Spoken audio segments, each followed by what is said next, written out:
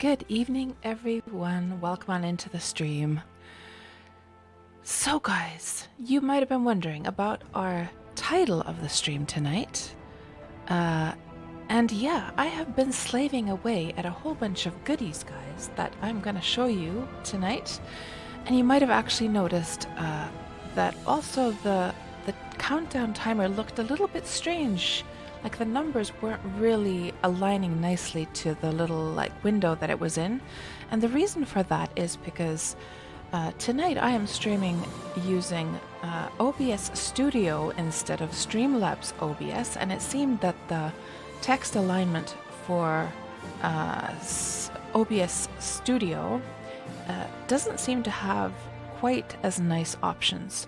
And so guys, this is the first time, I have streamed with OBS Studio before, but that was only when I was doing those Steam streams for Foundation and then for Wurm when it had its launch. So yeah, this is actually the first time doing just a normal stream to Twitch using OBS Studio, and we'll see how everything is. Actually, you know what, guys, I'm not sure whether I wonder whether the volumes are okay. Let me just check here. Because I did not adjust the volumes whatsoever. I'm assuming. I wonder if do you guys think that I wonder if the music is too loud? That probably. How is the balance of the music versus my voice, guys? Should I bring it down a bit? Because I think in, let me just actually check in. Yeah, okay, thanks, Tuxie. Let me just check how I have it actually in Streamlabs. Let me just compare there, and let's put the same settings as in Streamlabs. And so you might be wondering, why, Cats, have you been slaving away at a whole bunch of things? Why are you using, what is wrong with Streamlabs OBS? Why are you using now OBS Studio? And the reason for that is because of the goodies that I've been working on that would not actually work on Streamlabs. So let me just see here. So this one, desktop audio, I have set down to -5.4. Let me just see. Let's just compare here. So this one should go to all the way down here, really? Here? Seriously. If it's the same number as that one. And then mic would be at -1.1. I have to say that the layout of OBS Studio is a little bit 1.1 here. So how does that sound now, guys? Does that sound okay? Let's just shut that. And let's just check who all is in here first before I go into all of that.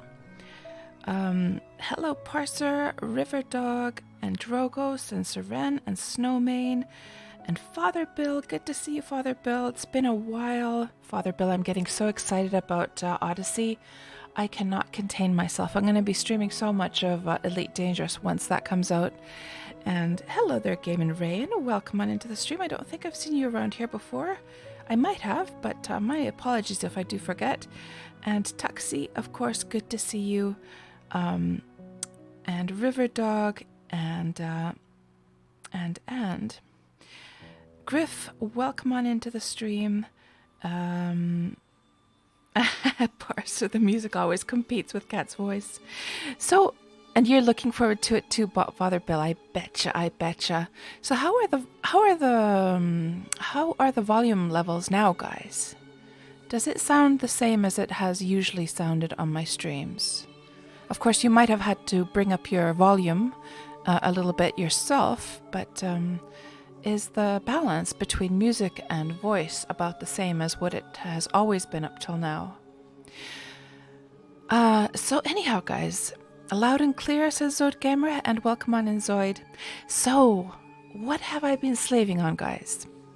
The levels are good now, Tuxie? Thank you. I know I can always depend on you and Drogos to tell me like it is, tell it how it is, which I appreciate so much. So, why am I using OBS Studio? Now, the reason for that is because, of course, those of you who've been to the Factional Fight streams, you might remember that, of course, the Factional Fight brothers had this channel reward where I would pop up, and it was originally came about last summer after the Steam launch, and Brian approached me and asked if we would like to do some kind of cross channel stuff together, that they put something of me there and I put something of them in my streams, and I was all up for it. It sounded like a fun idea, and so I provided the files first to Brian, and then they got theirs set up, and then they eventually also gave me the files for me to get mine set up. And I've been meaning to do it and meaning to do it and meaning to do it, but I've had like a couple things kind of stopping me, which is, well, one of the things was that I thought it would be so hard. I thought it would actually require some programming help, and I didn't want to, part of the reason was I didn't want to really bother Brian, because I knew he had a lot of hurries going on with his work. He's been so exhausted with his work stuff, really, really busy with his work stuff, so I didn't want to bother him really. But also, I just didn't get around to it. Hello, my name's Brian. That's my brother Adam. Wait. I see somebody found it. I see somebody found it. Yes, I wonder if I should actually scale those up a bit, but we'll keep them at that size for now. So, yeah. So I finally decided that I'm just gonna, I'm not gonna bother anyone. I am just going to go ahead and see if I can figure it out on my own. So I watched a whole bunch of tutorials on Leoran board. I set up OBS Studio, because actually a Leoran board will not work with Streamlabs OBS. So I started doing this like last night, and I worked on this thing all night long last night. That's why the stream is actually a little bit late today, because I by the time I got done, so I worked all through the night, and it was about 4 o'clock in the afternoon once I got finished, and I was gonna stream right after that, but I was like so dead, guys. I was like deliriously, like when you're so sleep deprived that you're kind of delirious. And so I thought, no, maybe I should sleep a couple hours and then start the stream, and that's what I've done. And that's why we started a little bit later today. But yeah, it's there's a lot of like little nitty-gritty stuff that has to be done for Leoran board, and you might be like wondering, what the heck is that anyhow? And I can just show you guys. So it's basically this kind of deck, streaming deck, where you can set up all these buttons and have the stuff come to the stream. Now, I don't have any of these set up, and I'm not going to be displaying them now, but you can have like sound effects and just pretty much anything. And that is also what the Factional Fight brothers are using for their stream when I pop up, and also for their Snapchat stuff. So I learned how to do this, and so I have like 5 little buttons set up. So you can basically go in, you can add a sound effect, you can add different types of Twitch triggers. I'm using the channel points. You can also see that there's many different types of triggers, like Twitch triggers that you could use. I haven't experimented with the rest of them yet. Then you can go in and edit the commands, and there are like just a whole bunch of them, a whole list of them here that you can go through, and I have absolutely no idea. What game is this? I don't know, but it looks awesome. Yeah, and then you have to set, of course, which scene in OBS. You have to set the source, and in this case, of course, these Factional Fight ones, it shows true, and then it goes away after a while. How did we get onto your stream? Oh, Must be logic. How's the volume of those? How is the volume of those, by the way, in comparison? Is it good? Yeah. And then, of course, there was a whole bunch of other stuff that had to be done in addition. So you had to set up this, what was it called again? Let me just see here. You had to set up this kind of WebSocket thing as well. But no programming was needed at all. So I was able to do all of this on my own, and then I took the Factional Fight Brother assets. They had sent me some photos and some sound clips, and I cut them up in Photoshop. I'm sorry, Factional Fight Brothers. I'm sorry I had to like cut you up into little pieces, and then I took them over to Spine and animated them in Spine, and then exported them as little video clips. So yeah, now we finally have channel point rewards for the Factional Fight Brothers. Now, I have set the timers. There's like timeouts now. See, the thing is that when I pop up in their streams, it's just like one word. Not one word, but like I say something very, very short, like what the heck, right? And their sound clips are much longer, actually. So I had to kind of try and envision what it would be like if those would be spammed over and over again, because they're quite disruptive because they're quite long. So I knew that it wouldn't be very good if they keep on, if they're spammed over and over again, right? Because they would just be like constantly disrupting the stream. So I have set it now, guys, that they can be a single reward can be used only once an hour, and it can be only used once per user per stream. So use your points sparingly, guys. Use them sparingly. I'm going to just try with that like setting for now, and we'll see how it goes, and whether or not we have to adjust that. Like if that's like a little bit too, what's the word, stringent. And hello, Joe and Donut Kebab. Welcome on into the stream. Let me just see what else we have here. And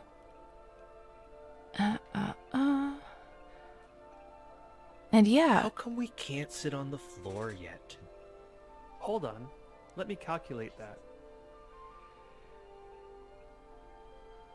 And everyone is happily using those. That's right, poor sir. I did decide to just like do it on my own. That's pretty much my style anyhow. I try and like figure things out on my own. But I had actually thought that this would need some programming work because for some reason I sort of got that picture from Brian, but maybe he might have like programmed a whole bunch of stuff for the Factional Fight setup that was not needed for this. So I was scared for no reason. And if I already didn't say so, hello Joe, and welcome on in, Du Jensen. And Serven, the Factional Fight Brother clips could be a bit louder. Okay, I will have to adjust that later on. That's not anything I can easily do now. I'm gonna have to raise the volume of the sound. Oh, actually, you know what? I might be able to. Hold on. I might be able to. Let me just check here. Volume, I can just set it from here, can't I? So actually, this is now 50. Let's put it to 65. Let's put all of them to 65.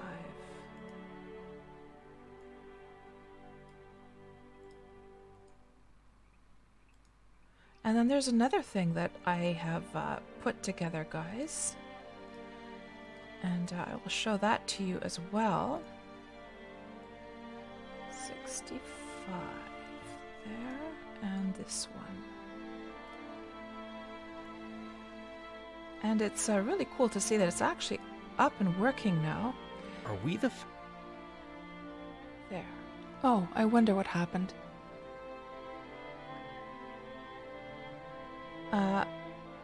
Maybe it's because I was doing this.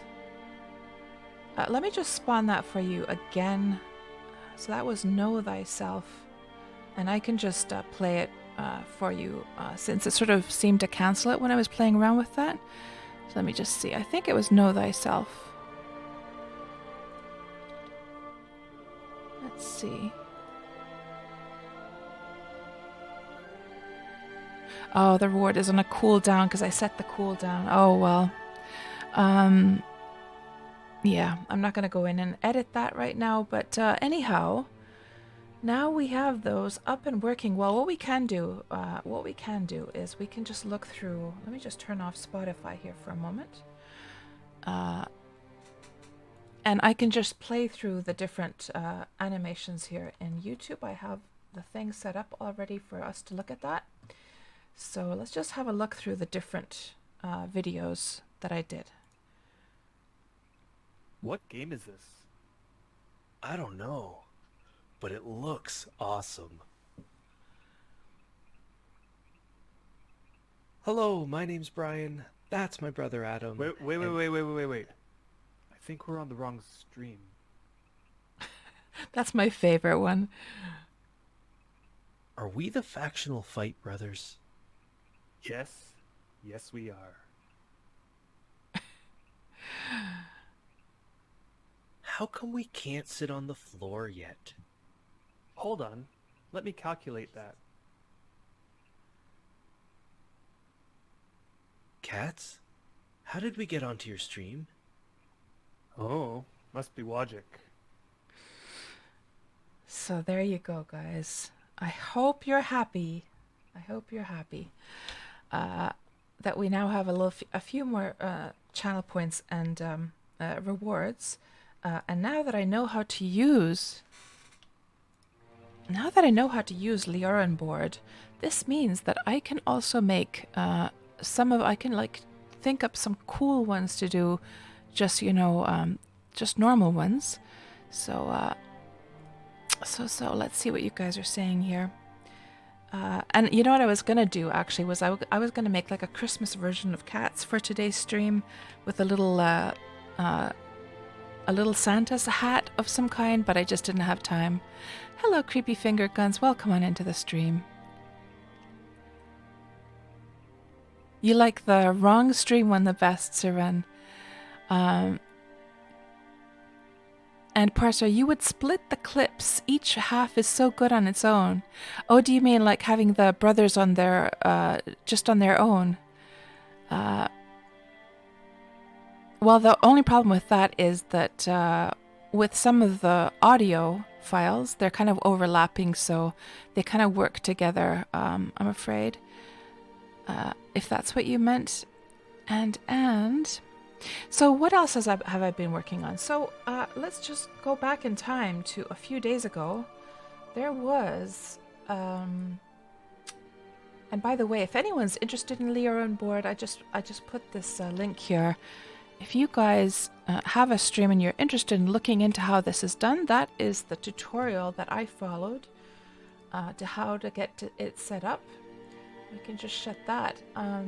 But another thing that I've been working on came actually from the Twitch Town Hall, which was held a few days ago. So basically, Twitch, they sort of went through the hot topics, which are the DMCA stuff about music, what you can play, what you can't play on Twitch streams, and how that all works, and then the tools that they're providing streamers in how to deal with them.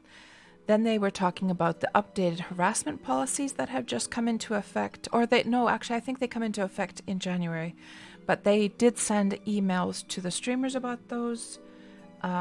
And then last but not least, they talked about the advertisements, why the advertisements have been so crazy in Twitch these past months. So they have been doing some experiments, and they showed actually what is up and coming for advertisements in Twitch. And I actually got like a whole new understanding of ads in Twitch. And something that I didn't ever know was that ad blockers don't actually block the ads. All they do is they will block the trackers and that will stop the streamer from actually getting any money from that. So apparently ad blockers don't normally work. I know some people have said that they've managed to block the ads completely, but then they might get in trouble from Twitch in that. I'm not sure. But yeah, they showed some like new tools. So there's going to be like an ad manager coming, which will give the streamer a much larger like capability to control the ads that are shown, when they're shown, the lengths of them, and so forth. So and also they showed this kind of thing, which looked really interesting.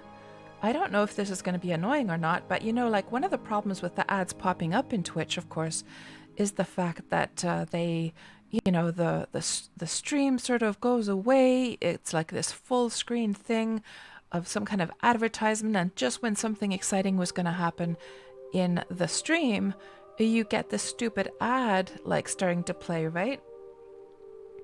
And so they have been like figuring out different kinds of ways. There's this one, and then let me just see this one. Hold on.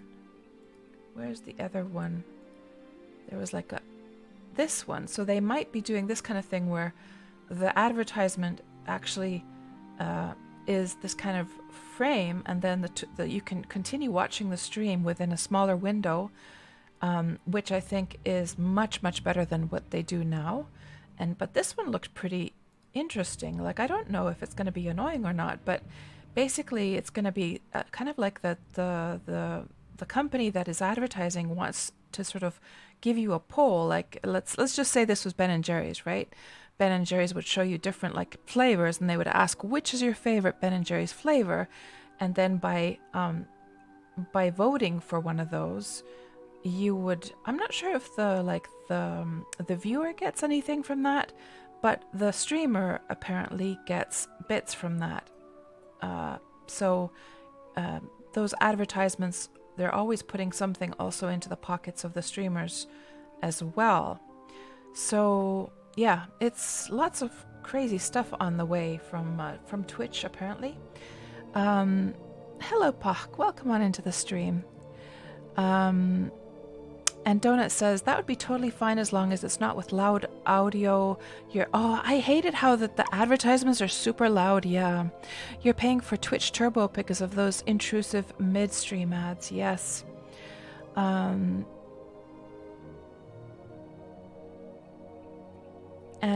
so what's the other thing that I've been working on? So, well, actually it comes from watching this town hall.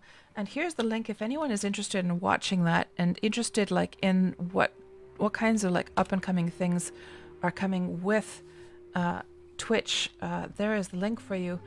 But when I was watching this, guys, I noticed something. So let me just scroll until I can see it here on the screen. Let me see, where's a spot here where it's sliding in. There. Okay, you see this purple thing down here? So basically that is a chatter's message that the Twitch team had highlighted, and then well, not highlighted, but they grabbed so somebody said something into chat, and then Twitch put it in here. And so when I looked at the Twitch page, their stream page, I saw that there was this thing here. Hold on. Future chat. And I started looking into that, and and that's what they're using during their stream. And I was, that looks interesting. I wonder if that would be like a cool addition to the stream. And so I looked into that, and yeah, I have it set up here now, guys. So basically, I could take now one of your guys' messages here. So let's just see. Let's choose a good one here.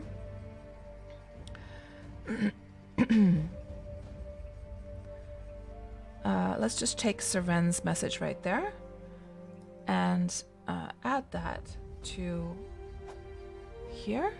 And there it goes. It's slipped in the bottom there. did you see it slide in? And there should have been like a little sound effect. There it goes. So yeah, there's this kind of tool now. And I'm not sure if I'm going to ever like remember to actually use it. But let's just put this over in my other monitor here, and I'll see if I even remember to use it or not. So yeah, that's all this kind of stuff that I've been working on, guys. And of course, we're going to actually have a look now, like what I've been actually working on here in the game as well. And actually, it's been me and Griff mainly working here. You can see here in the Kingdom project that we have actually surface mined down this north to south canal. Look at how much this has been mined down, guys. I mean, about a couple of weeks ago still, this was still about yay high. It was like at the midpoint, basically. Or even a week ago, it was still at the midpoint. So, yeah, the canals of the Kingdom project are starting to shape up. And how's the game audio? Let me just check that as well. Just put that up a bit. So I was thinking that we have this last little bump here that I would like to get rid of. So we could do that, and I could just get to work. And what we're going to do today, I don't know actually what we're going to do today. There's a whole bunch of things we could do, but let's just sort of go with the flow. At least one thing that we could do is, since it's Christmas time, and we're going to be getting our Christmas presents soon in Wurm, we should all be building Christmas trees, because then we can fetch the present from underneath the tree. So, but let's start off, just as I sort of get like eased into the stream, let's start off by just like surface mining the rest of this stuff down while we chat. And let's just see now, where is there? Yeah, and I'm sorry guys if I'm kind of like groggy and kind of out of it. It's because of course I worked on that stuff all day long, and I just slept like a couple hours, and then I started up the stream. And also it's kind of like, you know, using OBS Studio and doing all this new stuff for the very first time. It's taken some time to sort of ease into this, but I'm sure that once I get used to it, it'll all be fine. So let's see what you guys are saying here. And Creepy, you've had the pre-rolls freeze like 15 seconds in, and then you've had to refresh which starts the pre-roll all over. Oh my gosh, Creepy, that sucks so bad. So of course there is a way for the streamer to get rid of the pre-rolls. I think it's, what was it, so that they would have to manually play advertisements during their stream. What was it like?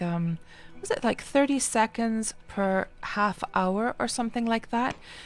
And I just don't know like how that works, because at least for me, guys, when like I'm streaming, I very rarely take breaks.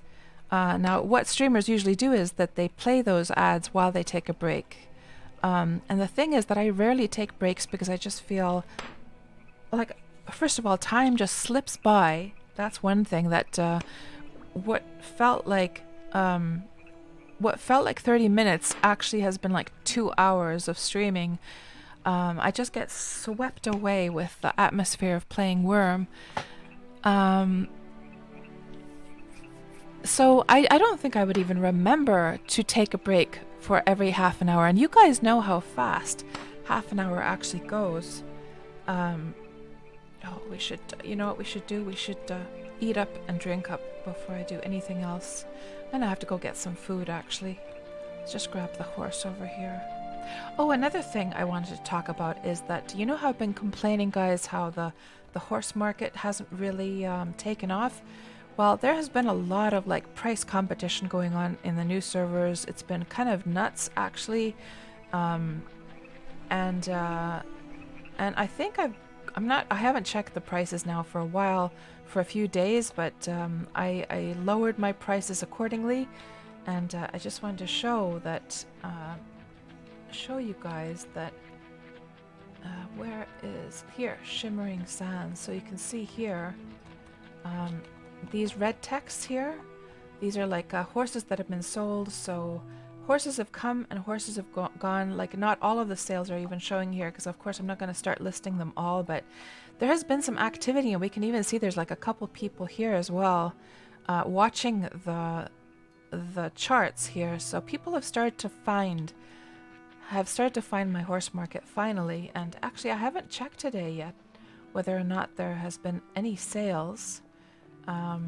But finally, I'm starting to, the horse market is finally starting to take off. And let's just see if there's actually been any sales. No sales have been. Can I actually enchant the grass already? I can. Let's enchant a tile. Oh, this guy needs some food.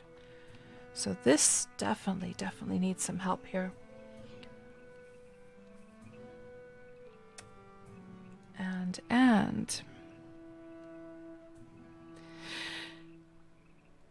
let's just grab this little guy.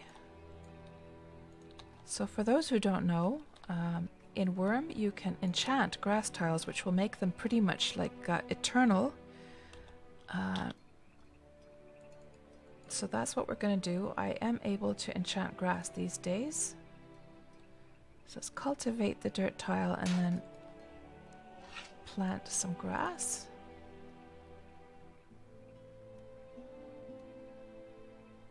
I'm just going to cut those flowers as well that we get.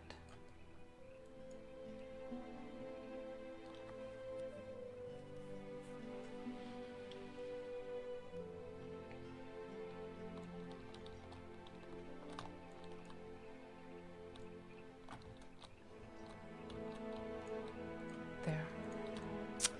Good. Oh, I forgot to enchant it.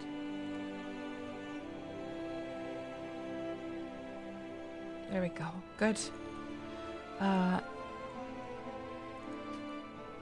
Yeah, so lots of stuff has been going on here with the Kingdom project. And with the stream as well. Now, what did we come over here for? We came for the food. Oh, another update to the Kingdom project is I have my own little beehive now. So I took I built a beehive and I took it over next to one of the ones over at Antyrk's old place, which is Viking's place these days. And there was a noisy beehive with 2 queens in it, and one of the queens did move over to my beehive. So got one of those going on now as well. But yeah, let's grab some food here.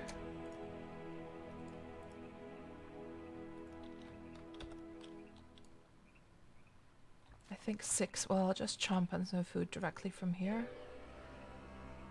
And let's see what you guys are saying meanwhile. Hello, Joshua. Welcome on into the stream. And Weeby as well. I think I said hello to Weeby already, but in case I didn't. And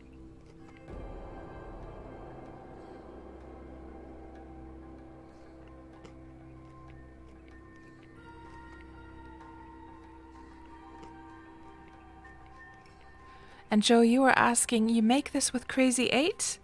I don't even know what Crazy 8 is, Joe. I haven't used Crazy 8. Is that also some kind of like streamer tool?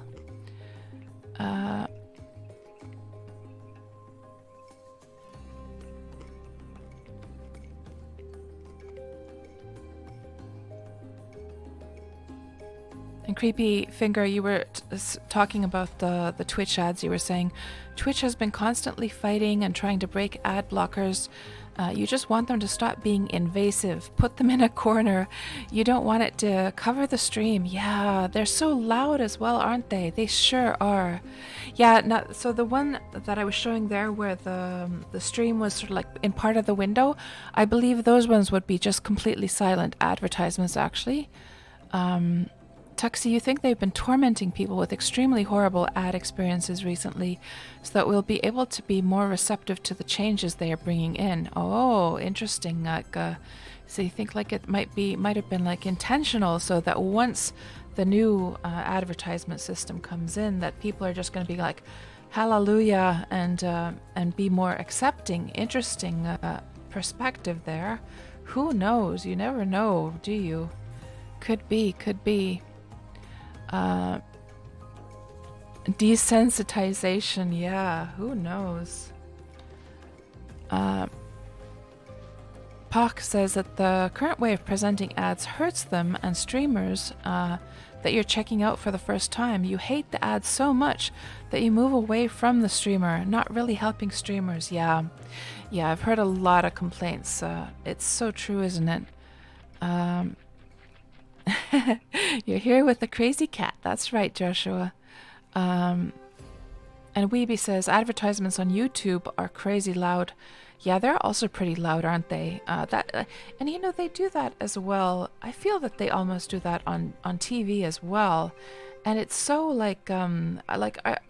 seriously, are they, who's in charge there? Because for me at least, if an advertisement volume is really, really high, what is my first reaction to that? It is to mute the advertisement or the volume. Now I know where I've seen the advertisement volume super loud. So I don't know how many of you go to the CNN website, but when the CNN clips, when they have advertisements come up, they're so loud, and I just have to mute the video immediately. It's really annoying. I don't know why they do that, because all it's going to make you do is mute it, right?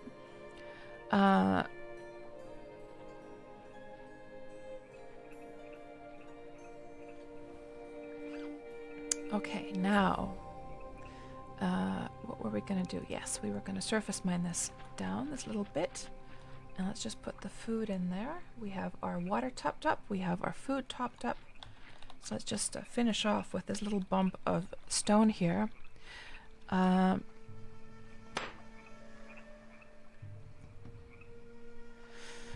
And Tuxie, you're a lot more willing to tolerate an ad at the start than missing stuff while you're watching.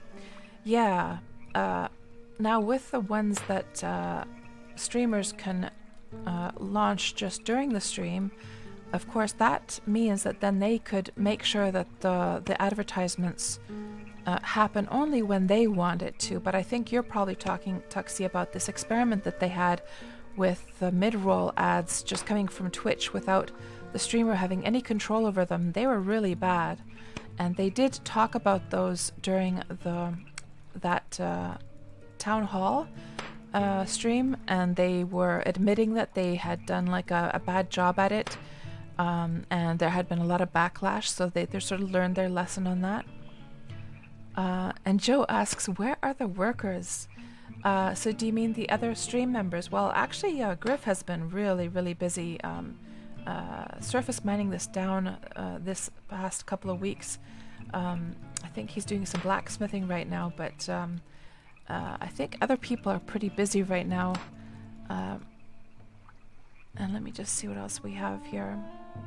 Yes, donut Christmas presents. That's right. Every year in Wurm, we get Christmas presents. But you have to have the premium subscription for that to work, though. So that's only with a premium subscription.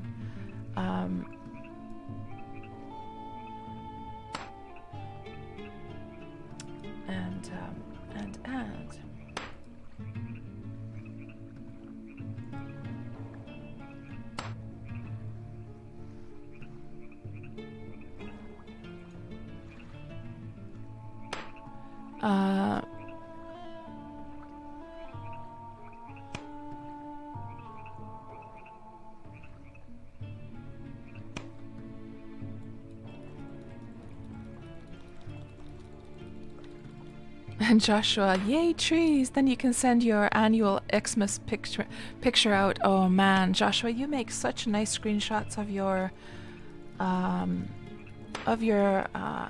place over on Facebook. They're always such a treat to see. And Joe asks, any news about the combat update?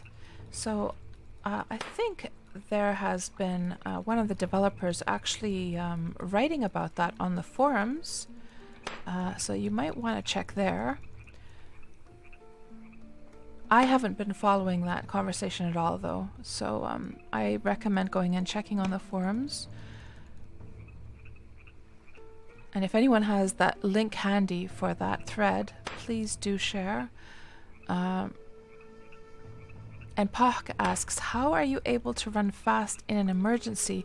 Is there a flee speed? There is not a flee speed, no.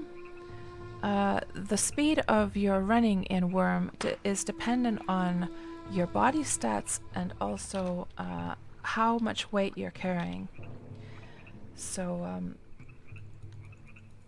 but there is no flee speed. No, not any kind of sprint or anything like that. Well, Joe, no need right now because I'm just gonna get this last little bump done, and then I will be done for mining for today. Hello there, Lily Bella. Welcome on into the stream. I don't think I've seen you around here before. Welcome on in. You can only sell your 4 speeds. No one seems to want your 3 speeds. Yeah, I've noticed the same thing, Lily. Nobody's really buying my 3 speeds anymore either. Yeah, the competition is getting fierce now. Of course, a lot of people are selling 5 speeds already, and I had a few 5 speeds on sale as well, but they went really, really fast actually. And Joe says Crazy 8 is an animation software. I see. Yeah, I have never looked into that. I didn't know anything about it. Pock says completely silent ads would be great for ASMR streams. That's so true, isn't it? And I wonder, guys. I wonder if the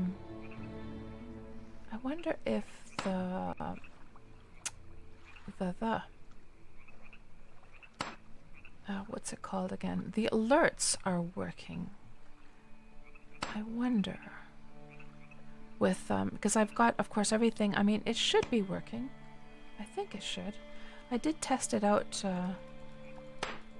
I did test out my widgets on Streamlabs, so it's just using the Streamlabs widgets, and it should be working.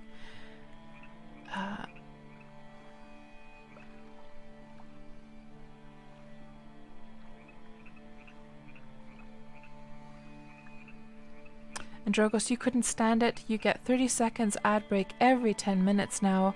Oh, that's horrible, Drogos. I remember you talking about it earlier on as well. And yeah, it is working. Oh, it seems to be kind of like filling the screen, doesn't it? Should we scale that down a bit?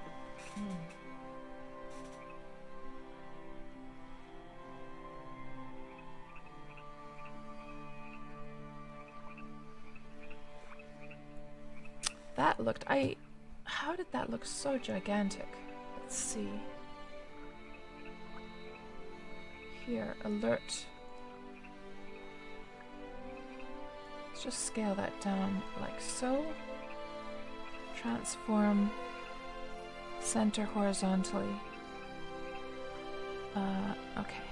Maybe that will work better. That was gigantic.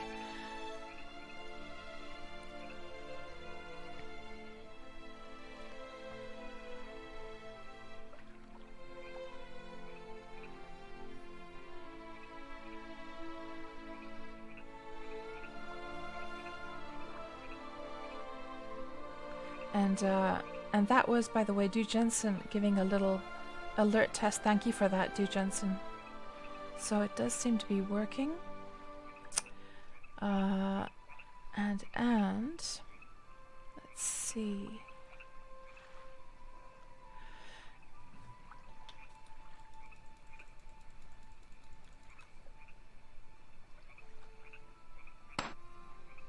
Hello, Thalion. Welcome on into the stream.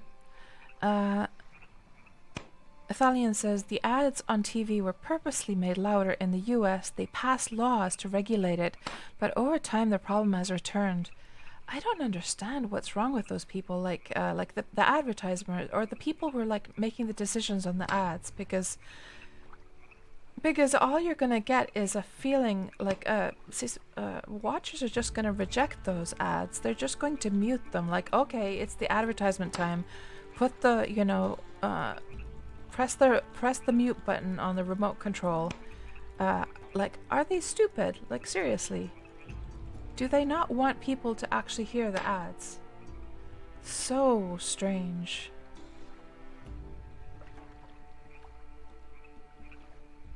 Yeah, but Tuxie was saying they don't care how it makes you feel. It plugs brand recognition into your mind somewhere, and that's all that matters. Well, at least for me, when ads come blasting in at a very large volume, all it would do as far as plugging brand recognition would be that it would plug it in a negative way. I would just associate a negative feeling with those brands from that moment on. So it doesn't seem to be very, like, they're not really thinking about the bigger picture.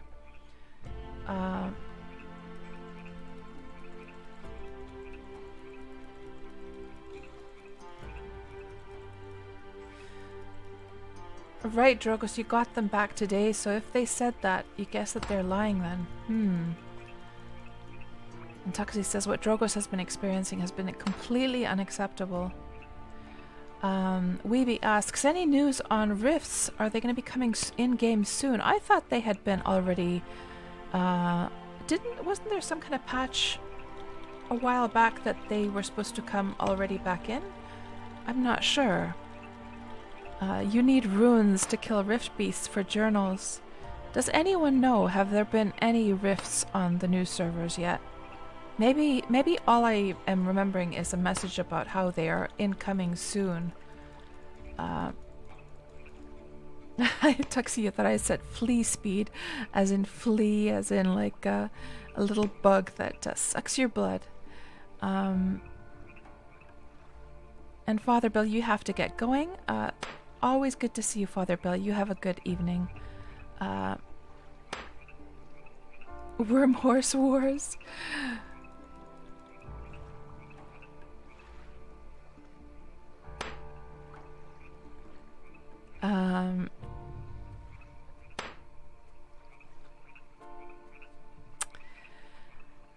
And Bach says, as a new player, you don't have a horse and haven't looked for one yet. You're assuming prices would account for speed among other stats. Yes.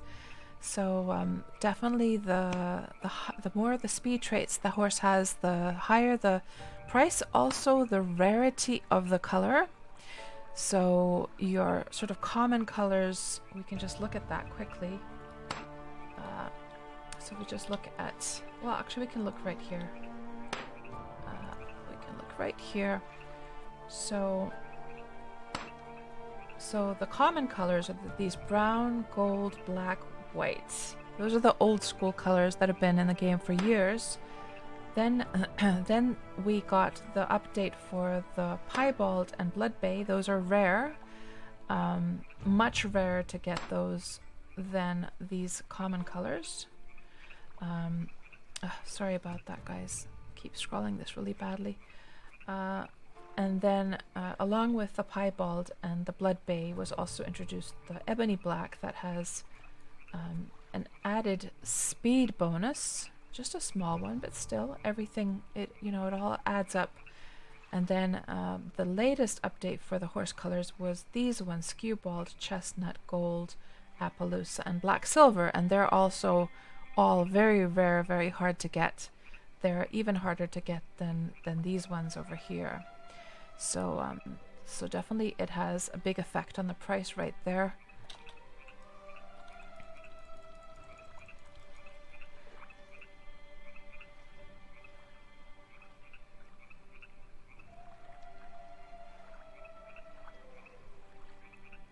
Yeah, Lilybella, I know what you mean. I hate these price wars as well. I don't have time to be following. I haven't checked now the prices at all for about a week, but I probably have to. And I'm not gonna be like I'm definitely not gonna, like, if people start like pricing down the horses to ridiculous amounts. I mean, it's at some point you come to like a point where it's not even worth paying your deed upkeep for all the horses you have to keep on your land, right? Because having a lot of horses for horse breeding, that means you have to have quite a lot of, like, you have to own quite a large bit of land due to the animal ratio problem. And then it's like it's just self-defeating, if that was the right phrase. So I have sort of made this decision that I myself am not going to The prices are still above what you would find on the old servers, but I am not going to lower my prices any farther than what we have on the old servers, that's for sure. Even if others do lower them even more from that. At least that's how I feel right now.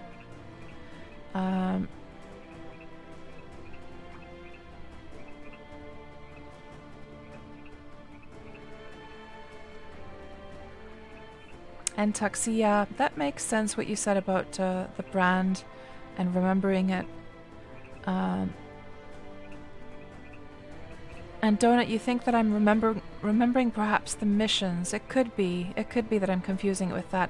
But I thought that the rifts were supposed to come soon as well.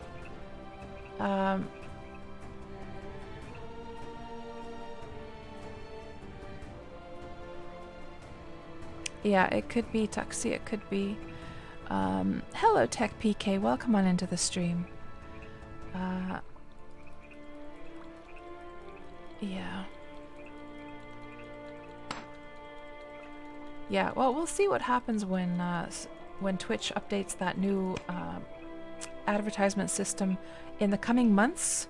So they said in the town hall that we'd be seeing those new advertisement models within I think it's like the first quarter of next year, something like that. Hello Vaf, welcome on into the stream. You're gonna come and buy a few when you get your skills to sail your Gnar and load. So Vaf, were you the one that I talked to here in the game the other day? Was it yesterday or the day before that? The one that had was living on Harmony, who had bought a Gnar. I think that might have been you, wasn't it? That was you? Okay. Yeah, so there's this problem that so on my horse market site here, I say that no home deliveries at this time, and regardless, a few customers have been able to sort of pull at my what's the thing, heartstrings or something like that, and then I've sort of given in, and then I've made a home delivery for them, but you know what happens is that you end up spending like several hours sailing over there, and then the thing is that then you realize that okay, like all of this time already went to just delivering a few horses, and I could have been doing so many other nice things during this time. And if you were to like provide a home delivery service to all the servers,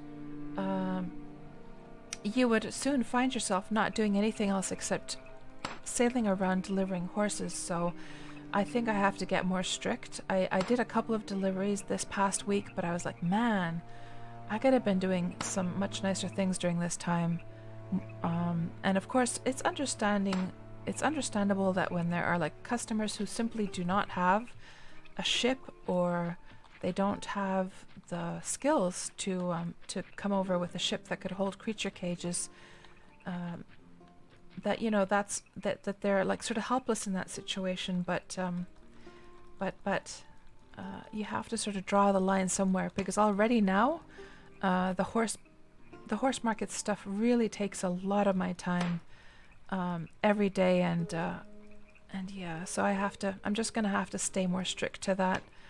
I know some horse breeders do offer, by default they offer the home delivery option. I think a lot of them charge for that as well. I don't understand how they have time to do anything though, because it takes such a long time to sail around. So exactly, Joe, that's right.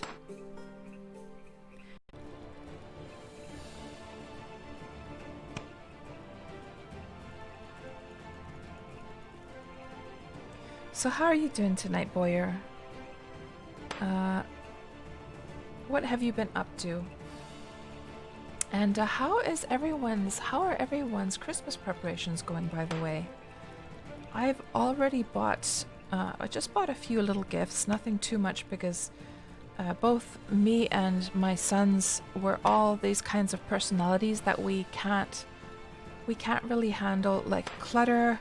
We can't handle having a whole bunch of like items just laying around that are just taking up space in the home. So it's kind of hard to buy like any Christmas presents for any of us because we just don't want things. We're not fans of things and things and things.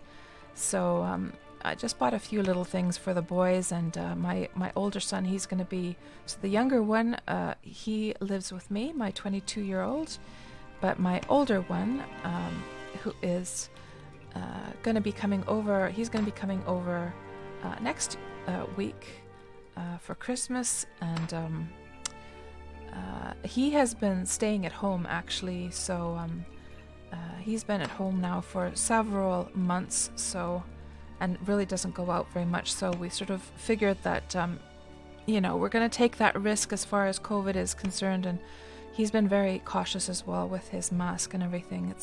It is of course a little bit of a risk, but I haven't seen him now for many months, so yeah, he's going to be coming over for Christmas,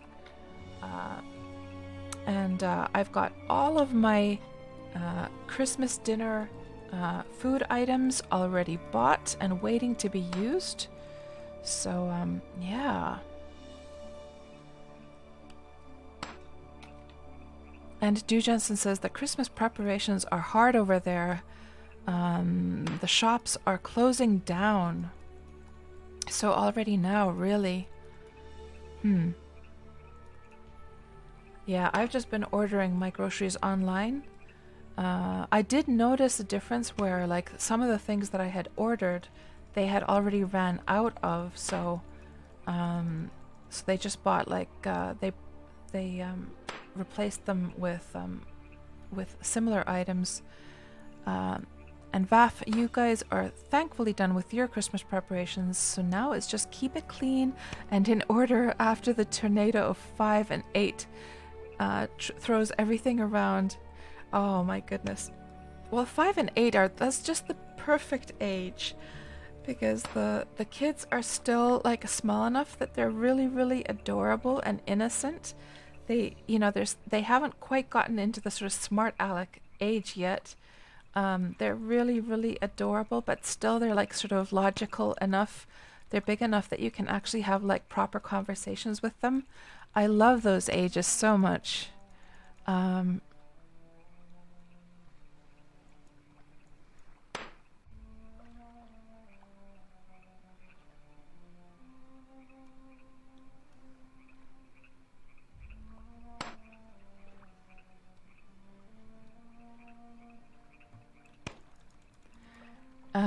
And Joe, you have the best day since day one. Oh, Amazon. Do you mean Amazon has it's sort of like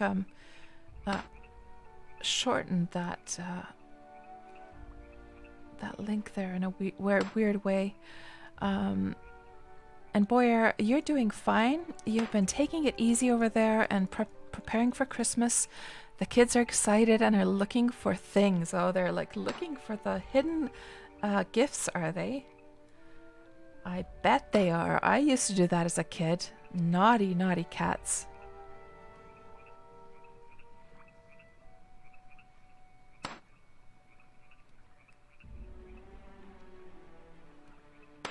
And Wolfmare says, Christmas? We now have a stay-at-home order. Aww. Yeah. Well, Christmas is what you make it though, right? It's all about making do with whatever you can have and then just creating that atmosphere, right?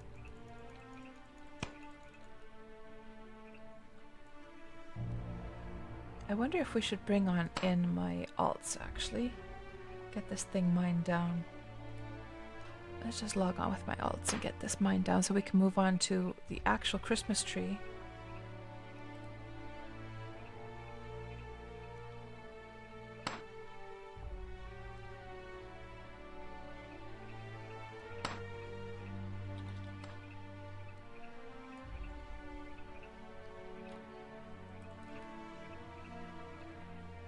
So let's shave this one down, put that right in the middle. so.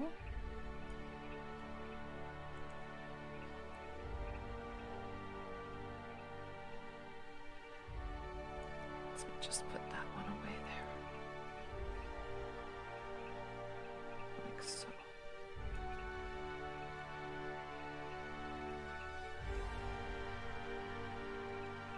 And set this one up over here.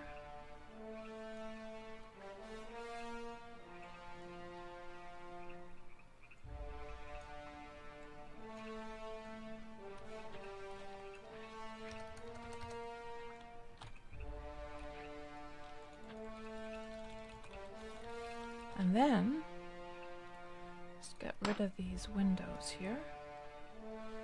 And then just start up another client. I've been using like 3 characters to mine down everything.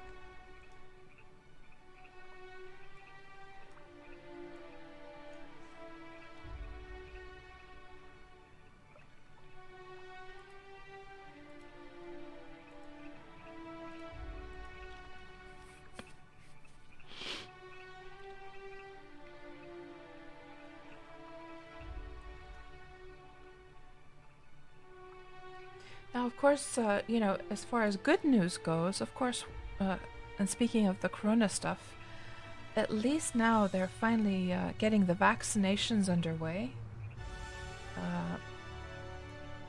And over here in Finland, I believe that from the beginning of the year, they will start vaccinations on the essential workers, or like the, you know, like the healthcare providers, and essential workers, and then the elderly and those who have conditions, and then slowly go towards the younger and younger folks. And I guess most countries are doing it the same way.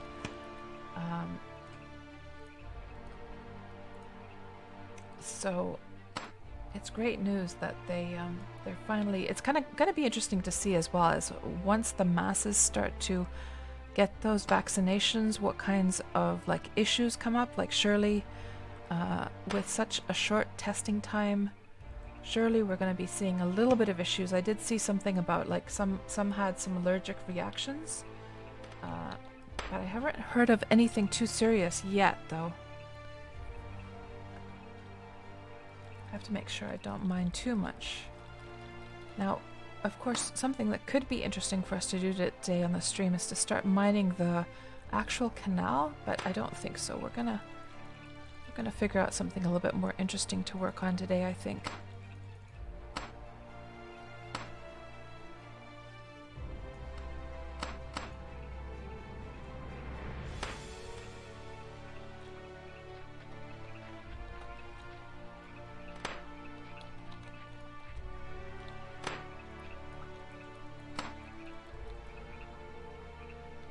And Boyer, funny enough, you're connecting with more people in a more closer way than before, although you guys are far apart, and you have the work from home situation. You know, Boyer, it's interesting because I've actually sort of reconnected with a couple of my own friends. Not that we ever disconnected, mind you, it's just been that we've, you know, been busy with life. We just haven't spoken in a very long time. It was quite funny. I had this situation a few days ago, actually, where I had 2 pretty good friends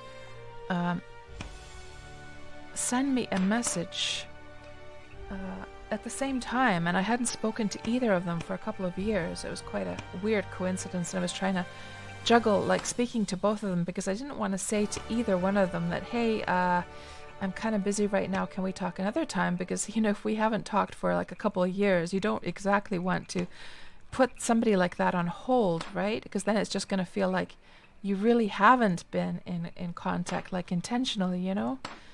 So yeah, but yeah, it was interesting to hear how what has been going on in their lives, and just it was a nice reminder of, hey, why haven't we talked more? And I guess also that element of like, since we're all sort of suffering from the same issue all over the world, it's sort of like the world, us humans against this nasty virus, and there's a comradeship perhaps linked to that in a way, because we all share like a common experience right now, a common human experience. So in a sort of weird way, this negative thing has perhaps connected people on some level, because we're all going through this thing at the same time, right?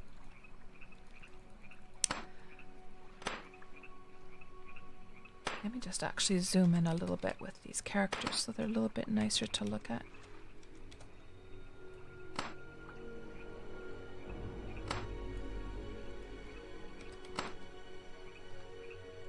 And speaking of recent things, it's been crazy, this stuff that's been going on with Cyberpunk. Like, I'm glad I never actually bought it, because apparently wasn't it removed completely from the Sony shop or something like that, because people were having so many issues with the bugs that they were asking for refunds. I read something like that. So it's just such a shame. It must be so heartbreaking for the developers, who are not at fault here at all. The fault would be directly with the management, not organizing the team and the schedules and the priorities well enough. And I actually have an acquaintance who was applying and actually was offered a contract at Project Red, and he actually got several different offers at the same time from various companies, and so he decided that he is not going to go to Project Red. He went for one of the other job offers instead, and he's so happy now that he didn't go there. And man, there's this one problem with OBS Studio compared to Streamlabs OBS, which is that I can't see a history of follows and stuff like that. Oh, hold on. Twitch activity feed. Hold on. Here we go. So, thank you so much for the follow, Archon MK, and or is that Archon MK? I do remember now that I added this activity feed after all, so no. Just forget that. That was just Cats being silly, getting used to using Studio OBS, or OBS Studio rather.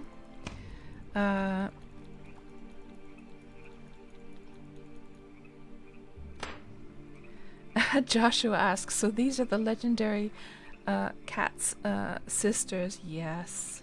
So we've got Safarina here in the middle, who is my main character here on the new servers. Then we've got Lulena, and she was my next alt. And then, of course, Ferocious here.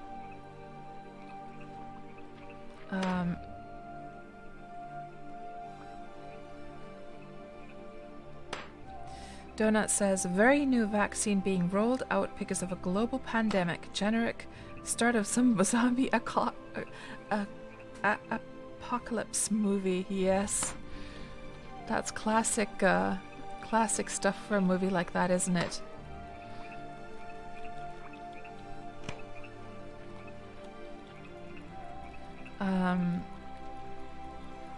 And Vaf, you hope it gets sorted soon. The workload at work has been really hard. Oh, Vaf, I'm sorry to hear that you have been so overloaded at work that I've actually heard similar things from a lot of friends right now.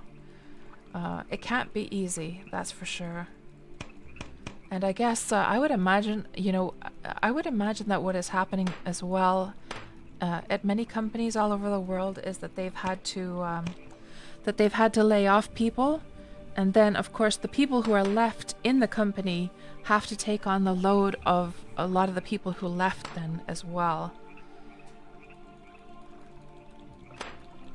which is just so unfair. So Joe says that the PC version of Cyberpunk is good. Only the PS4 and the Xbox versions are bad, right?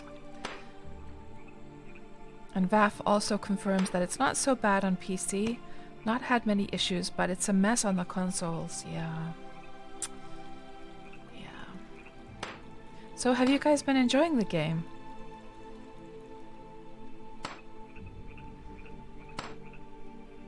And Archon, do you also, I'm guessing that you also are a Wurm player? Or is Wurm something that you're looking to start playing? Oh, we got a rare roll.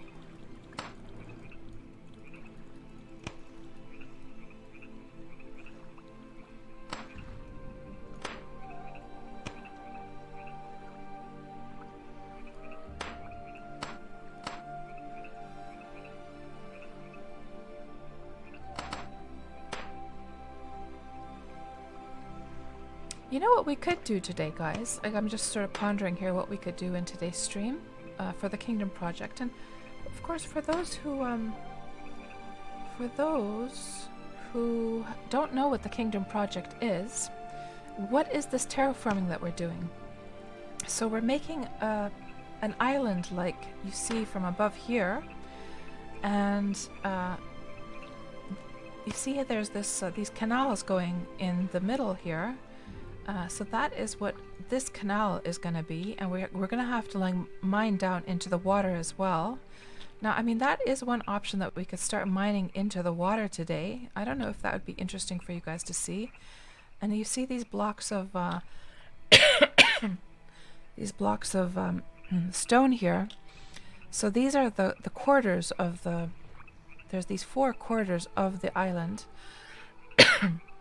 and oh man, I forgot to drink the rest of my coffee, guys. And now it's all cold. What was I gonna say? Yeah. So how does it look from the front? So this ugly, ugly hunk of stone here is going to be this glorious sandstone city eventually. And we can just look through some of these images here. And I know most of you have seen these, but since we have some new people in the stream here today, I might as well just go through these quickly.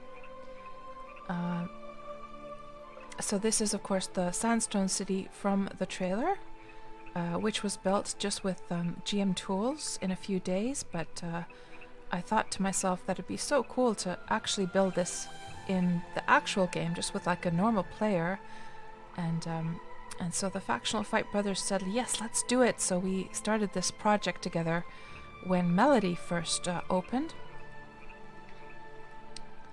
There's also some very nice nighttime views here.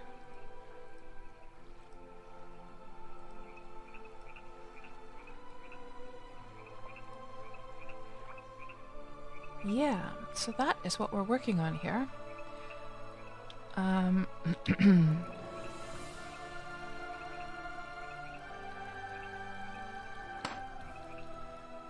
Joshua, oh no, the legs are back. The long legs. Yeah, it's not really so convenient to mine that way though, because you can't really target the ground. So yeah, I was gonna say that like we could do a couple things. Well, for sure we're gonna be making the Christmas tree, because I'm not gonna miss out on our Christmas present. I can tell you guys, we are gonna have Christmas presents this year. I can tell you that for sure, and it's not anything that you would be expecting either. It'll take you completely by surprise, if in fact they do. If in fact they are able to finish this one that so they're working hard on it right now, and of course things could happen where it's not going to work out for whatever reason, but so far it looks good, so we're going to have a pretty interesting Christmas present this year, and I can hardly wait. I really can hardly wait. No, I'm not going to reveal anything, Du Jensen, but I'm going to tell you it is something we have not seen yet in Wurm, that is for sure.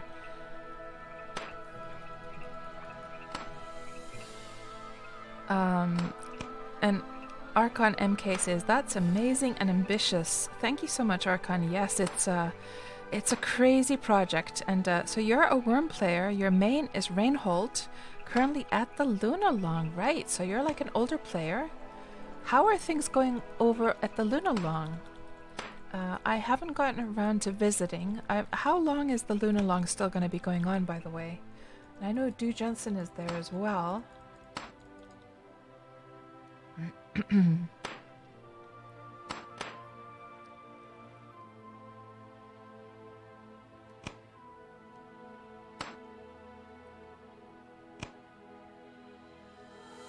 And Joe, you're finishing your guard tower in Wurm.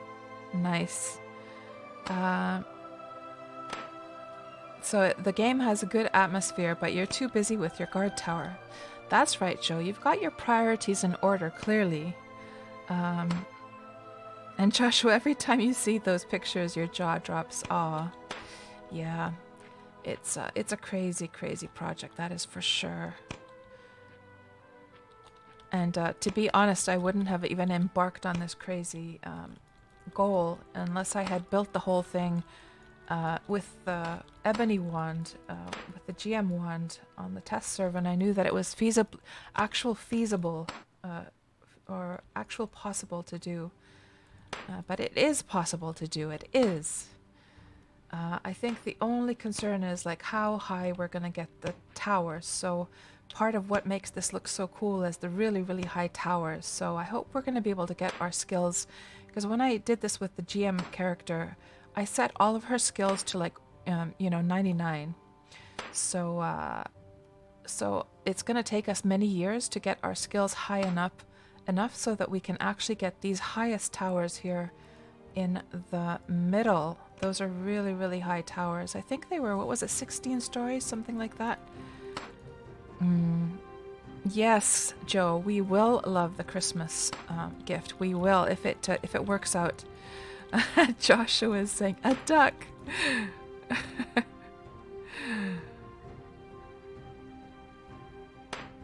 Joe is guessing a reindeer hat.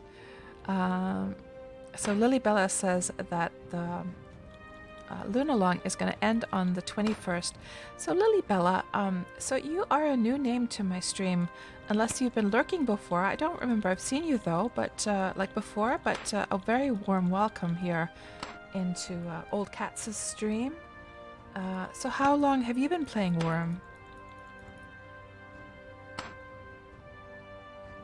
So the Lunalong, says Archon, is going to go through until Monday. It has been quite busy. Nice. That has indeed become sort of like a yearly tradition now. It's really cool to see that Drakha has been continuing those Lunalongs. I can only imagine how much work it is to organize something like that. So that's really awesome that, Wurm community members use so much of their time and effort to provide such awesome experiences and player events for the Wurmians. And Lilybella, you were supposed to get a ride there yesterday on your newbie character, and you got hit with the Steam login issue. Aww. Yeah, Wolfmare, it'll be nice once it's built. Yes. Still gonna have to figure out like how the whole, how we're gonna sort things out for who can, own businesses there, who can have their own house there. Have to still figure all of that out in the future. I bet she has been busy, Duchance, and I bet. And Griffith, hello, it's been a while. Good to see you. You've been lurking on and off for years. And Seren, you would hope for a slide to be used in winter, and you would wish for a winter season in Wurm that lasts over Christmas. Seren, yeah, I've been thinking about that recently, that I think also the Factional Fight brothers, they were pondering this on their Sunday stream about the winter season. That don't they spawn the winter season or trigger the winter season during the Christmas time?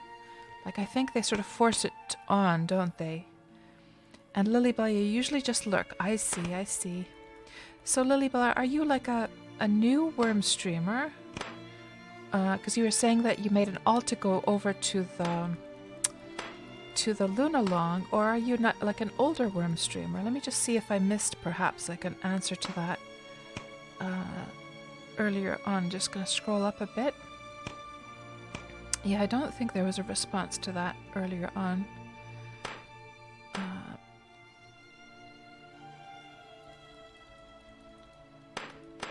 Oh, this one needs to get their stamina up. How many? Oh, we're almost done. This little bit of land.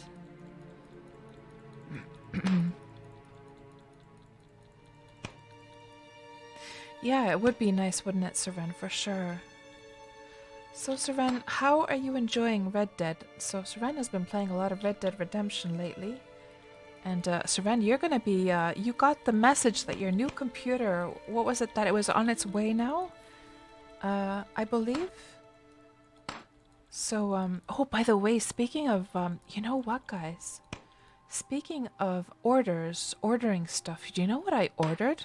This is completely unrelated to gaming or Wurm, but it just came to mind from thinking about Seren's computer. So she ordered a super duper duper computer, and so then she'll be able to also stream some Red Dead Redemption in the future. But that reminded me of something I ordered off of Amazon.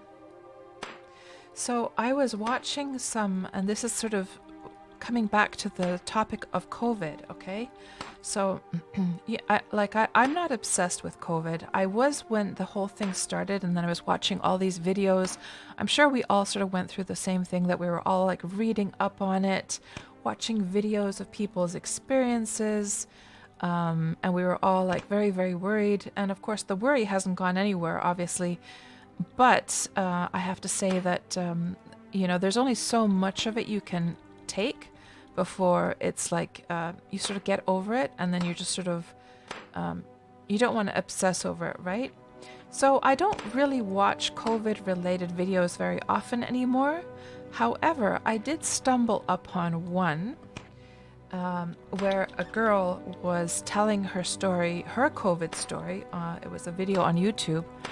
And she was explaining how she was a young girl, probably about 20, and she was explaining how she just thought it was like just like a normal cold. She wasn't feeling too bad, but then her mother had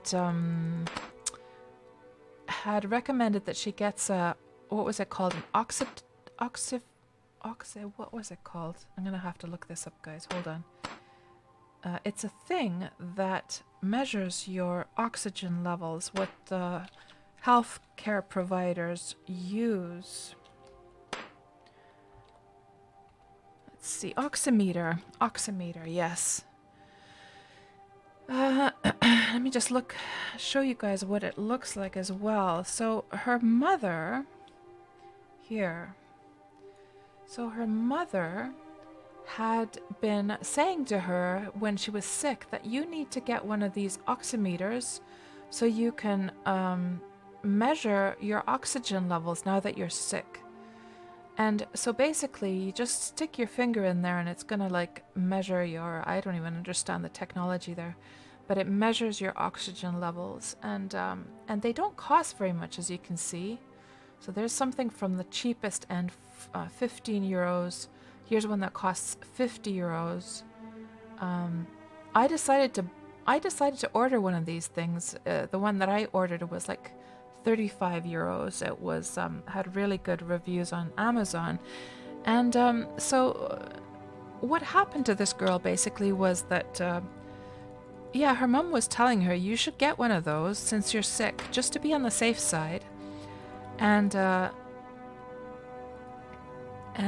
so her boyfriend went to the pharmacy or wherever he bought it, went and bought one, and then they measured her oxygen levels and they were low. And so she then called in to the hospital, and they were saying, you gotta come into the hospital now. Your levels are way too low. So she went there, and she ended up having to be in the hospital for a couple of weeks, actually. She didn't have to go on the breathing, what was it called? What's it called? The machine for, that makes you like, that does the breathing on your behalf. I forget the name of it now. Ventilator? I forget. She didn't have to go on that. However, she got a lot of like medications and she got some oxygen. She had to have a mask with oxygen. And she got through it. But I guess this is what's known as the so-called happy COVID, where, you know, how some people have like that they're sick, but they feel like that they can breathe just fine. And she felt like she could breathe just fine, actually. She, and that's kind of scary because you wouldn't necessarily know that your oxygen levels are low. And I thought, you know, at the price of like 20 or 30 euros or dollars, it's a small price to pay. It also measures your pulse, by the way, so you could also use this thing for, you know, your exercise. I guess for your exercise as well. I mean, that's a different thing from your heart rate monitor. I guess kind of different. I'm not sure if it sort of serves the same purpose as... there was like this optimal pulse level, I think, for exercise, right? That you want to have your pulse at a certain rate. I forget. But yeah, anyhow, I decided to go ahead and buy one of those. We haven't been sick. My son was kind of sick a couple of months ago, but that ended up actually being because he had been reusing a disposable mask over and over again, and he started to get a bacterial infection from that. So that was a big lesson learned. Do not reuse your disposable masks, guys. We had these really expensive N95 masks that cost like 15 euros each. And he was being too sparing with it. And yeah, it ended up, ended up getting like some... I mean, he didn't have to go to the doctor or anything. He just like stopped using the mask and he got over it very quickly after that. But yeah, other than that, we have been healthy. And of course, we have talked about the COVID like topic here several times over the last months. And as you guys know, I pretty much stay at home. So since the beginning of March, when this whole COVID thing started, I have been outside. I've been outside, I'd say 3 times since March. And the reason for that is because I have like a health issue that would make it make COVID actually quite dangerous for me. So that's one reason, and another reason is I work from home anyhow, so it's not like there is and we order our groceries home as well. So there hasn't been really anything that that would sort of force me to go out. I've had to go to the pharmacy a few times, get my prescription medications, but other than that, I haven't really been out. Yeah, ventilator, that's the word I was looking for. Thank you, Rick Sif, and hello, welcome on into the stream. Let me just see what you guys are saying here.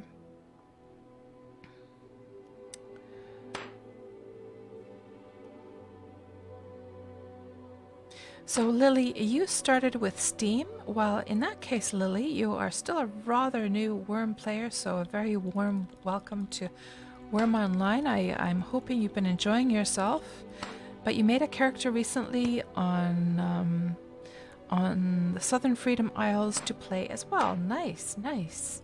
Yeah, a lot of, have you gone, Lily, have you already gone to the puzzle labyrinth made by the Factional Fight brothers?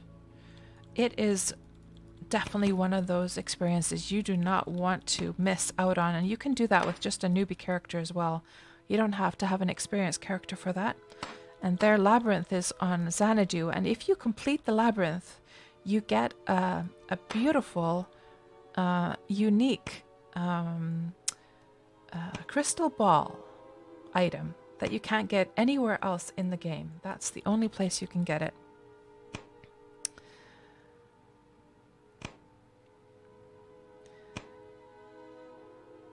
And Seren, you guys have an oximeter as well, but you don't know which one. And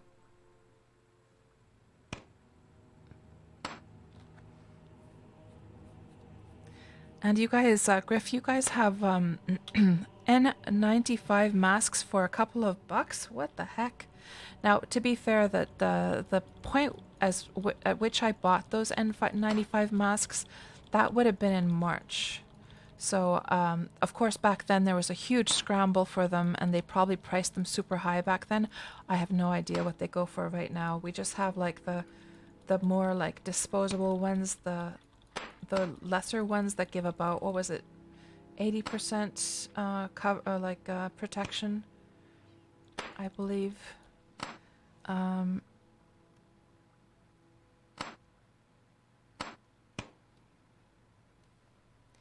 Yeah, I have no idea what price they go for now.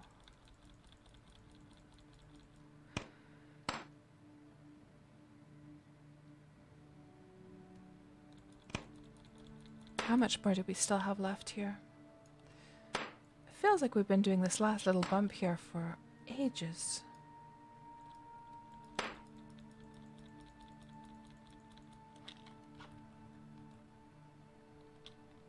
So here's a surprise question. Does anyone else out there watch the H3 podcast on YouTube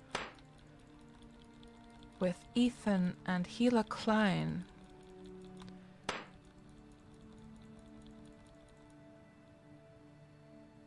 Oh, if I had to guess how much stone I have in all those piles, Griff. Well, these don't contain that much, but I have like thousands upon thousands upon thousands of stone shards in crates.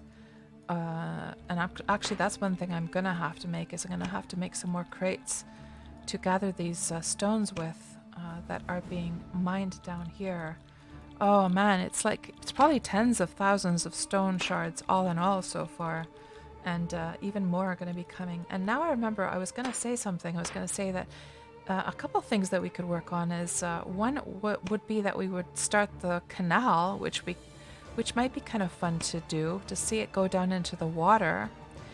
Another option could be that we could start working on this section over here.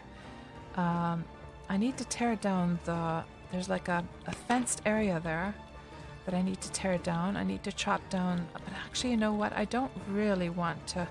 I've got some like lemon trees over there that I sort of want to wait until the lemon season is in, then harvest them and then chop them down over only after that, yeah. In fact, what is the season right now? Let's see. Time?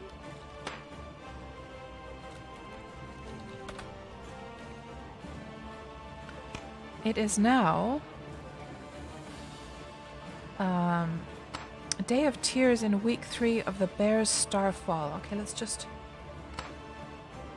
have a look here on Wurmpedia.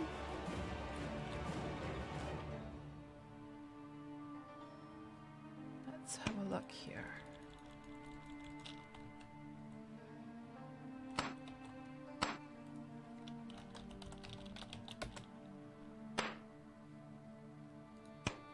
So, just out of curiosity, guys, compared to my normal streams, have you guys noticed any difference in the performance of the stream or the quality of the stream now that I'm using the OBS Studio versus Streamlabs OBS? What was I going to look for? I was going to look for seasons, that's right.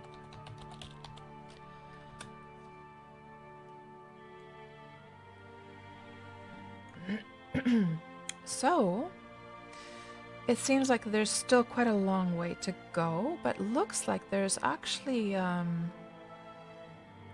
maple trees coming soon. So what did I see here? In week 3 of the Bear's Starfall. Oh yes, week 3 of the Bear's Starfall. So it seems the roses are in season right now. And next week it's going to be the maple trees, so you can gather maple like syrup from the trees. And I should definitely gather some because I might need that for, I probably will need it for the booze making, which I started a week ago. And we should probably check on those kegs that I remember when last week I made a still and I made some wine barrels and we made some vodka last week, and I put that to age in the cave. Oh, that's one thing we could work on, by the way. I was going to make this little booze making center underground. And I never got around to making the actual building underground. So maybe that's what we could work on today, actually. Yeah. So right now the wine barrels are underground. However, they're not in a building at all. So apparently they will age even faster or to higher quality if they're inside of a building. So maybe we could do that actually today. Yes, Wolfmare. So no trees left. Yeah. Well, to be fair, I only harvest trees from my own little. I have my own little forest here going on, so I don't have to go out gathering trees anymore from the wilderness. Thankfully. Let's get some water, actually.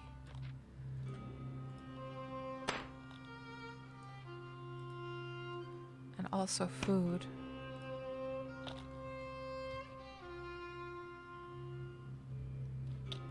Let's do the same thing for all these characters.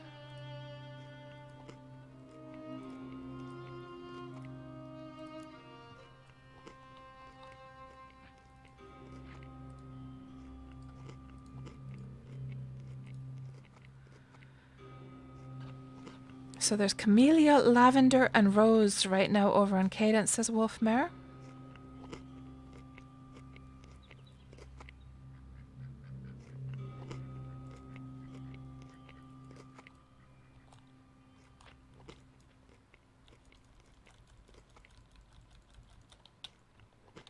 Yeah, more like a vodka cellar, isn't it, Griff? For sure.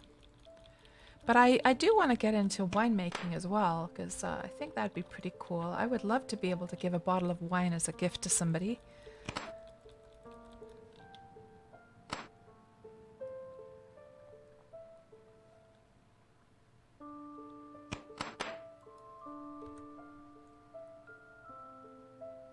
Man, it's so incredible to see this canal open up like this, guys. And you know, another thing that we could do, I guess, is it'd be nice to get the sand up all along the edges, because it looks so ugly right now. And another thing we should do, actually, is make a bridge going up from here to there. The only problem is that you see how this is higher? That is because the height of this one is not quite correct. The kingdom is on two different height levels. So you have this higher bit. If we look from the side, actually, you can see how it gets higher here in the middle. And then that's a lower bit. And the heights of these ones are right now are according to the lower bit. But what they should actually be on the inner edges is this height. Now, of course, that could be something as well to do, is to terraform these to the correct height, add a whole bunch of dirt there. There's actually a lot of things we could work on today. We'll see.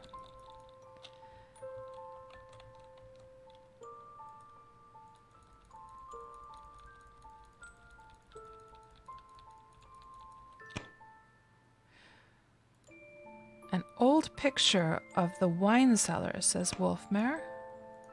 Oh, using links here in OBS Studio is not really working out so well. Let me show you what happens, guys. So I go to... hold on. I go to press this. And when it was in the other monitor, it was just like flashing over and over again. Did it actually open anything in the browser? No, you see that? So weird. So I'm gonna have to just... Can I copy paste this? View page source. There we go. Okay. No, that's like the HTML code. So can I not? I cannot actually, guys, I cannot paint the text in OBS Studio. That's inconvenient. So in Streamlabs OBS, you can absolutely like paint and select like text. What does this do? Just put it to full screen. Inception, Cat's Inception. Press this. Oh, there it worked. So at full screen size, it worked for some reason. Now that's a very handsome looking wine cellar. That is beautiful, Wolfmar. That is absolutely fantastic. Very, very atmospheric. My goodness, that's awesome. That's really nice. Man, I love it.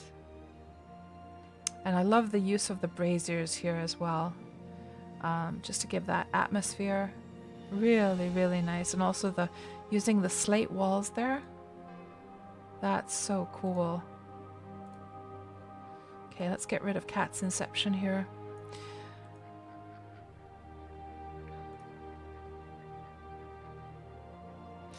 Hello, Jincheko.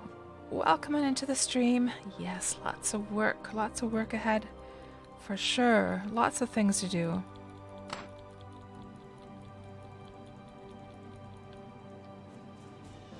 And there was a different wood type for each barrel rack. Nice.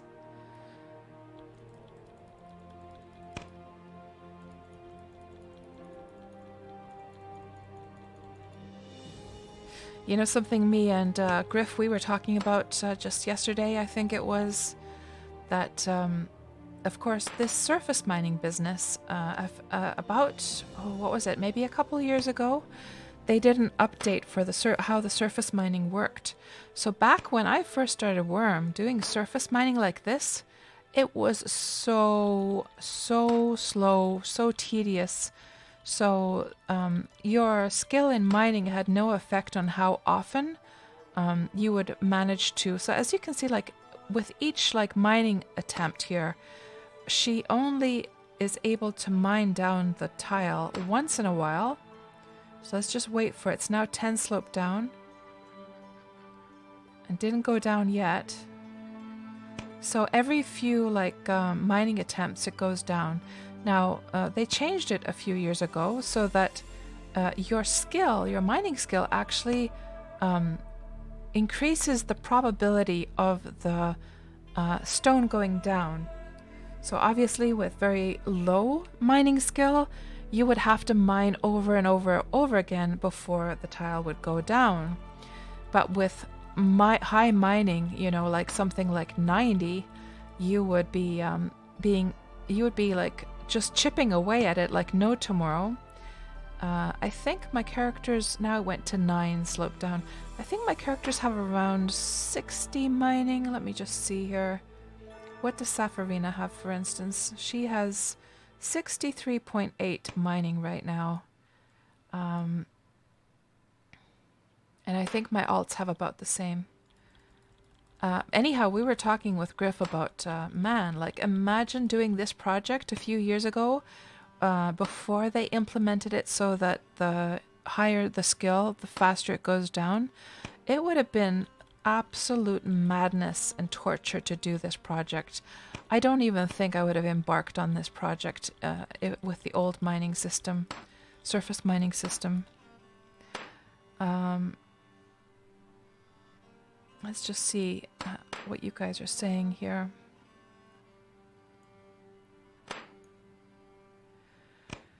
And Boyer is saying, this staying and working at home has had quite an impact on your daily exercise. Normally, you see a lot of colleagues face to face, so you walked quite some steps and stairs at work. Now that you're working mostly behind a camera, it's killing. Your lunch routine has been slacking without being able to do the walks in quite a while. So if you say that you've been out of the house for around 3 times since March, that makes you wonder if you could even do that. Yeah. Yeah, we definitely try and like do some exercise here at home, but of course it's so much, you really have to sort of force yourself to do it, don't you? And it's not as much fun. It's something you have to sort of, like what you're talking about, Boyer, that would just become like a normal part of your routine. You wouldn't even have to think of it as exercise, you know, walking upstairs and stuff. It would just be part of your commute to work and like moving around and going from place to place. So being at home, you have to take that time out to actually do some exercise, which is not at all the same thing, is it? Yeah, we had a gym membership, me and my son, that we had started to go to the gym together at the beginning of the year before this whole COVID things hit. And we were just getting into the swing of things. Oh, went flat. And then I had to cancel it when the COVID thing started. Unfortunately, they didn't have a system where you could just put it on hold. So I thought, well, I'm not going to pay for this gym membership if we can't even go to the gym. So, yeah.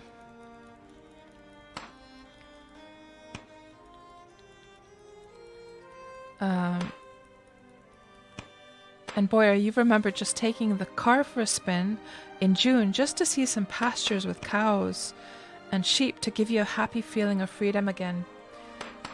Yeah. I wonder, guys, like, this is just this weird thought came to my brain. So, of course, we have the VR headsets. Does anyone know whether the VR headsets actually work with things like Google Maps or Google Earth? I mean, it's absolutely, like, I'm sure most of you have used Google Earth, right? Where you can just go and walk around in the world wherever you want, pretty much. Of course, the quality isn't so great. It's all based on the satellite imagery. Not satellite imagery, but like the Google camera, you know, when they've had these people going around with their special cameras that point in all directions. Now, of course, the maps themselves are satellite imagery, but the actual, like, walking view is done with those Google cameras. And some of those are quite high quality, but some of them are, of course, very old. So they tend to update them a few years at a time. And Vaf says, yes, there is a Google Earth VR, is there? Cool. I want to see, actually. Let's see on YouTube. Let's just check on YouTube and see if there's like a video of how that looks. I'm curious now. Let's see. Google Earth VR. Let's see.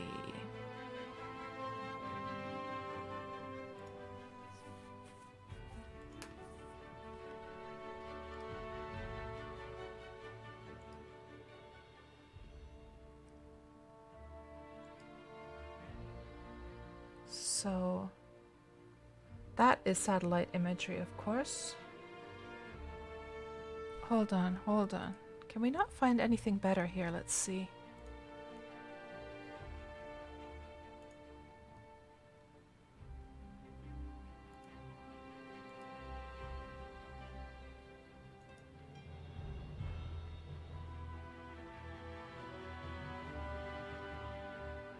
Strangest things they've found.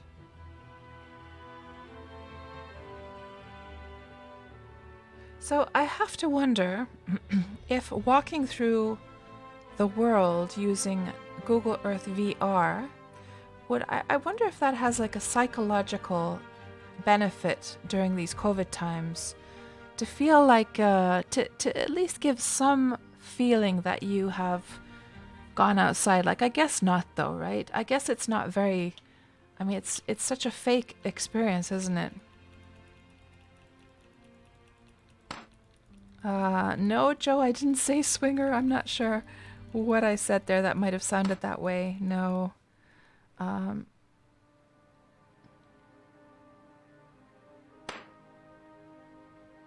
and Tuxie says that, oh yeah. Oh man, Tuxie, that would be cool if it was like VR combined with a treadmill. Yeah.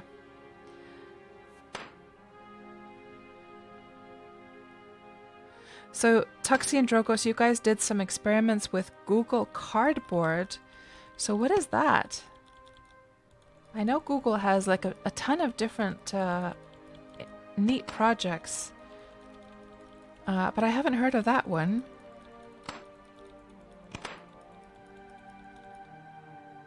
And Vaf says, better to play Skyrim in VR than Google Maps.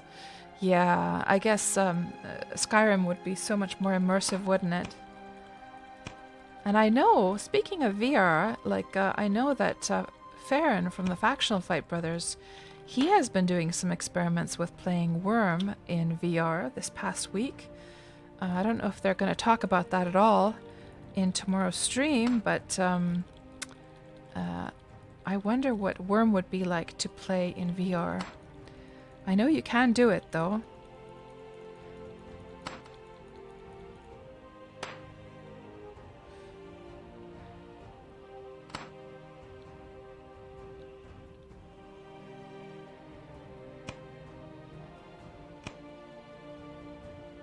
Drogo says, oh, it's like VR glasses for cheap.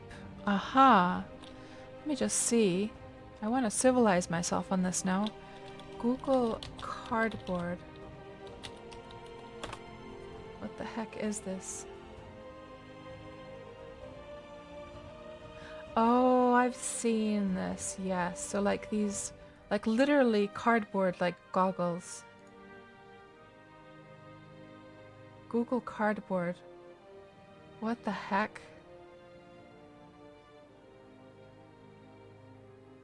That's nuts. Huh. So what do? What? You put your like you put your phone there? Is this how it works, guys? That you put your phone and then it has like a split screen to simulate the... What? Is that how it works? So you guys did an experiment with that and it wasn't really so good. It was useless, says Tuxie. So, and Tuxie, you were saying, so it's a holder, you put your phone in and you use an app. That's the one that Drogos meant, yes. But it's better to have some lenses, so better to just, so better than just phone. Right. And Vaf, you remember somebody playing Skyrim VR with the treadmill. So when they walked or ran on the treadmill, they moved in the game.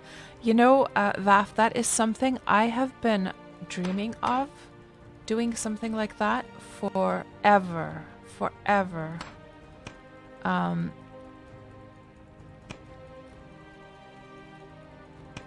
And I think I mentioned it one time in one of my random streams a long time ago, but when I was... oh, hold on. Oh, up here.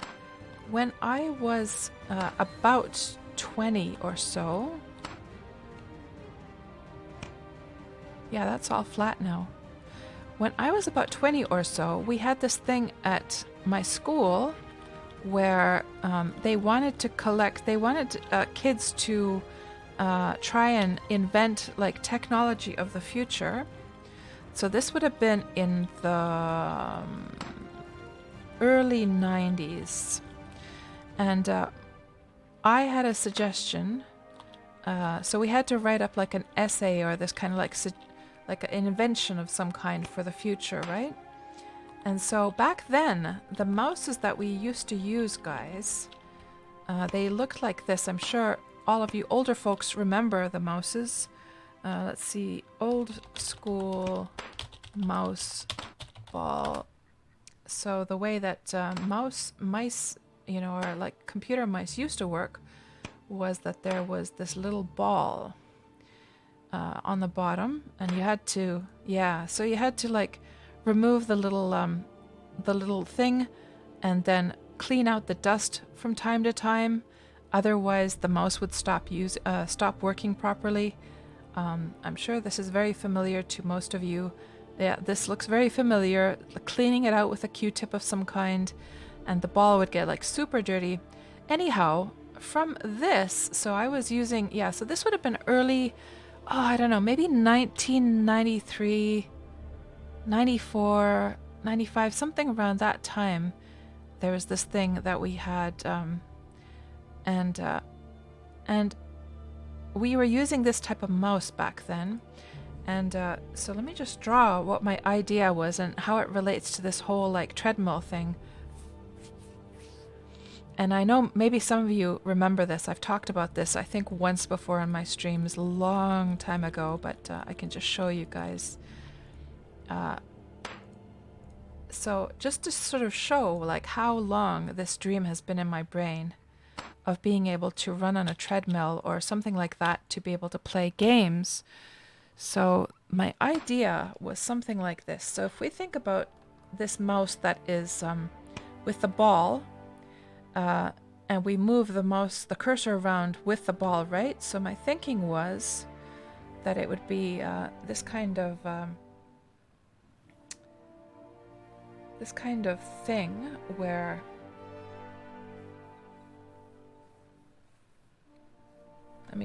let's just make this a bit better actually. Let's do this again. So it'd be some kind of machine where you had a ball inside, right? A ball inside. Let's just make this one gray. Something like that, which works like the mouse ball, and then the person would be able to walk along the ball like so, and then they would hold on. There's the head. They would hold on, and their mouse would be attached here. So there would be this like bar that they can sort of be inside so that they don't fall down. Think of this as like a chrome bar of some kind, right?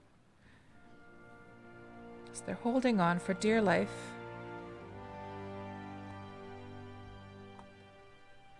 And then there's some kind of thing for the mouse, like a little table for moving the mouse around. And then of course your screen would be here somewhere, and you'd be watching the screen from there, and you'd be like running around on this ball that would be within this kind of exercise thing. And so this was my invention that I did for the school project thing, where we had to think of it like an invention. And so the point of that, I mean, it's a stupid idea, but the point is that I was already dreaming about this kind of thing in the early 90s, that we could, move around and we could, explore games, but to get our character to move around, we would actually have to run and move around in real life. So that's so cool to hear about, that somebody was doing that in Skyrim. Let me just scroll back and see what you guys are saying.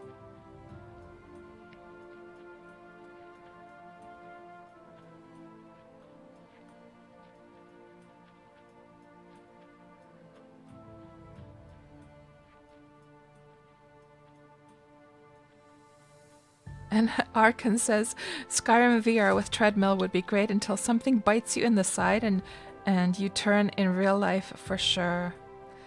Let me actually check this using...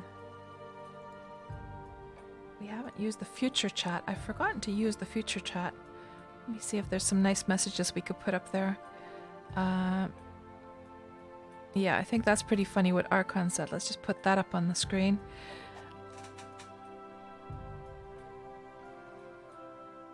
Boyer says, great idea to walk on the treadmill with the window open while watching a KatsPurr game run off Skyrim. Yeah, Joshua. That ball cleaning was such a pain in the butt for sure. And Tuxie, remember those? Had to take it out and clean it. Yeah. And Wolfmare, the only mouse you had when you were at school, went eek. Just like real mice, they love a fluff for sure. And Jcast, you just popped in quickly. What have I been working on? So Jcast, so if you're referring to the stream title, we have some new. And by the way, guys, are you guys feeling like the? So we have some new channel point rewards. Are you guys feeling like the Factional Fight channel points are like that the timeout is a bit too long? Have you been, how has that experience? Kats, how did we get onto your stream? Oh, must be logic. Have you guys felt that it's like too seldom that you can use them? So I had it timed out at that only 1 per hour of a certain kind, and then that a person could only use it once during the stream. But is that a little bit too like strict? It's a bit long. You forget about them until now, yeah. Because What game is this? I don't know, but it looks awesome. we should scale those up, guys. Let me just see. I mean, that they're at their 100% size, but it'd be kind of cool if they would be the same sort of height. But they're gonna get blurry because the photos I got were kind of low. Hello, my name's Brian. That's my brother Adam. Wait. I think we're on the wrong stream. So let me just see here. Well, that's right. That's right. So how did it feel, guys, when I was using the future chat thing? Was that fun to see your messages come up on the screen, or is that like completely like was that just like kind of useless to you guys? Did you enjoy seeing your messages come up? It does require me to manually like choose those, and it's not something I would always remember to do. And let me just scroll back the chat here and see what you guys are saying.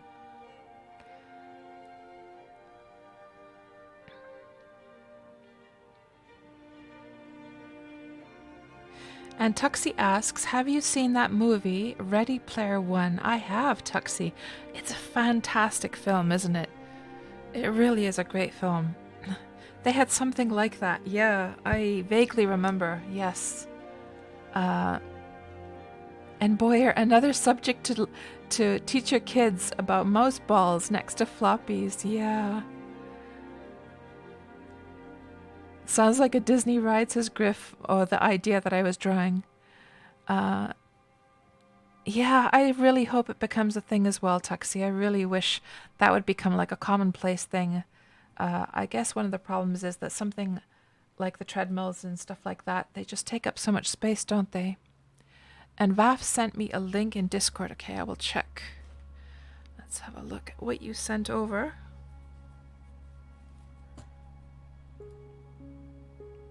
Let's see.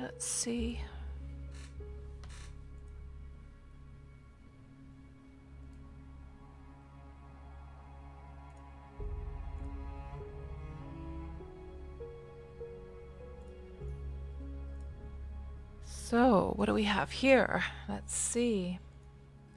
Ooh, let me just make sure I have the quality. Quality, a little bit better quality. Right, so they're sort of attached with the belt so they don't go walking off into and fall off the thing. That still looks rather small. Do you guys agree that, well, they're kind of curved upwards though, aren't they? The edges of this thing. And would this require you to slide your foot along the surface of this thing? I guess it would, wouldn't it? So that it would know that you're going forward. It must be very, like, really slippery. It's interesting.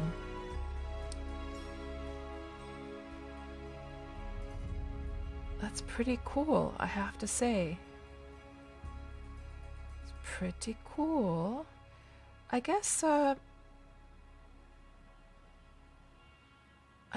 only thing with this is that then it would you wouldn't be able to use your mouse. You would have to use these special controllers.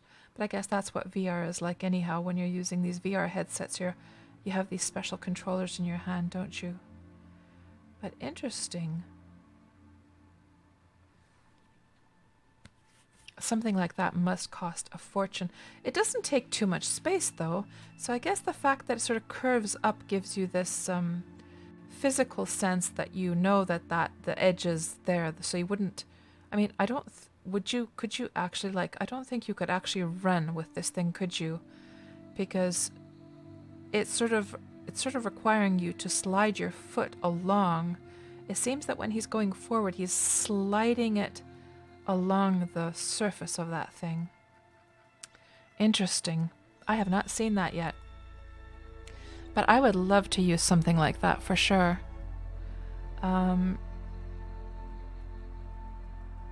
Oh, the white lines. Thank you, Wolfmare. Oh, cats. You silly cats. Silly, silly cats. Thank you for mentioning that. Okay, let's just turn those off. Horizontal line, goodbye. And center line, goodbye. There we go. Thank you for pointing that out, Wolfmare.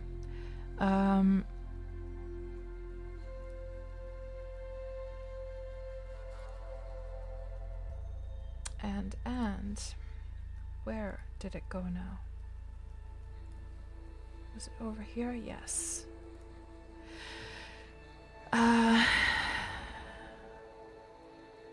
Yeah, I'm gonna catch up with what you guys are saying here. I have to say, with all these like gadgets and things, it definitely sort of.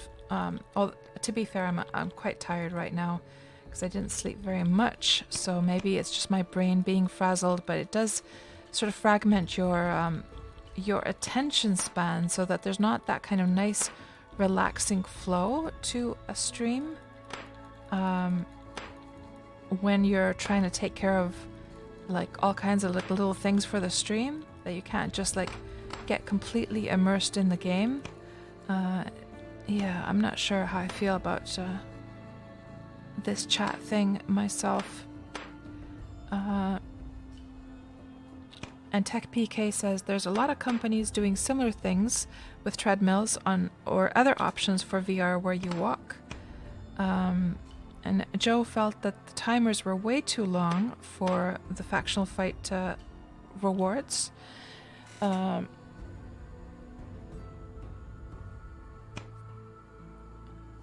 Jay Playing. Welcome on into the stream. Good to see you.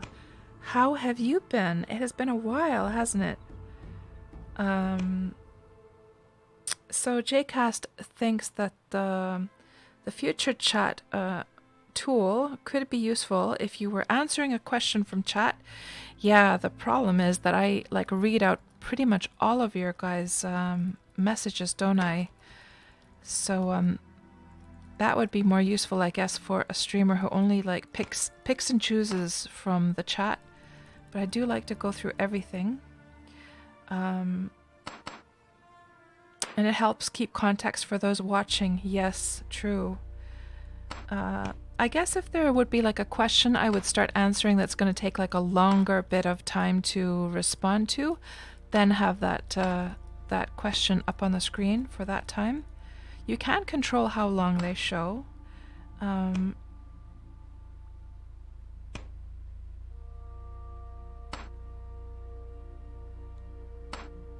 Joshua, you don't think you could really play without your keyboard? Yeah, I think I feel the same way.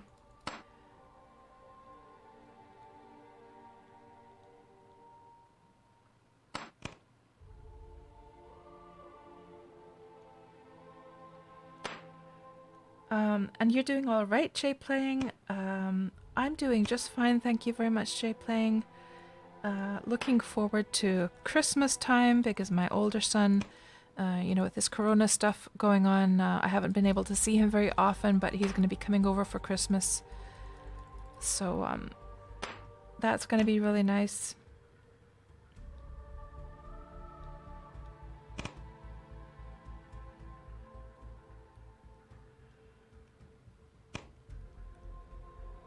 And Boyer says that Vaf's VR video just gave you a flashback to the movie Demolition Man, where they are way beyond this experience and even learn to implement more real human interaction. So ahead of time. Demolition Man. Have I seen Demolition Man? I am not sure if I've seen that movie.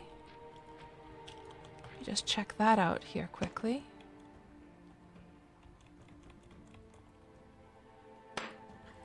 Demolition Man.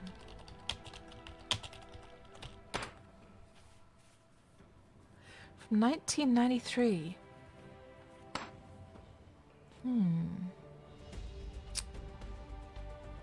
So it has Sylvester Stallone. A police officer is brought out of suspended animation in prison to pursue an old ultra-violent nemesis who is loose in a non-violent future society. It does feel a little bit familiar. I might have seen this. But yeah, I don't remember the whole walking thing, virtual walking thing, but I might have to check and see if that's on Netflix, actually. I doubt it is, though. I don't know about you guys, but I feel like every time I'm checking Netflix to see whether an old film that I'd like to watch is on there, I never find the actual film I'm looking for, and all I find is a whole bunch of like really B-class, like crappy C-class movies that I have no interest in whatsoever. And Jay playing, you got yourself a new guitar a few weeks ago. Awesome. Was it an electric guitar or like an acoustic? No, not acoustic. What's it called? Classic guitar? What's it called? Is it called acoustic guitar when it's not electric? I forget now the term.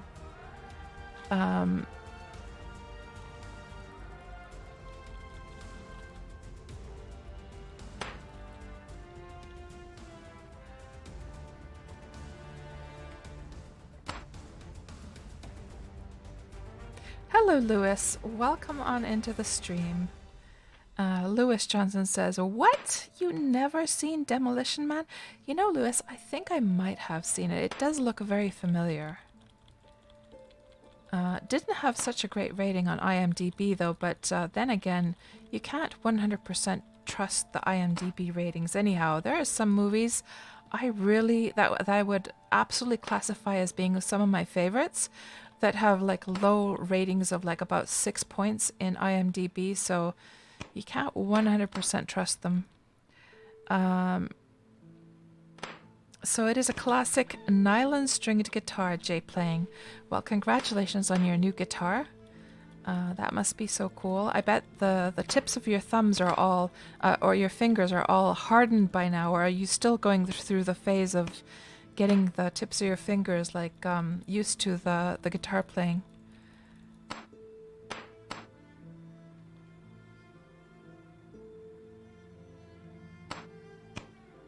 And Griff feels that Demolition Man is such a good movie. Man, guys, let's see if it's actually on Netflix. I might just watch that tonight if it is.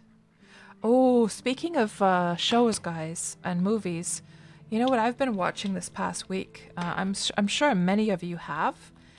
I am sure, in fact, a lot of you have been watching this, but Raised by Wolves, of course, is the new show on HBO. So I've watched the whole thing through already. And I was really... I'm a big fan of sci-fi films. I'm also a big fan of the stuff that Ridley Scott has done. So I was really, really, really anticipating. The trailer for this was so cool. So I've been anticipating this show for months now. But I'll tell you what, guys. It was a huge disappointment to me, actually, this show. I found that the first couple of episodes were pretty okay.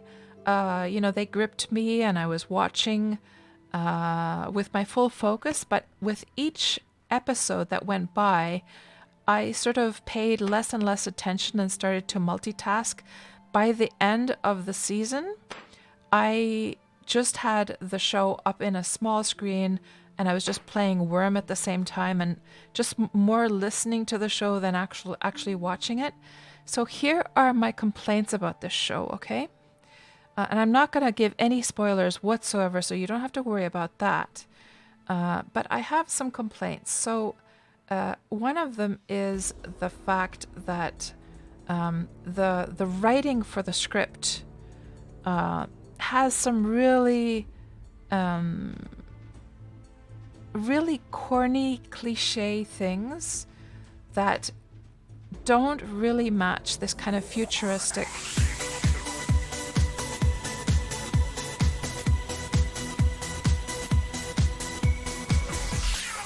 Oh, thank you so much for that sub, Jay Playing. A new emote. I don't think I've updated my emotes for a long time, Jay Playing. But you got a new emote, of course, by subbing, so thank you so much for that. And it was kind of, I sort of got like a little bit distracted there because I was seeing how it was looking up on the screen of OBS Studio, and I was just noticing that the text is much smaller on OBS Studio than it was on Streamlabs OBS. So for those who just came into the stream today, or who just came recently, guys, I'm trying OBS Studio for the first time to stream on Twitch today. So I had to sort of I had to set up all my like scenes exactly like I have them in Netflix, not Netflix, in Streamlabs. So it seems that the alert animation, the text was like super small compared to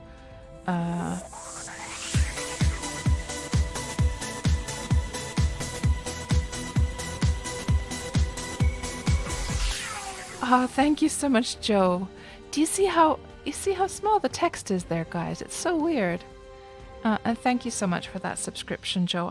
I'm so glad that you're enjoying the stream. Yeah,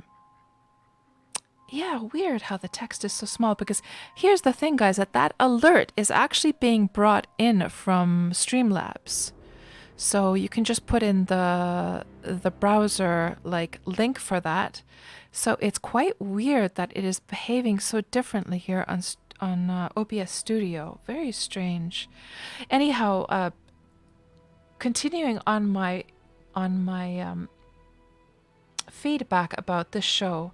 So yeah, they would, the way the script had been written was kind of bad. I mean, not only are some of their actions kind of unrealistic for a futuristic setting, but they'll have like phrases, they'll have like stories, children's stories and rhymes and things that are sort of like, you wouldn't really imagine. It's not like, of course, old children's stories and rhymes ever go away completely, but still, as time progresses,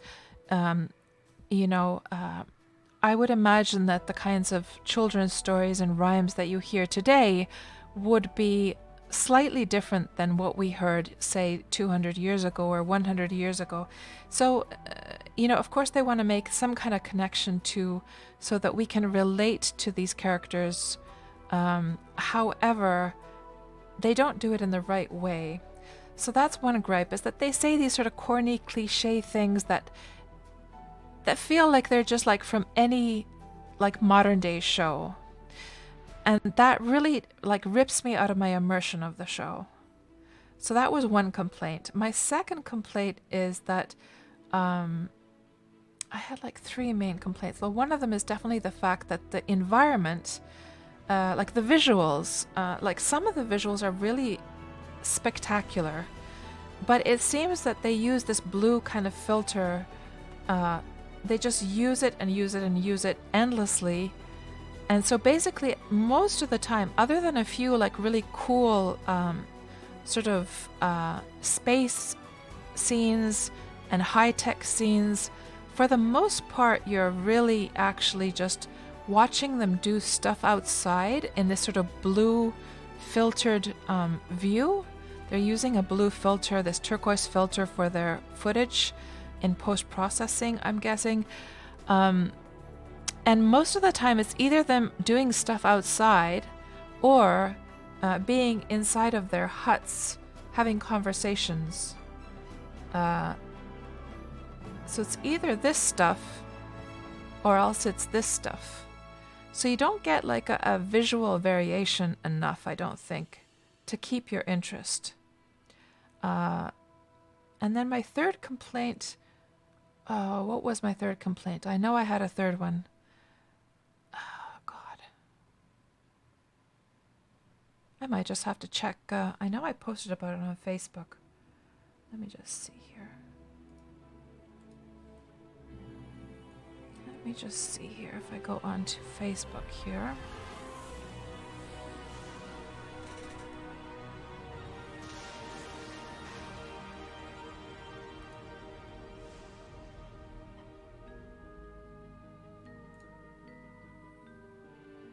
So let's just see what I wrote here. So Raised by Wolves was a show I was really hyped about. I mean, there are a lot of good things about it. The visuals are spectacular. The plot is interesting, and I'm a sucker for sci-fi films, especially if Ridley Scott has been involved. But I'm finding myself less and less engaged after each episode. The first episode had me glued to the screen, but then gradually I've taken on more multitasking while I watch because it doesn't hold my interest. I'm now starting episode 8 and I'm more listening than watching at this point. My biggest gripes: why oh why must there be things in the script that completely rip me out of immersing myself in a futuristic world?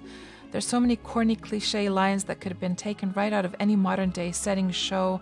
The children's stories and rhymes, the modern day phrases and words ruin it. And how is it that, oh yeah, this was really weird. So in the show, they have a god called Soul. They don't talk about Christianity whatsoever in the whole show, okay? And then suddenly in this one episode, in episode 7, there's this kind of like tense moment, and then one of the ladies says, Jesus Christ. I mean, which is so, like, it just doesn't match, like, the setting or the futuristic world with this god called Soul at all, since Christianity is not even mentioned whatsoever in the whole show. And for them to have this in the script, it's like, what were they thinking? Oh yes, this was my complaint. A lot of the props are kind of silly, like the rubbery baby dolls in episode 1. So, you know, in the modern times, guys, I think we've come to expect quite high quality as far as visual effects goes. I don't think there's really any excuses to have like really crappy effects, especially in a production of this caliber. But in the first episode, you see these babies, and they're just very clearly these silicone like baby dolls that they're using. They're so badly done. You know, there's a lot of these kinds of props actually during the show that kind of just like what were they thinking? So I say that the show is so damn slick on so many levels, and then something as simple as that ruins any sense of reality. And then I talk about the bluish color, that it goes on and on and on. You get very little variance. Yeah, it's pretty much the same stuff I already said. And actually, it did make me sleepy. You know, when they're using this this sort of blue turquoise filter, it makes you sleepy after a while. I found myself really struggling to stay awake to watch this because not only are a lot of those scenes have the bluish tone, but they're also very dark, some of them. Let me see a good example of that. Yeah, a lot of them are like this, that they're just very dark, and then my brain thinks that now it's like nighttime. So yeah, I don't know what you guys have been thinking about the show, but for me at least, it was a disappointment. And thankfully, I didn't subscribe with my normal HBO account, which had the shut down. Instead, I registered just with a new email, so I would get like the free trial. And thank goodness I did that, because if I would have subbed and actually paid money for watching that, it would have been I would have been so even more disappointed. So I'm sorry about that long rant about that, guys, but man, it kind of was heartbreaking actually how bad it was. And also, you know, I have a fourth gripe actually. My fourth gripe about it is that they seem to repeat a lot of the things that happen in the show over and over again, and you go like, hey, didn't this same sort of scenario just happen like a few episodes ago? So that was another gripe that I had about it. And let me just see what you guys are saying here. Welcome back from dinner, Serven.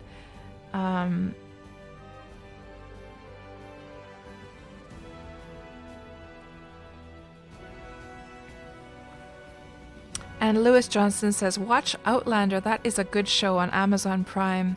Yeah, I don't have my Amazon Prime sub open right now, but I'll definitely keep that in mind for the future if I resub to the Amazon Prime.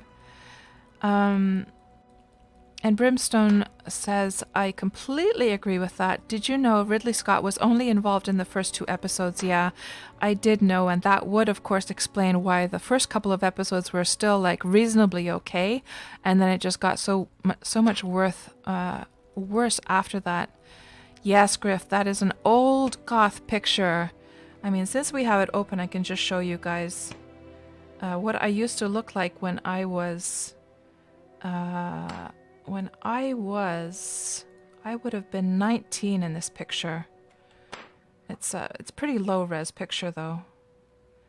But I had that kind of whatchamacallit, what's that called? Irokesi in Finnish. What's it called when it's shaved on the sides and then you've got the thing down the middle? I forget the name of that haircut right now.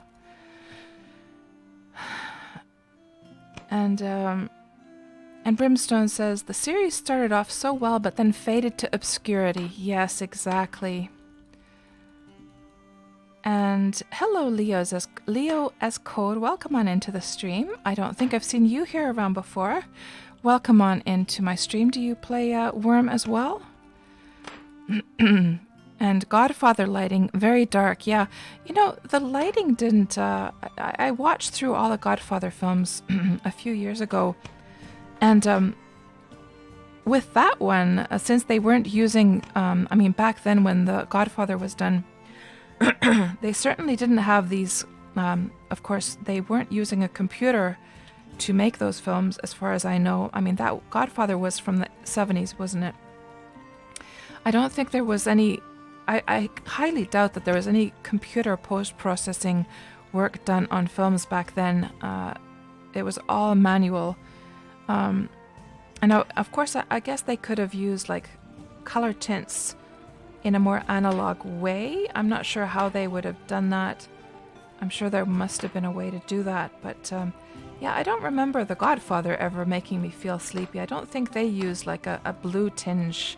It's the blue color, I think, that made me feel so sleepy watching Raised by Wolves. Oh, Demolition Man is on HBO Max, is it? Ah, let's check. I'm not sure if it's here in the European one though. Let's see.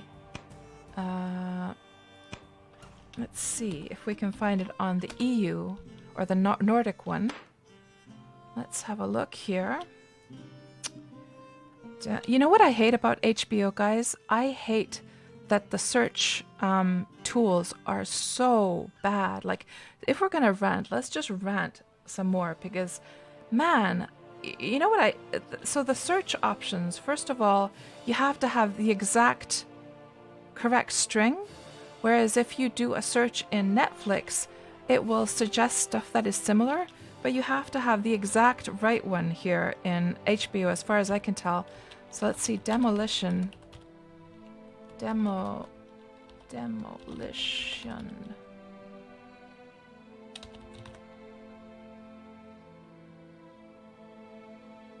So, see, this is what I mean, guys. So I put Demolition Man, and we could see when I just put Demolition that this kind of thing came up, right? And you would think, like, if this was Netflix, what would have happened when I put Man is if it would have still included, it would have included this one in the search results because the name would be similar.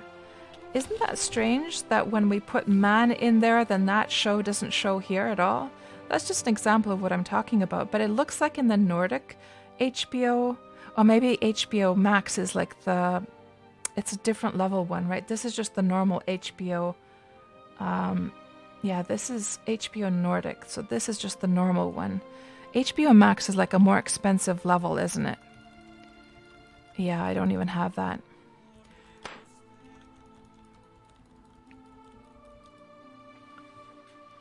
J-Popper, you're always glad to be my ranting audience. We're going to have to pull that one out.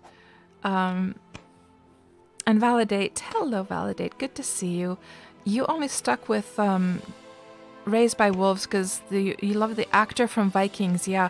Actually, that actor, when I was ranting about that on Facebook, somebody pointed out that even the actor, the Vikings actor, was kind of a problem because his role was so similar in a way to his role in Vikings. And then you can't help but keep on like having flashbacks to the Vikings show when you're watching Raised by Wolves, can you? Hello, Desk Chat. Welcome on into the stream. Oh, Brimstone, how do I look now? I don't look anything like that.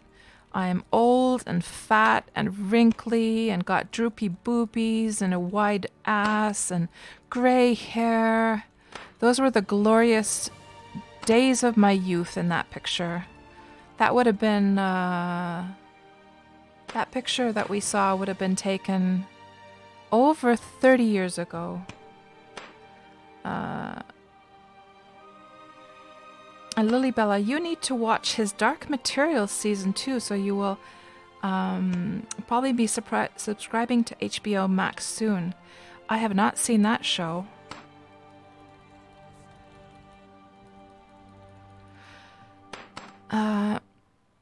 Let's see, what else do we have here? And Vaf says that Outlander is a great show. It's on Netflix as well. I wonder if it's on the Nordic Netflix. Let's have a look here.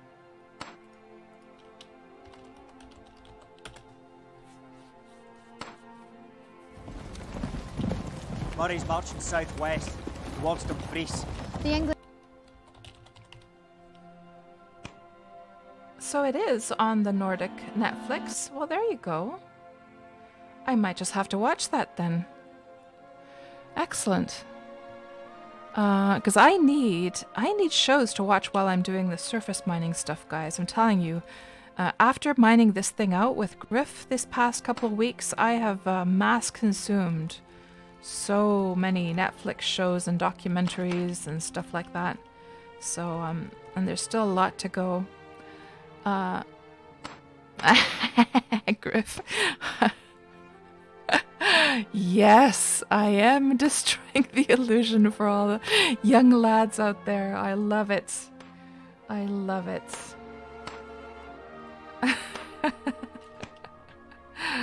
Oh, God. That's hilarious. Evil dark cats.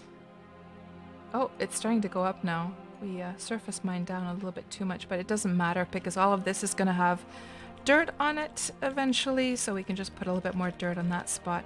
And we actually have to purposely actually mine down a few of these here and there to have the dirt even out like evenly.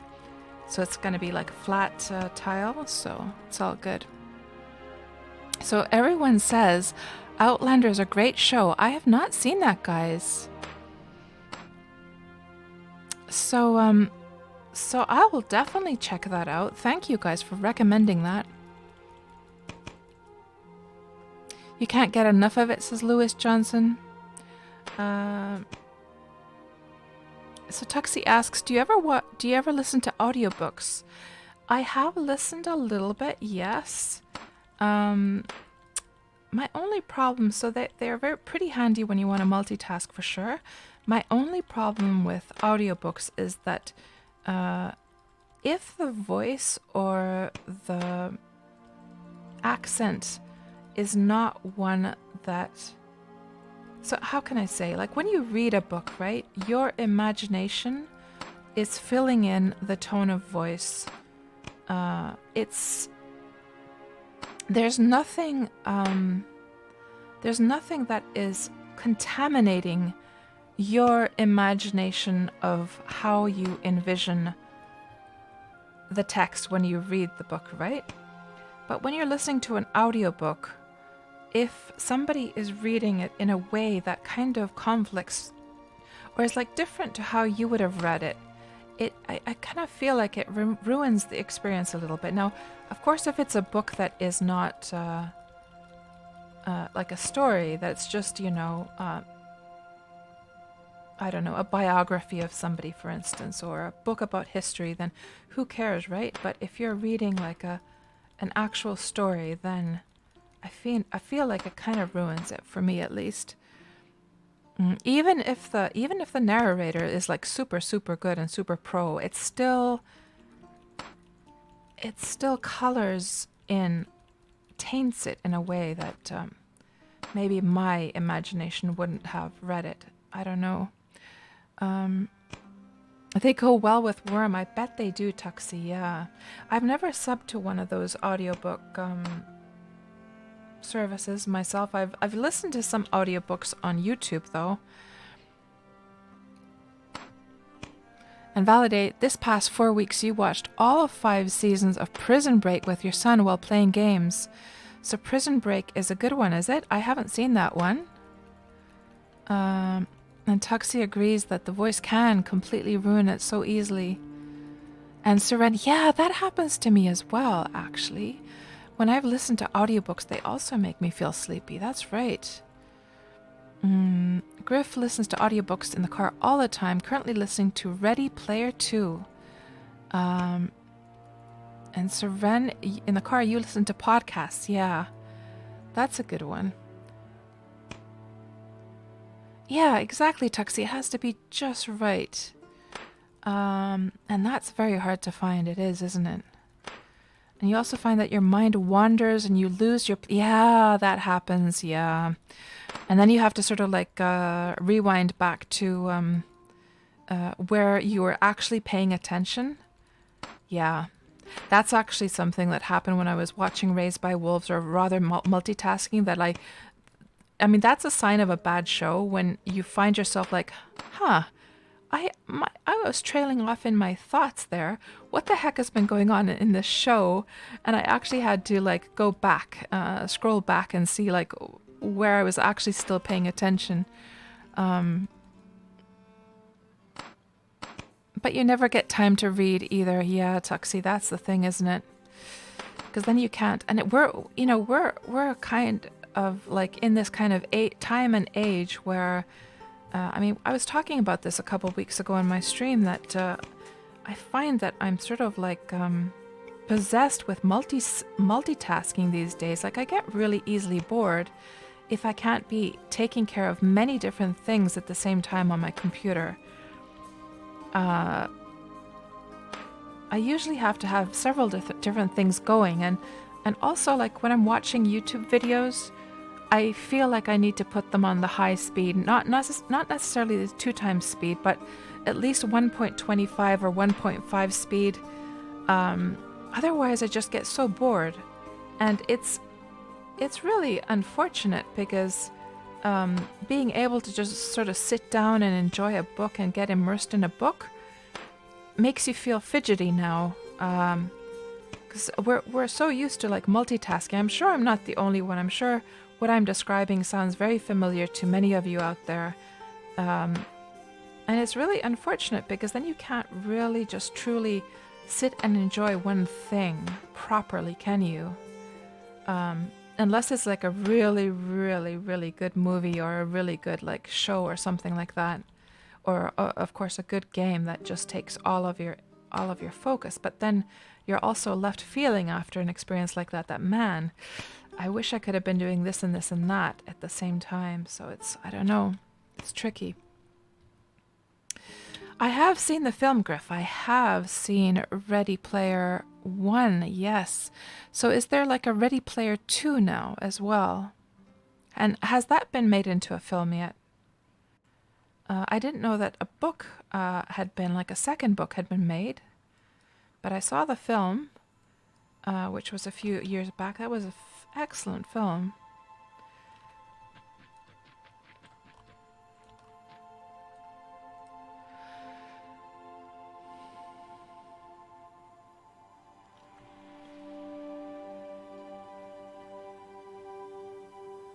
And Tuxie, you tried to read and play Wurm at the same time, and it just is so hard. You couldn't make it to work. So at least with the audiobooks, then you can play and listen at the same time. That's so true. Vaf, Firefly, of course, is has sort of like a cult following. A lot of my friends really loved Firefly, and they were all recommending it to me, and I tried, but it was too corny somehow, too cliche. I don't know. There was just something about it that just didn't do anything for me. So I think I watched the first episode and then I gave up on it. So I'm sorry. I'm sorry if it's that one. If that's one of your favorite shows, it didn't work for me so well.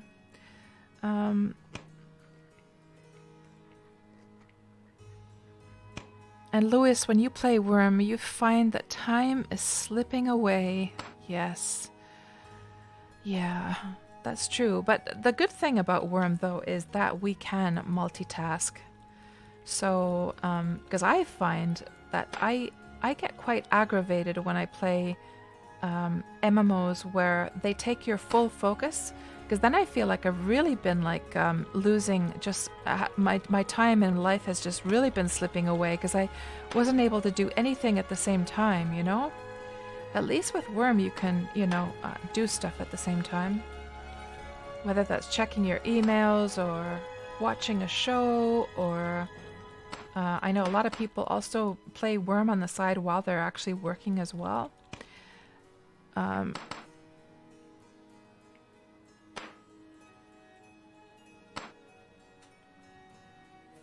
Tuxie says, yeah, same for you. Feels like it's not okay to slow down. Multitask motivation syndrome, says J Popper.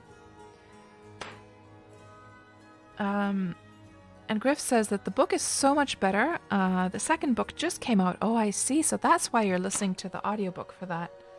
I see. I wonder if they're going to make a movie of the second one. And the audiobook is read by Will Wheaton.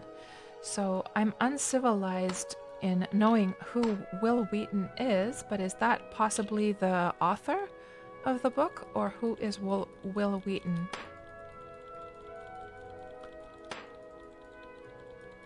Speaking of civilized, guys, my son, he was, so our family, let me just say this, that our family, we're very geeky. We care about geeky stuff. And so my son's growing up with a mum who is geeky and plays video games and stuff. They've also taken interest in geeky stuff, right? So they don't really watch sports. And they might not be sort of so knowledgeable about, what's the word for it? Like there's a word in, let me just see if there is,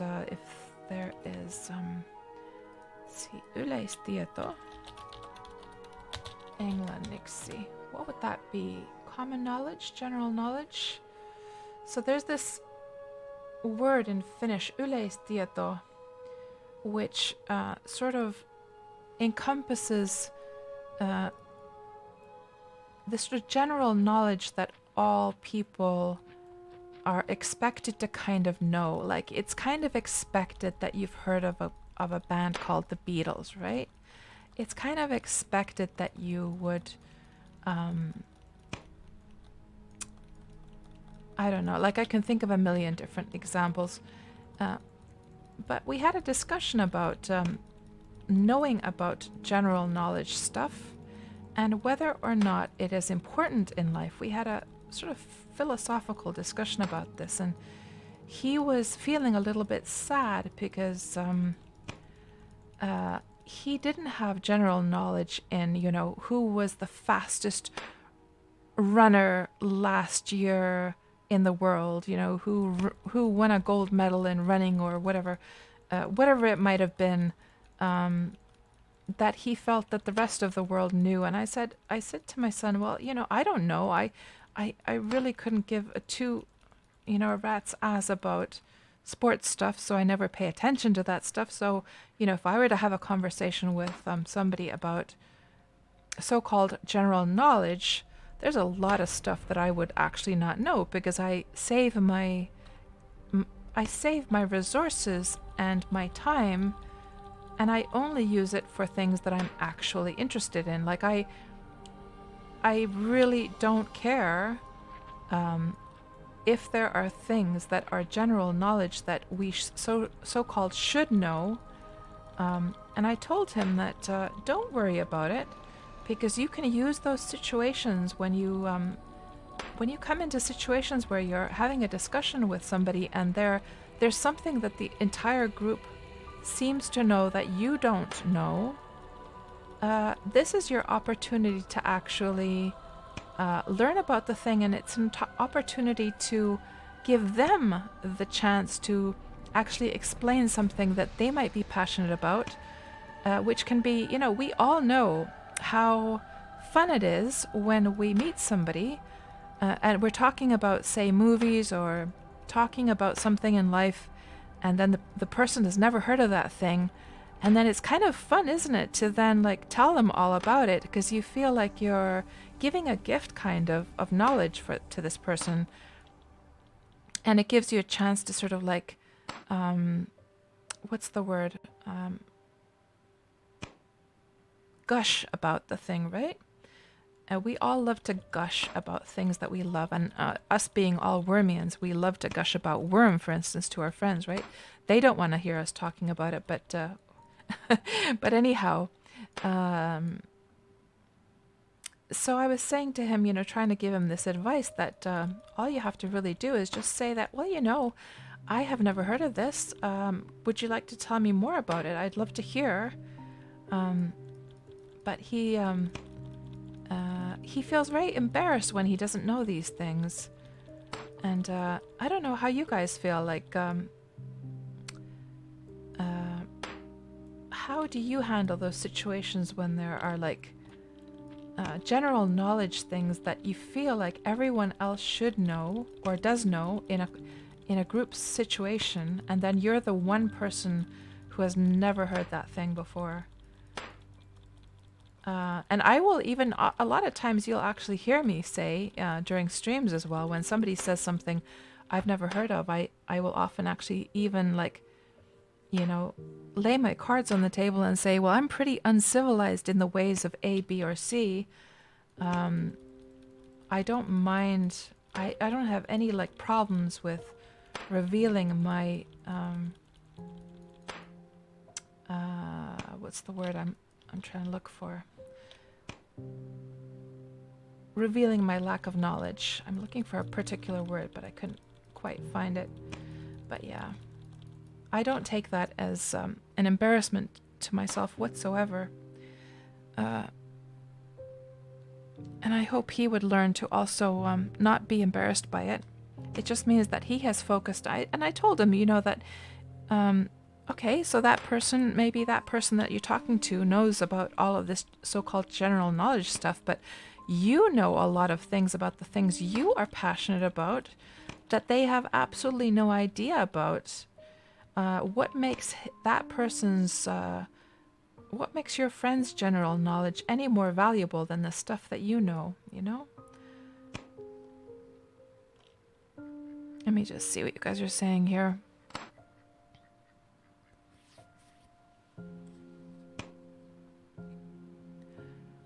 Ah, I see, Griff. So Will Wheaton is the guy who played Weasley Crusher on Star Trek. I see. Do I recognize the face? Let's see. Will Wheaton. No, never seen. Oh, hold on. That must have been one of the more newer Star Trek series, right? That's not from the old ones. Yeah, with Picard, right. Yeah. Yeah, I didn't watch too much of that like more modern Star Trek series. I've watched more of the really old ones.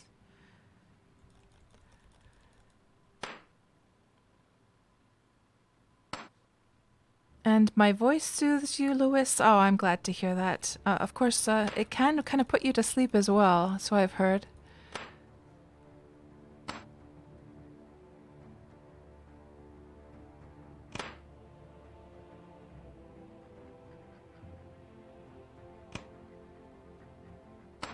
And, hello, Tret. Now that you're closing in on your 50th year, you feel that you're glad not to be forced to multitask anymore. So did you have a kind of work that forced you to do a lot of multitasking?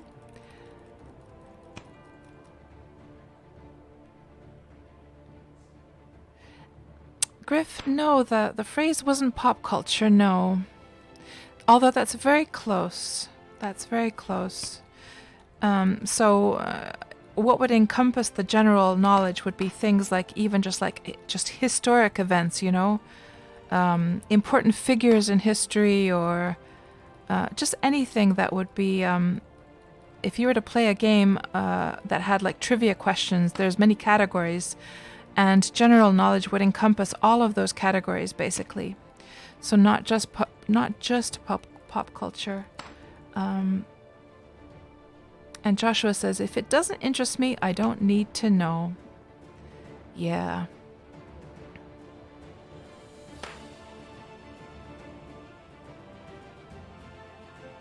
That's so true, Tret, isn't it? General knowledge also changes with the people you're with. That's exactly true. Exactly, yes. And Tuxie says, imagine how dull life would be if everyone spent all their time learning about the exact same things. Absolutely.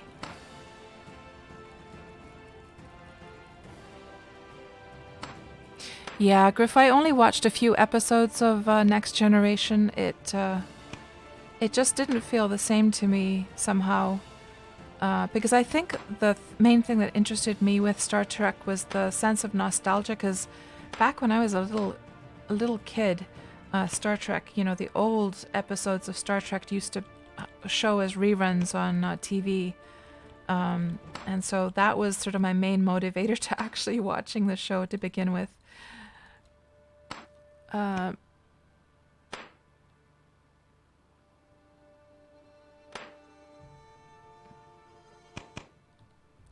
Seren says, it's normal. No one knows everything. You know nothing about soccer, but a lot about horse riding. Your husband doesn't watch sports either. You rather watch League of Legends Worlds. And Boyer says, since the stream is so fun and relaxing, being full of recognizing subjects, you got yourself a fresh peanut snack to work on your multitasking while peanuts shell popping skills. Oh, I see. Call center, Tret. Oh, right. That must be so hectic. And it's funny that you mentioned that, Tret, because my older son, he tried a call center type job just recently, and he was there for 2 days and then he gave up. It was so stressful. I think he said that he had to do around 500 calls, out of which around 125 answered the phone, and out of those 500 he only got one order. Thankfully it wasn't one of those like super like sketchy ones where they're trying to sell stuff right on the call. Instead it was one where he was trying to get people booked for a free evaluation of something. So yeah, and ethically, I don't think I could do that kind of call center stuff, to be honest myself. Like in that kind of where you're trying to actually like sell something like a service or, of course, call centers. There's all kinds of call centers. It could just be like a help desk, right? It's not always about like selling stuff. There are actually good call centers which are like helping people, maybe crisis lines for people, who are feeling suicidal or whatever. It's not just like the selling stuff for sure. But yeah, the one my son was at, it was trying to book these free evaluation times. But yeah, he couldn't stand more than 2 days of it.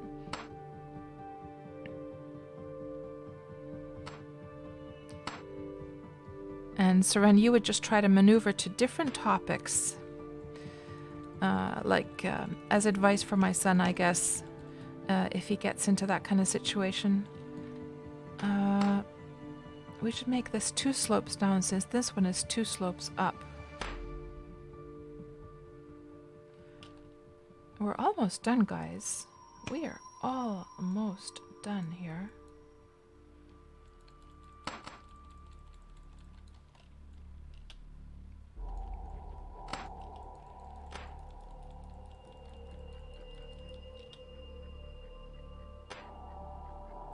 Yeah, exactly, Vath. Like a medical emergency call center, for instance. Absolutely. Yes. Man, I was watching this. Speaking of that, I was... there's this YouTube channel that I quite enjoy. What's her name? Christina Randall? No, what the heck was it? She's this lady who used to be in prison, and when she was young, and then she got out of prison. She got her life together. Now she's a working mom. She's got a family. She's got the kids, and she's got a YouTube channel. I think I just randomly found her originally. And I got kind of hooked on her videos, and I got hooked on her videos about her prison times, like what it was like to be in prison and why she got into prison and what happened there and her views on like prison life and stuff. But she also talks about true crime stuff and also crazy events in life. I could show you guys her YouTube video or channel if you're interested. Let's see. I think it's Christina Randall, isn't it? Hold on, let me see here. Let's see. Christina. What the heck was it?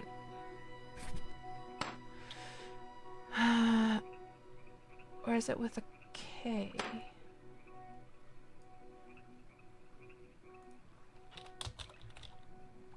Is it this one? Yes. Yeah, this video is what I was watching the other day.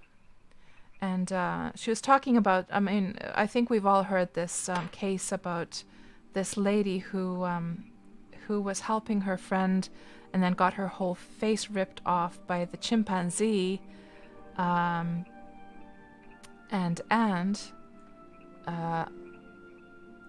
just give you guys the link if you're interested in her channel. Anyhow, so how does that connect to the...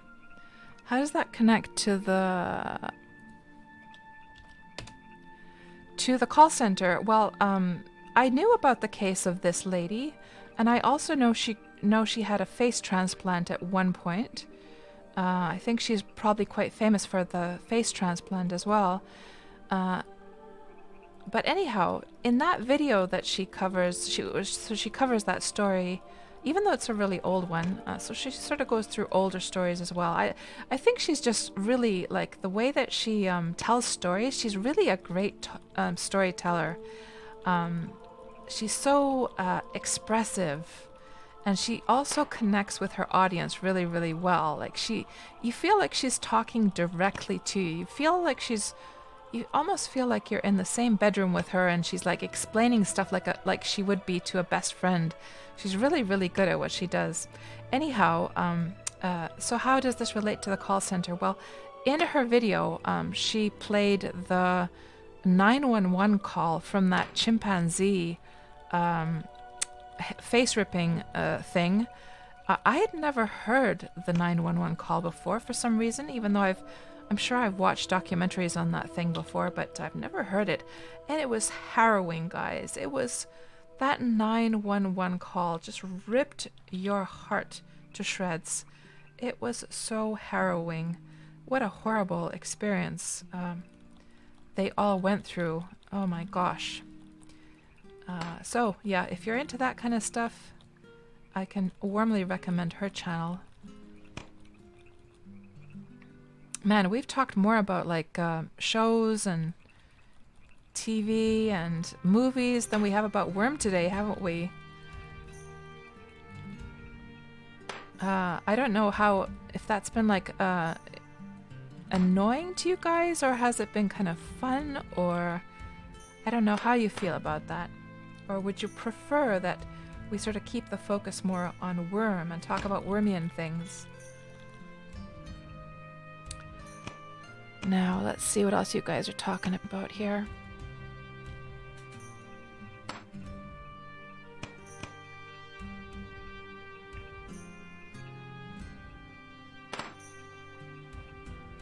So, Tret, you were saying that the call center work can be hell. It's good that my son left. You worked at an IT help desk environment. Oh my gosh. I can imagine how frustrating that must be, because of course you have like you have computer users from one end to the other. First you have probably like, well, I guess like super computer pro people are not even going to be calling a help center. But I guess mostly those would be people who are like completely clueless with technology and how to deal with computers, right? You basically have these people who can just barely turn the power switch on. So I can imagine how frustrating it is to try and like give them the instructions on how to do things. Man, I would lose my my mind doing work like that.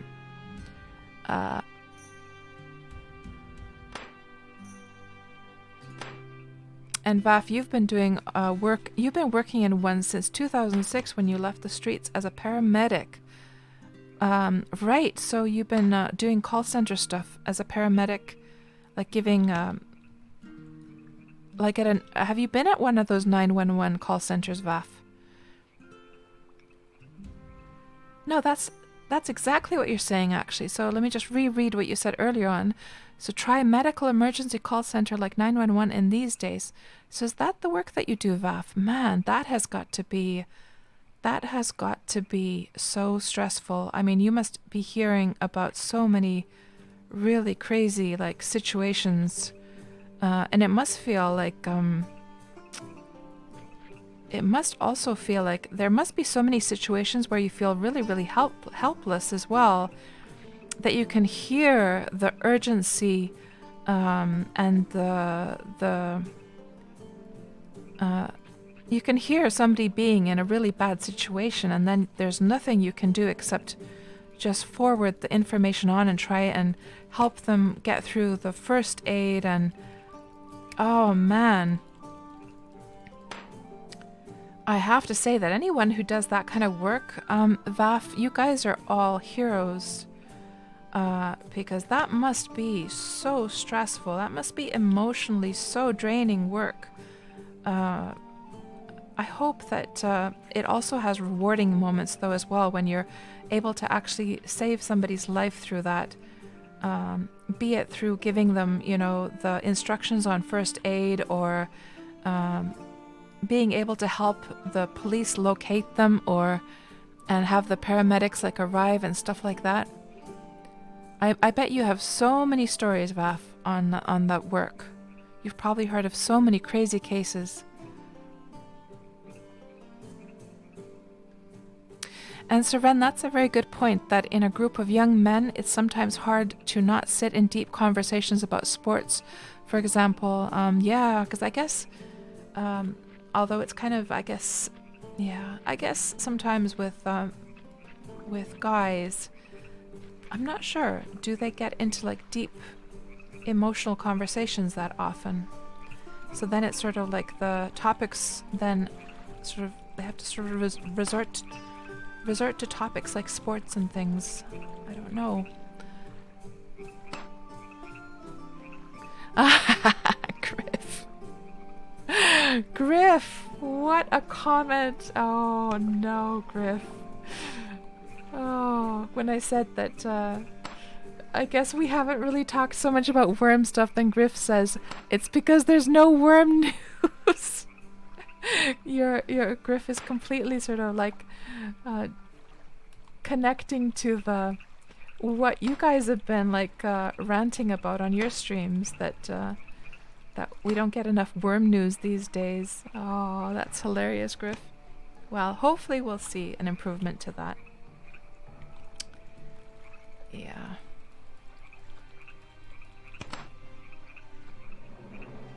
So how did I forget about this little spot here?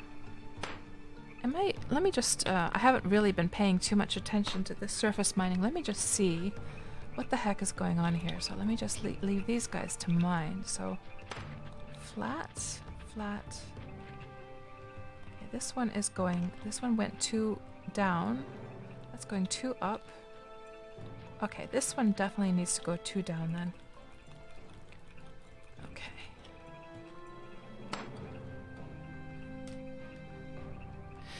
And you're off, Joshua. You've probably already gone, but thank you so much for hanging out with us tonight, Joshua, and I'll talk to you very, very soon.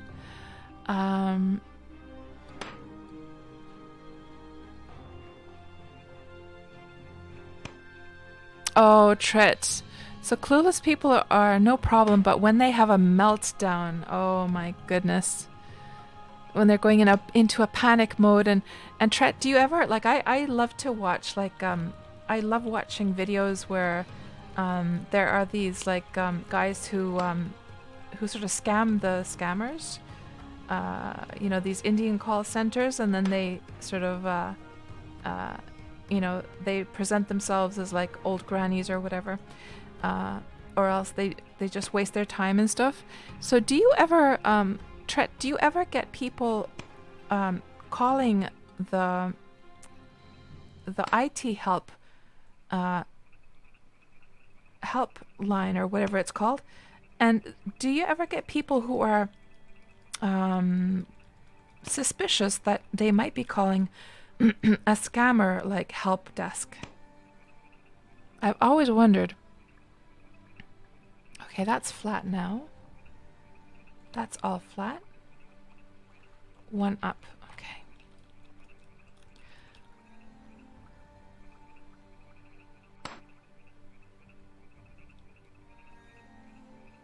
And that's flat now. Okay.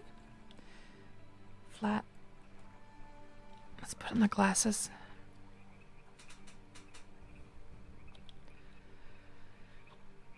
One down. Flat. 3 up. Okay.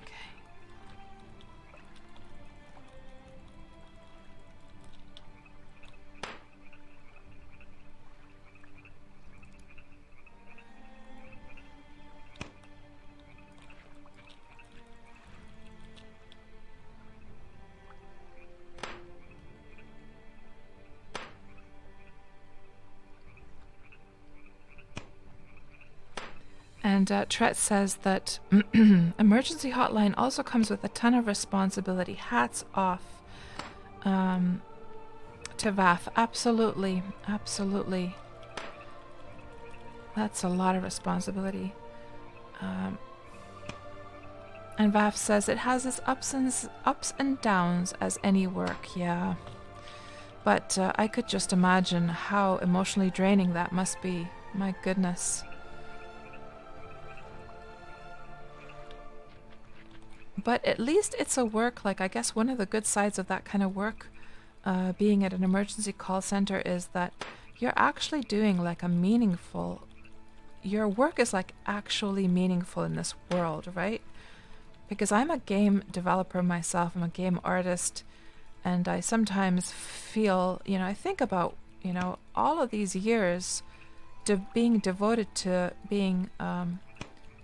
devoted to this kind of work. But what good does it really do? I mean, obviously there are games that are, games have a lot of uses for sure. That they're not just fun and games. They provide an emotional benefit for a lot of people.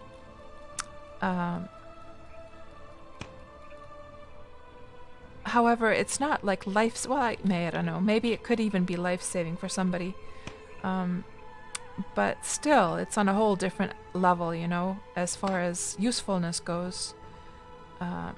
So that must be so gratifying to be able to do a kind of work that is truly useful and saves people and stuff like that. There. Done. Flat? Are these all flat now? Oh, 2 up. How did we miss these little bumps here? We can now actually shut these clients.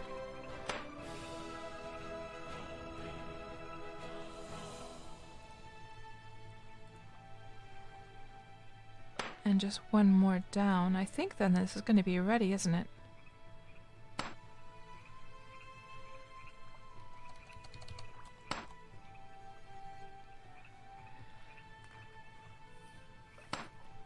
And Tret says, as far as the IT help desk calling, you've never had people who thought you were a scammer, but now that I mention it, it could have been a blast.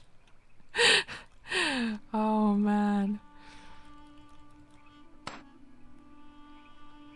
And hello, Moxie. Welcome on into the stream. You used to work on an IT help desk for your company, and you had internal users call you and demand to know if you were the real help desk. Oh, that's what I'm talking about, Moxie.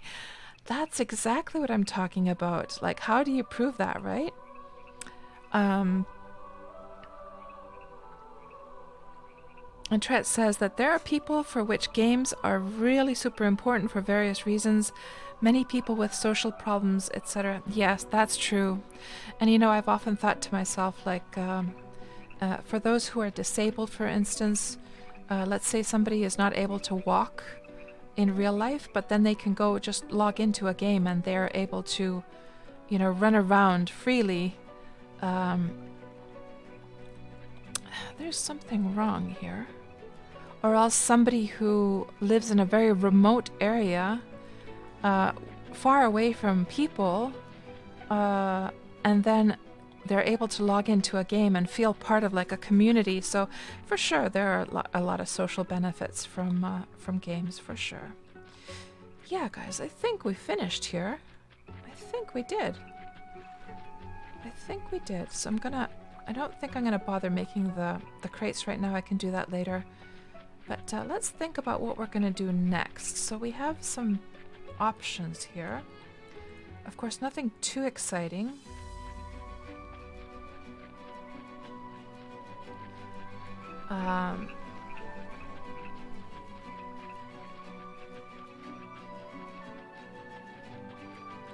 Trying to think now whether or not.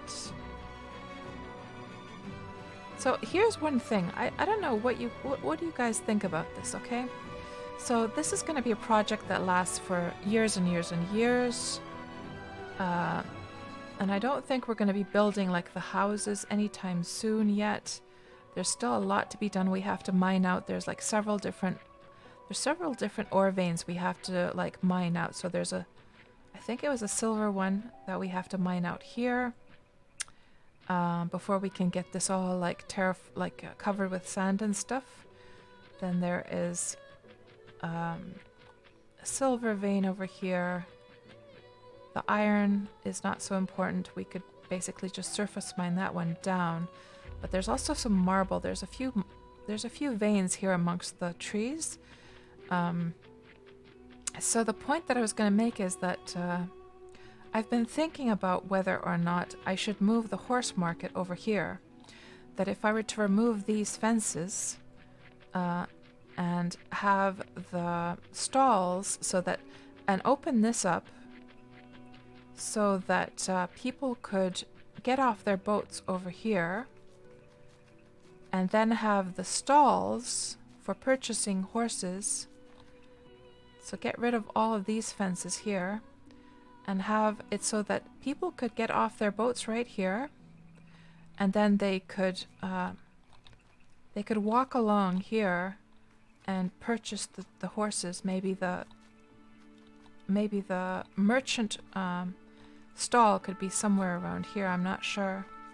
That's one thing I've been like. I wonder if I let me see. Did I save a deed planner plan for that? Let me just see here. Kingdom project deed planner.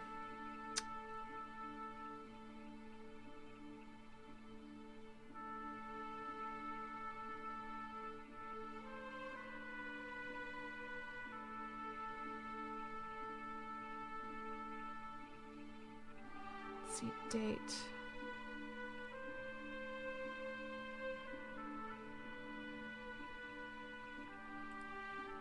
Let's see if this works. I just open deed planner.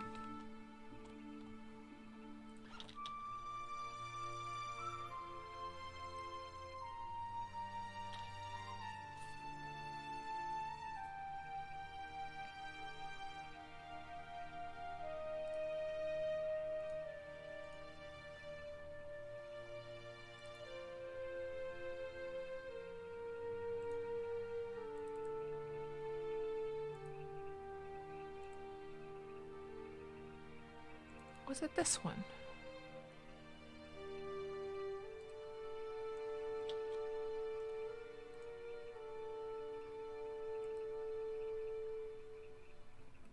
No, that's not the one. No. No, that's the one with the kingdom. Yeah, that's not the right one. Where the heck did I save it now? Did I save it in my downloads then?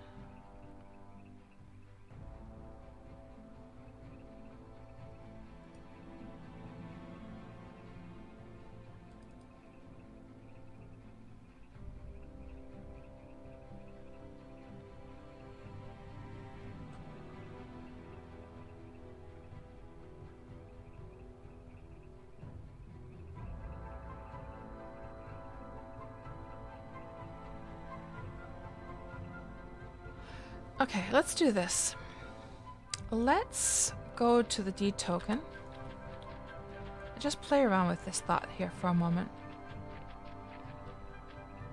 So here's the problem, guys, okay?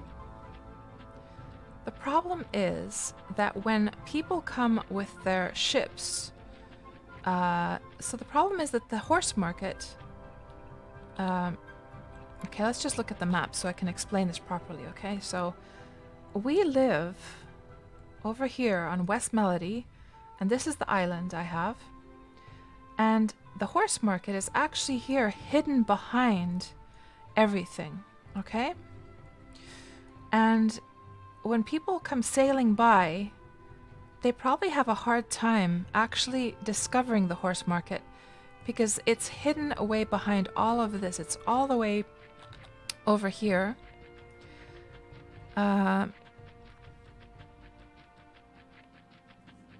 Over here, you see.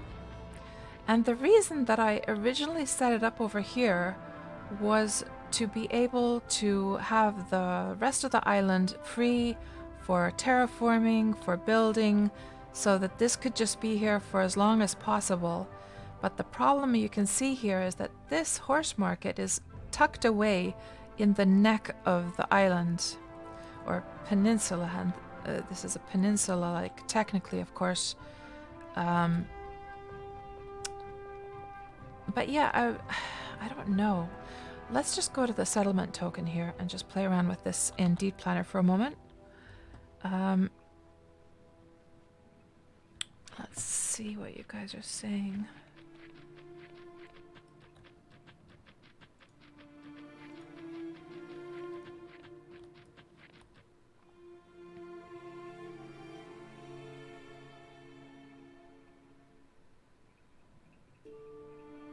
And Lewis, you were saying that if you did not have games, you might not be here. Games keep you going. Aw. Yeah. I can understand that, Lewis, for sure. I have some friends who also feel like games are such a important part of keeping that they give so much like joy, you know, to balance out the rough things in life. Vaf says, hey, you make me feel good after a bad day at work. Having something to get into other thoughts with mood changer is important as well. Absolutely. And I'm glad that I am able to provide that kind of feeling, Vaf. That makes me very happy to hear that. Boyer says, games are like a book to me. Good games offer an essence or story from which you can learn things or something, or just make you forget about real life for a while. Absolutely. And yes, Joe, I need to harvest that cotton for sure. Tret says, escapism is so important. Strangely enough, games are still sniffed at by many. How you get your share of escapism doesn't matter, in your opinion. Some read books, some collect stamps, some are obsessed by old cars. That's so true, Tret. That's so true.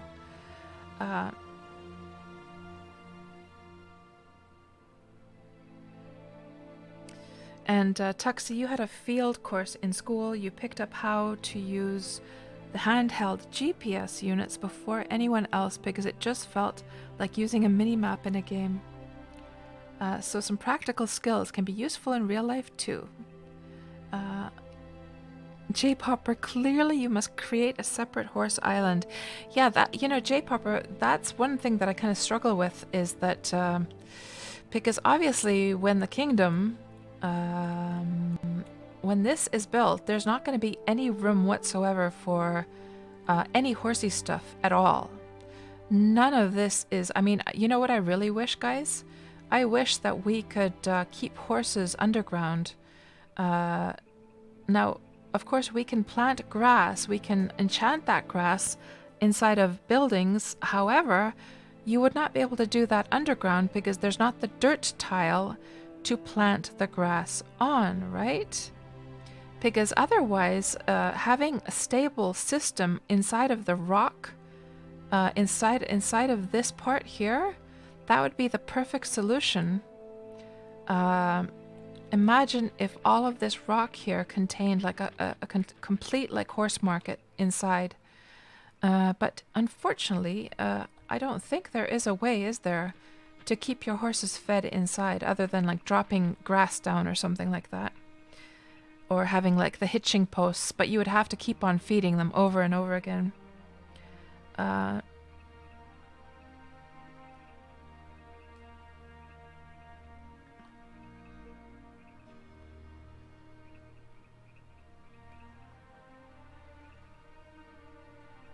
And Tuxie asks, is there a fast way to cool things down from the forge? Yes. So you should have, if you have like another forge or an oven and it's cold, it's not lit, you can throw that item in there. And I always knew that thing, but what I didn't know until I saw the Factional Fight stream was that it will cool down even faster if you put it into a container of some kind. So put your item into, say, a backpack and throw it into a forge or an oven that is not lit, and it will cool down very, very quickly. Oh,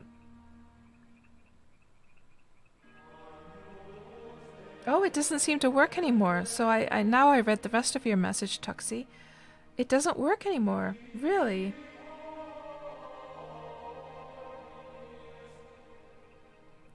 And Archon, you've seen a mine with horses in hitching posts. It was rather creepy, really. Okay, Poch, thanks so much for hanging out with us today, and you have a good one. Talk to you later. Have a great rest of your weekend. Yeah, try with a backpack. That was a new one for me, at least. That it seemed to. They only did that like a couple months ago. They were showing that. So what was we going to do? We were going to go and get the latest deed plan. That's right. Let's go do that. Let's go and do that.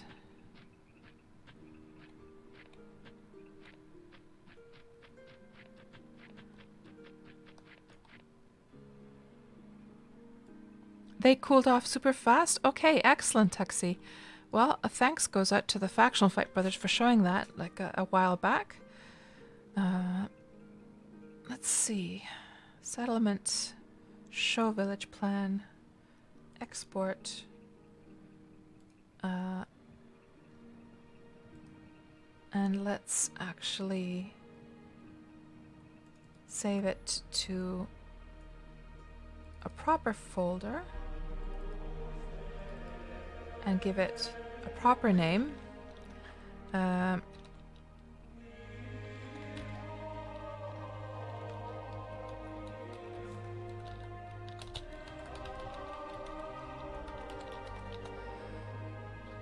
Okay, and then we will open it up in Deed Planner.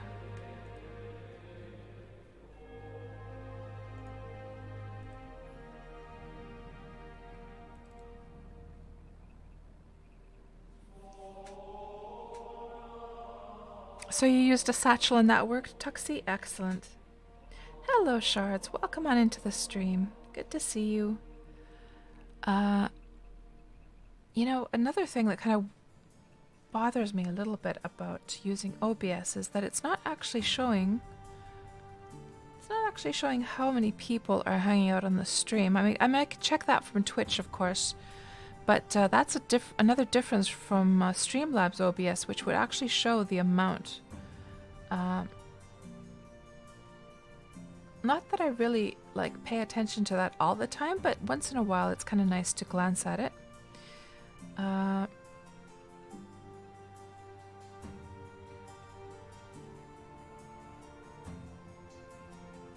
And what was I going to do? Yes, let's fly around here.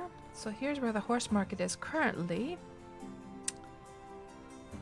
And here we can see the terraforming work that we've been doing today. So let's just fly out here so you can get an idea of what I'm talking about. So, you know, when people are sailing past on their ships over here, right? This is so hidden away that they wouldn't necessarily find the horse market there. So my thinking was that if we were to move it over here, it might be a smart thing to do. So let's just play around with this and see how that might look. Let's just, first of all, let's just remove these really ugly, like, round pole fences. So I did a little bit of experimenting with this one time.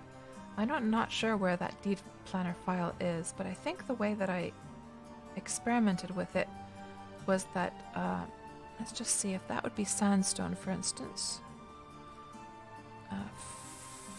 Roads, sandstone. I mean, this could already be the tile type that it's going to be in the future. Because in the future, of course, this is going to be a water canal right in the middle here.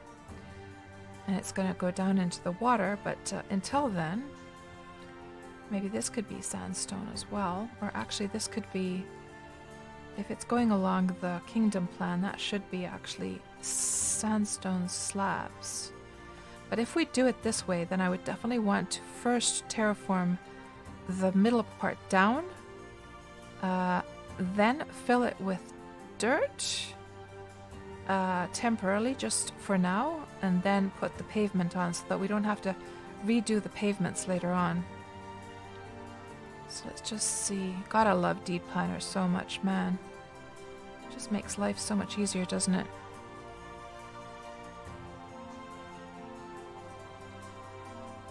Now all of the edges here are supposed to be sand. So this is one of the things I was thinking that might be kind of cool to do. Is do all the edges. So they're not that ugly like stone. Like I mean on today's stream. Of course in the future it's going to be like this.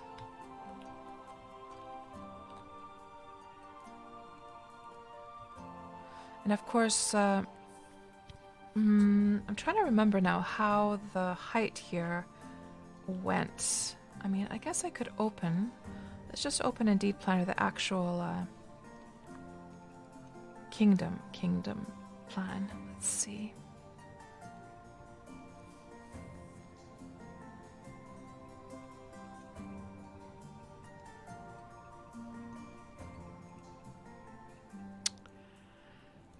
Let's see.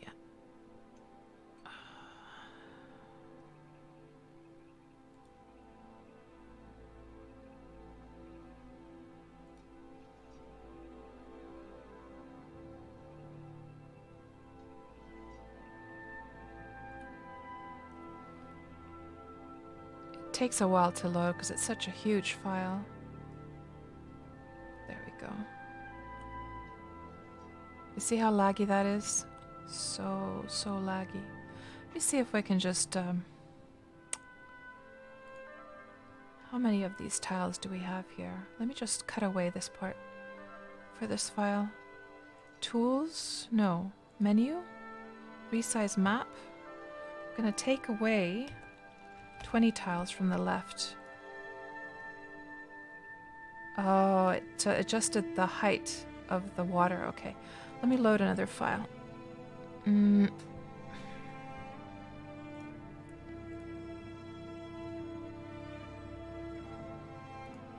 Export from test. Let's see how that works out. That's a bit better. Oh, but this doesn't have the sandstone. Oh, man. Yeah. It's kind of buggy, that one as well. What about this one? Okay, this one works for us. Good. Yeah, this is exactly what we need. So, the canal that we have been terraforming today. Now this is missing the bridges because the modern Deed Planner 3 does not support bridges yet. So we're just gonna have to try and imagine that those bridges are there. But basically, the canal will have this going down to the water, and you see there's the sandstone slabs. That is why. Just put this in a different. There, you see when I was putting down the sandstone slabs. That's why I did it, because I remembered that the center would be sandstone slabs, and this is going to be sandstone bricks. Now, what was the point that I was going to make? Gosh. Completely forgot what the point was that I was going to make. Oh, now I know. Now I know. So, talking about the height thing here. So, I wonder, visibility, can you can remove all objects? Okay, that's just objects, that's trees, bushes, ships. But the problem is that I want to see the ground without. So what we'll do is we'll just remove everything from 1/4. So I can see how the ground is terraformed. So we're just going to remove all of this here. Starting from the first level. And this is just so I can see how the ground is terraformed. You can just paint that away, erase it.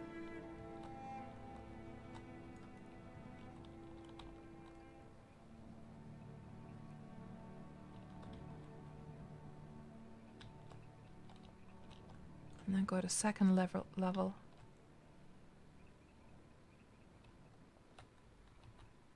Just turn off the trees as well. So by pressing down the right mouse button, that erases the walls and stuff. You can just remove stuff that way. Going to the third level.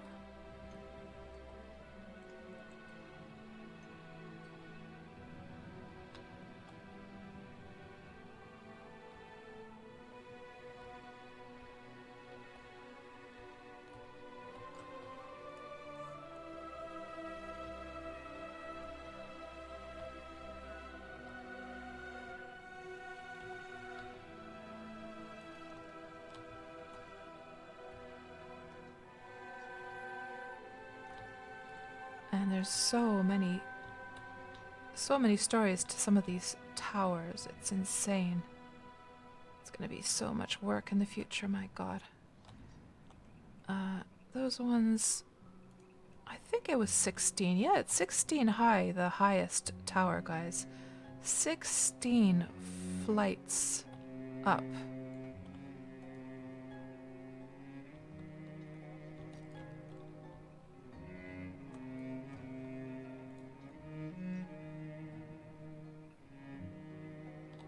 Man, when I hear this music, it makes me want to play WoW.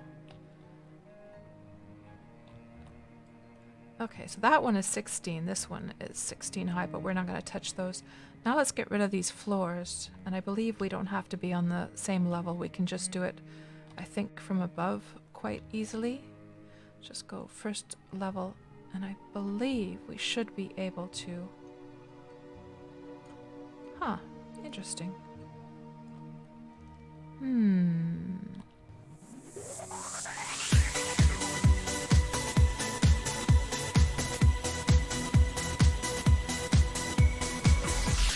Hello there, Commissar Vodka.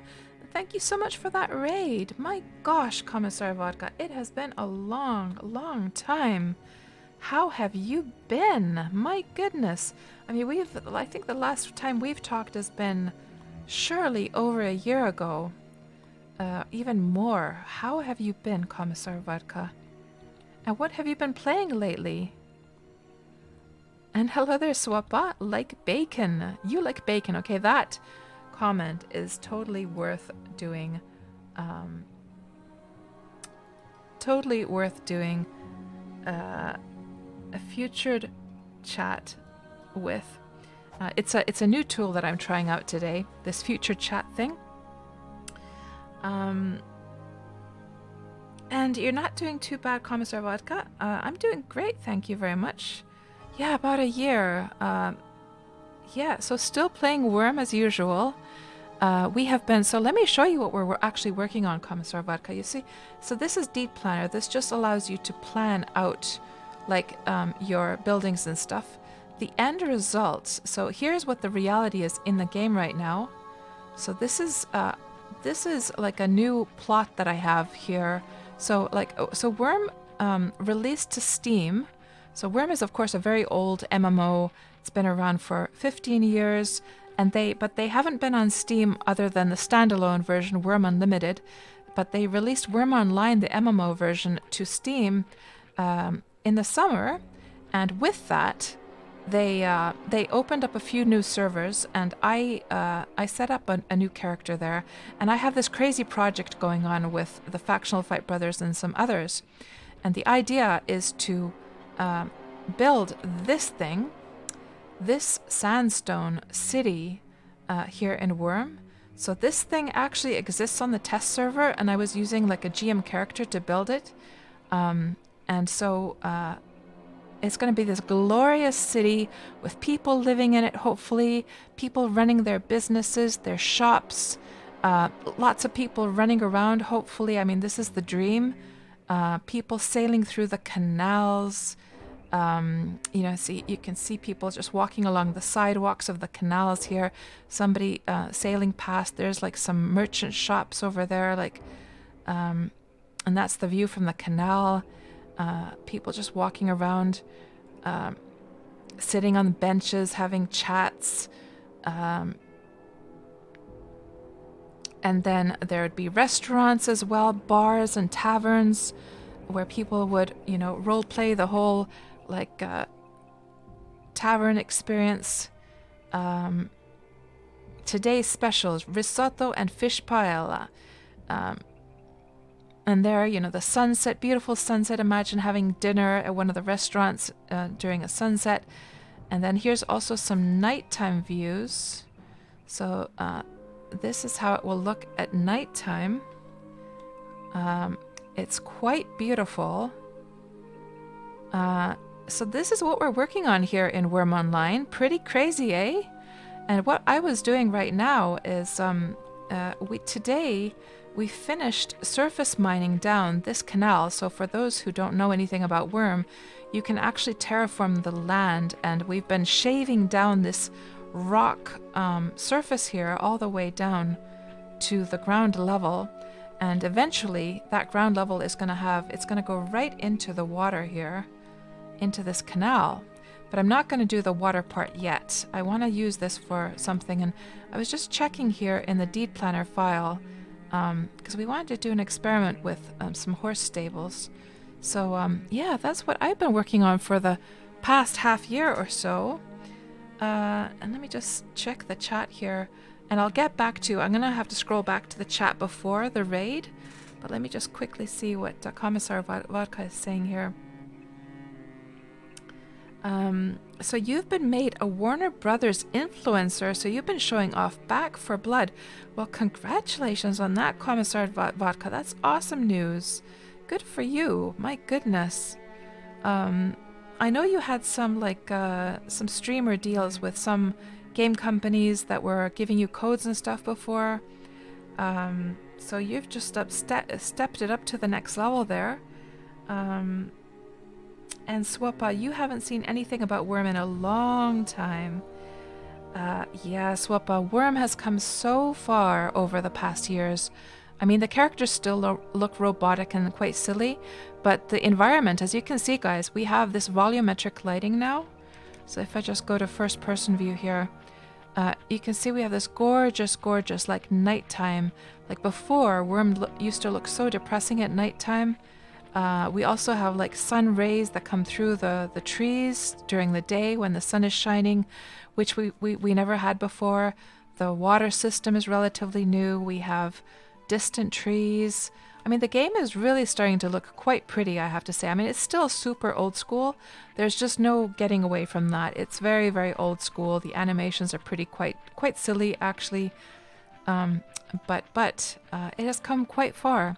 And Commissar Vodka, you know, like when the Wurm had the Steam launch, I was actually helping the Wurm team with the marketing stuff, and I got the task of making the Wurm trailer.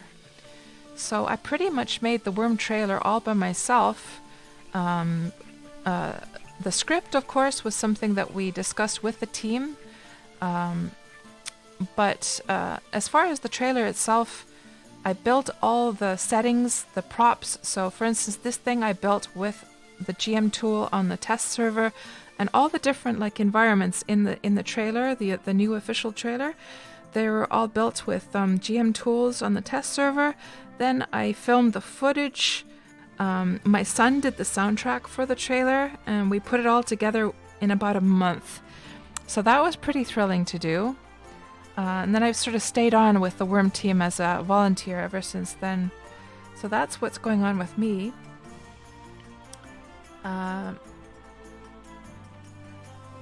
So the only game you've been playing, Commissar Vodka, that has been similar to Wurm Online is Wild Terra 2 New Lands. I have not heard of that one. I've heard of Terra, I think, but that's a completely different game, I guess. Now let me just see what you guys were saying here before the raid. Because I was sort of in my thoughts there in Deed Planner. I'm pretty sure I missed some things. Let me see here.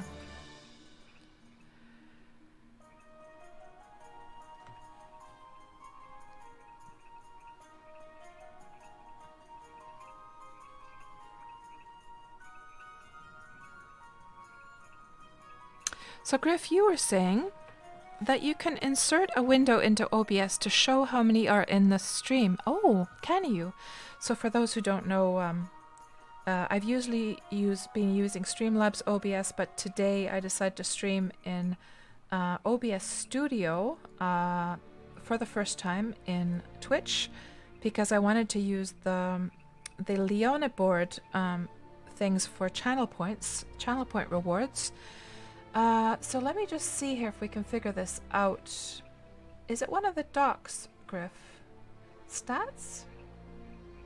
Twitch stats. Maybe it's one of these. That might actually be something that's not so good to show in chat. Let me just check because I have no idea what those are like. Let's see. View, docs, stats. Okay, it's showing dropped frames. Like how many there are. There's 0 currently. Showing disk space available. CPU usage. Okay, that's interesting. Memory usage. FPS. So this is okay to show. Let me just check the other doc here. View doc. Twitch stats.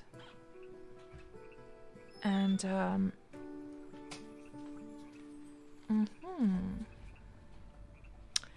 yeah, that's that window. Not necessarily want to show that so much. So there's like 40 on the chat right now. Okay. And wow, we're up to 2,623 followers right now, guys, on the channel. And that's just crazy to think that we're going to actually be reaching 3,000 probably within the next half year or so. So that's pretty cool. We're going to definitely have to, like, once we reach 3K, we're going to have to do some kind of celebration stream for that for sure. And now that we have Lear on board, up and running, I can design something cool for that, just shutting those windows. Thank you for that tip, Griff. Good to see that there is like a tool to be able to see that. Now let's see. Where did we leave off here?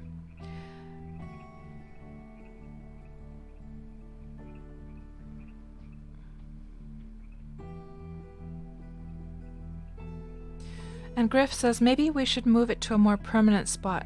So do you mean the horse market? Yeah, that's definitely like Griff. That's something. Like I know. I guess part of. I would imagine, like, if I just imagine here, like how you feel, you know, how you guys feel. I know you're anxious to get forward with the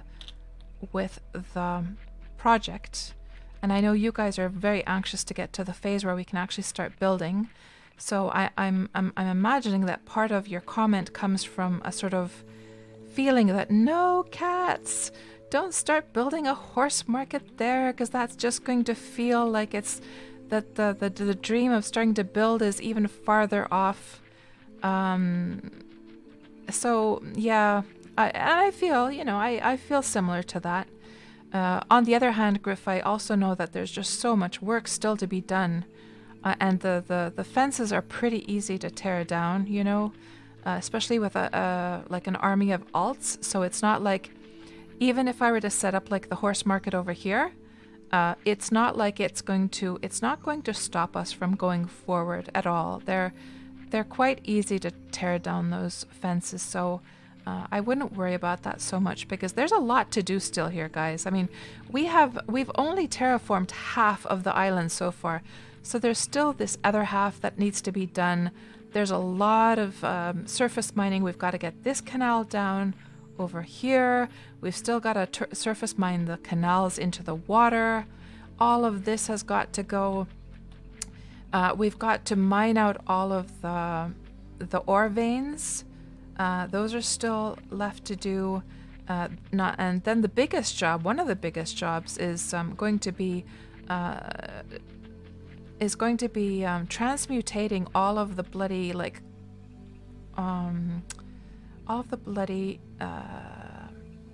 clay tiles.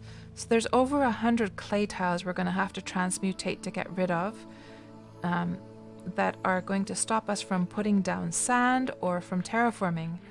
And then there's a whole bunch of other things as well. Also, another thing that I would like to do is I would like to dredge down. So dredging in Wurm is you use this tool in your boat that will scrape the bottom of the sea. I want to actually dredge down the surrounding tiles. Can I not get down from here? Here we go. So I want to be able to dredge down the surface of the bottom of the sea as much as I can, so it's as deep as possible, to dissuade griefers from coming in, like piling down like dirt and building stuff and things like that. So if it's very, very deep, the water surrounding the island, that will, help a little bit in that, I think. So, yeah, Griff, if that's your concern, don't worry about it too much. There's still a lot to do. Like, I can't see us, like, beginning to do the actual building stuff. I mean, the earliest I could imagine us starting to do building stuff is probably in half a year. And I hope that doesn't demotivate you too much, but I just know that there's a lot that still needs to be done. And at the end of the day, as we, there was a whole group of us when we first started and Melody first opened up, but there, as time has gone on and we've seen the new players who came and joined us in this crazy quest, a lot of them have dropped away eventually because they sort of like, maybe Wurm wasn't for them in the end of the day, or else they got other interests and moved on to other games. So what the point I'm trying to make is that there's not that many people really doing much with the island except you and me and Farron, and Kalos comes by once in a while to do some surface mining, and he lives over there with Serven. So my point is that the amount of labor for all of this work is lessening and lessening and lessening, which means that things are going to go slower and slower for us. So, yeah. Let me just see what else you guys are saying here.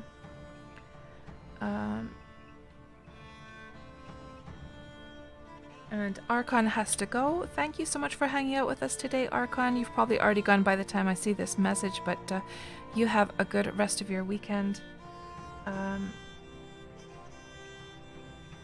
And Tret needs to get some sleep. Thank you so much for hanging out, Tret. You have a good night as well, and have a great rest of your weekend and a good Christmas to you as well. Thank you very much. And you're in it for the long haul, Griff. Well, I'm glad to hear that. Yeah.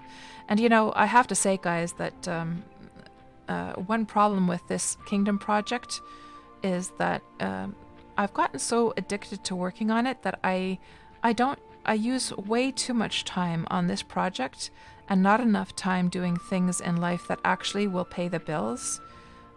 So I need to also, like, that's another thing to consider, Griff, is that, like,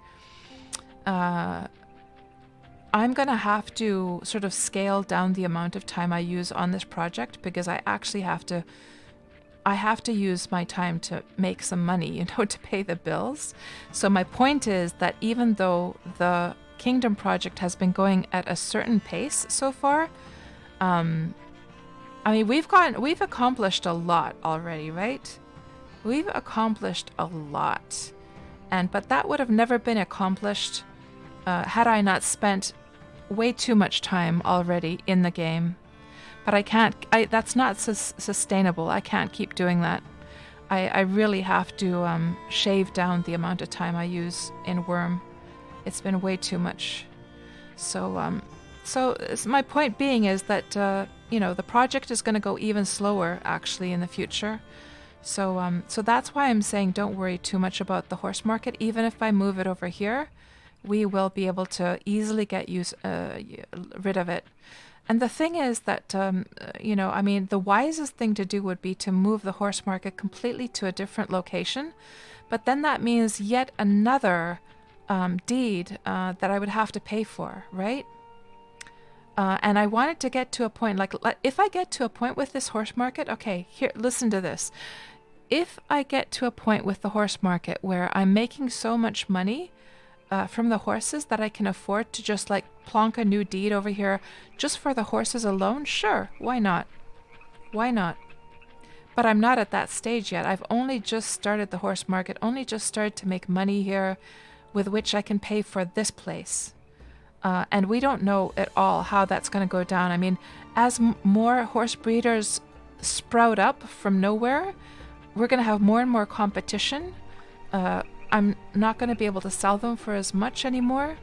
So, that's the problem. So, yeah. Okay, so what were we gonna do? We were gonna look at this thing, right? That's what we were in the middle of doing before the raid. So let's just continue removing these. I could swear, guys, that you could just be on any level and just remove these floors. How strange that I can't do it now. Oh, because I have walls selected, cats. You dummy. You nincompoop cats. Okay, now we have the floors selected. Now I'm able to just do this. Yeah. So you can remove the floors and the rooftops, even though regardless of what level you have selected. But the walls, you have to be on the same level when you remove those.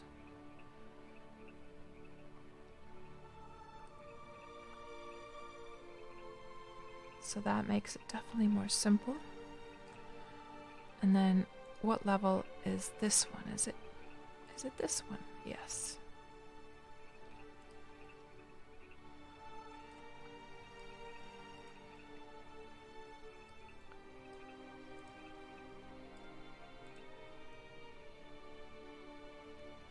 Let's just take those objects away as well.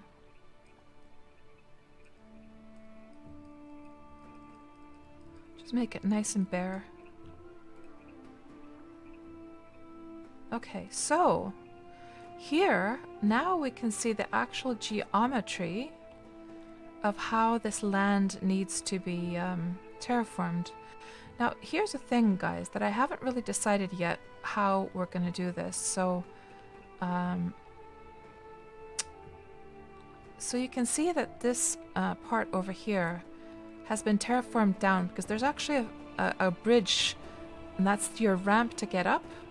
But on this direction, it's actually like a... Let me put the trees back. It's instead this kind of system like you see in the trailer, actually. So there's no bridge to go up. Instead, there's like a couple of market stalls. There's an oak tree, a bench. But over in this direction, and again, the bridges are not showing because this is Deed Planner 3. There would be a bridge here, and that would be your way to get up to this area over here. Now, something I can't really decide on whether I want to make all of them bridges and just have ramps on all directions, or do I want to keep this kind of, where's the good example over here? Like what we see in the trailer on the other direction. I guess it would cause a lot of frustration for people trying to travel through the kingdom if they're going to they remember that they saw a ramp somewhere, but then they go to the wrong spot and then they get lost and they're trying to get down, but then they can't find the ramp because it happens to be on the other direction, you know? So it just could be that we're just going to put the bridges in all of them. So the reason that has like a significance is because, let's just turn those trees back off. That would mean that if we do put the bridges in all of them, I'm going to have to terraform this to be exactly like it is over here. And Griff says that when you guys did the labyrinth, it was a similar story. You had like 5 or 6 people helping you on day 1, and as time went on, it ended up just mostly being you and Farron. And you guys worked on that for, what was it, 3 years? Yeah. Well, I'm glad, like, if there was anyone I would have ever want to do this project with, Griff, it has to be you and Faye. Because I know you're like, you guys are the same types of players as I am. You guys have the patience to do... I'm also this kind of long haul kind of person. And I think you can also sense that. Like, there's no danger of me ever, like, giving up on this project. Of course, we might take breaks. And I also hope, Griff, that you and Faye feel that if you need to take breaks from it, want to focus on other things for a while, we know we're going to continue this, right? There's no panic. There's no panic at all. Like, if you guys, like, let's say a new game came out and we'd all be excited to play it, I wouldn't panic at all if we all, like, you know, said that, hey, there's this new game, I'm going to go play it. we are old, you know, Wurm veterans that never truly leave the game, and I totally like know how that feels. So, yep, exactly, Griff. Same here. Same here. Yeah, Joe, exactly. More breeders, more horses, people, and losing people, the prices go down. Yep, that's very true, Joe. It is. And J-Popper, at some point you're going to bring J-Poppin over to help. Oh, that'd be awesome, J-Popper. Currently deep with your own city build under Surefall. Hello, Argus. Welcome on into the stream. So, this thing has like a Lord of the Rings feel. I haven't thought of it from that perspective, but I think you're onto something there for sure. Do you guys want to see? I mean, we've talked about the kingdom so much today. Would you guys like to see the kingdom on the test server? I show it once in a while. I'm just gonna have to log on with my GM character over there. So let's just log on. And this is fine for me to show. I've asked permission in the past, like whether I can show this, and it's fine. So we're gonna log on with Malena.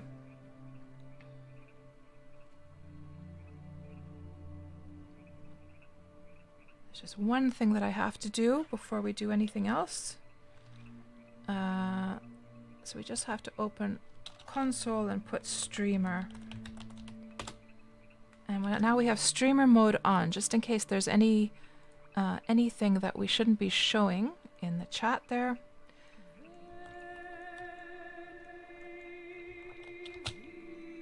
So, and let's just set a time of day. Let's do the nighttime.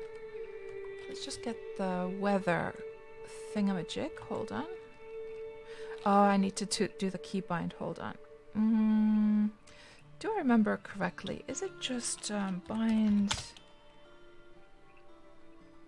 F6? Is it just weather? I think it might be. Key binding saved, yes. F6. There we go. No. Where the heck is it? Nope, that did not save it. Okay, let me check. I have my keybind settings here. Let's see. It should have been weather. Yes, I had it correctly. Huh. So how come weather console is not coming up? Let me just shut down this client. I don't think that's the reason though. Oh, there it is. It was just hidden. So here, with the GM tools, we can decide the time of day.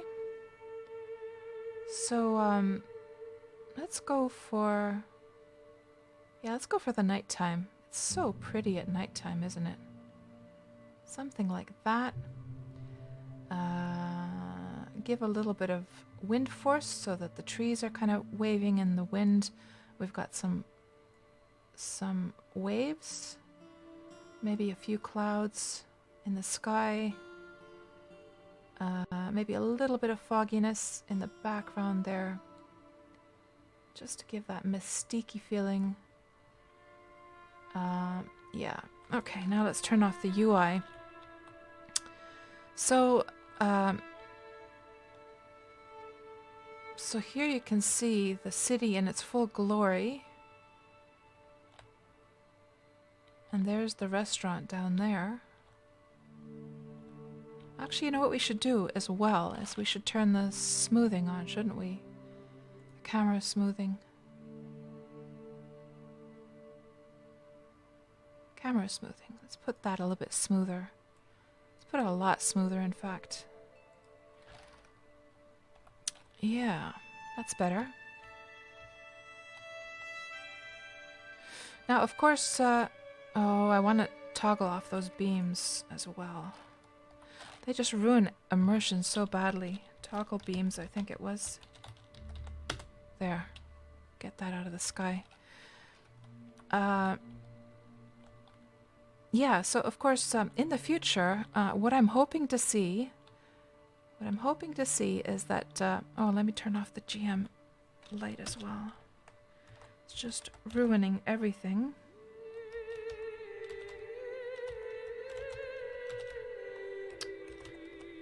Oh. What's wrong with your fingers today, cats? There we go.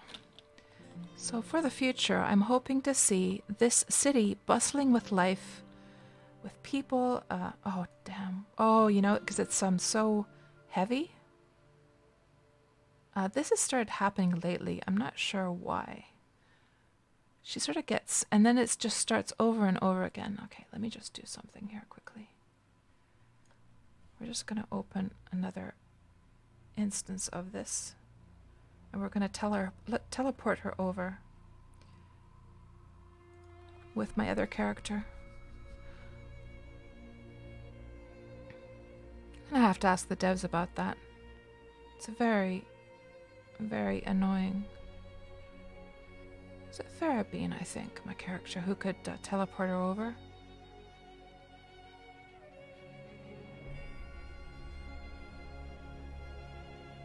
So she's already in the city. Let's just... oh, she can't even fly. This one is not a GM character. But, oh, yeah, she can't actually teleport people over. Hold on. I think Shalastina can, though. What game is this? I don't know, but it looks awesome. Yeah, I'm gonna have to ask the devs about that. That's kind of worrisome because we don't want to see that kind of lag issues in the future, right?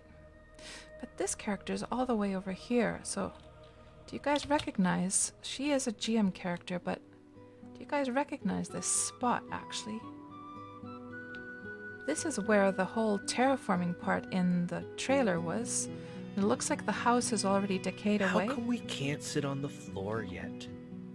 Hold on. Let me calculate that. Do you guys remember when the two characters are sitting there and the area is being terraformed? So this is from that spot. But yeah, that's not the character I wanted either. So not Shalastina. Was it Brambleen then? Let's see.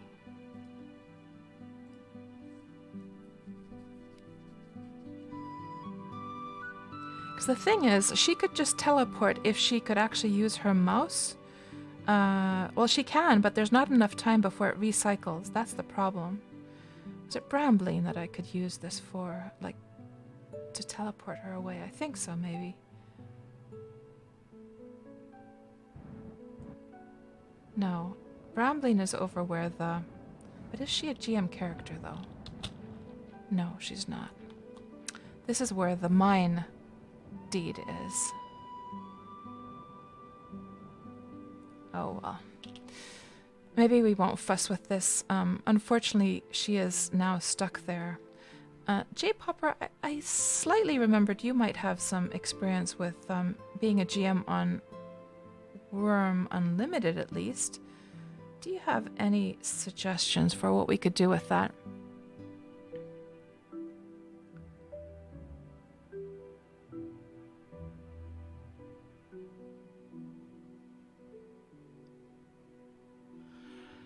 Yeah, this is a pain, guys.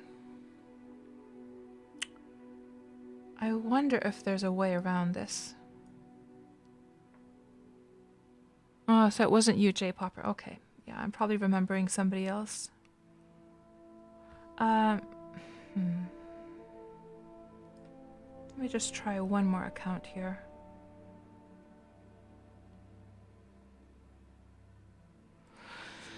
So it was none of these.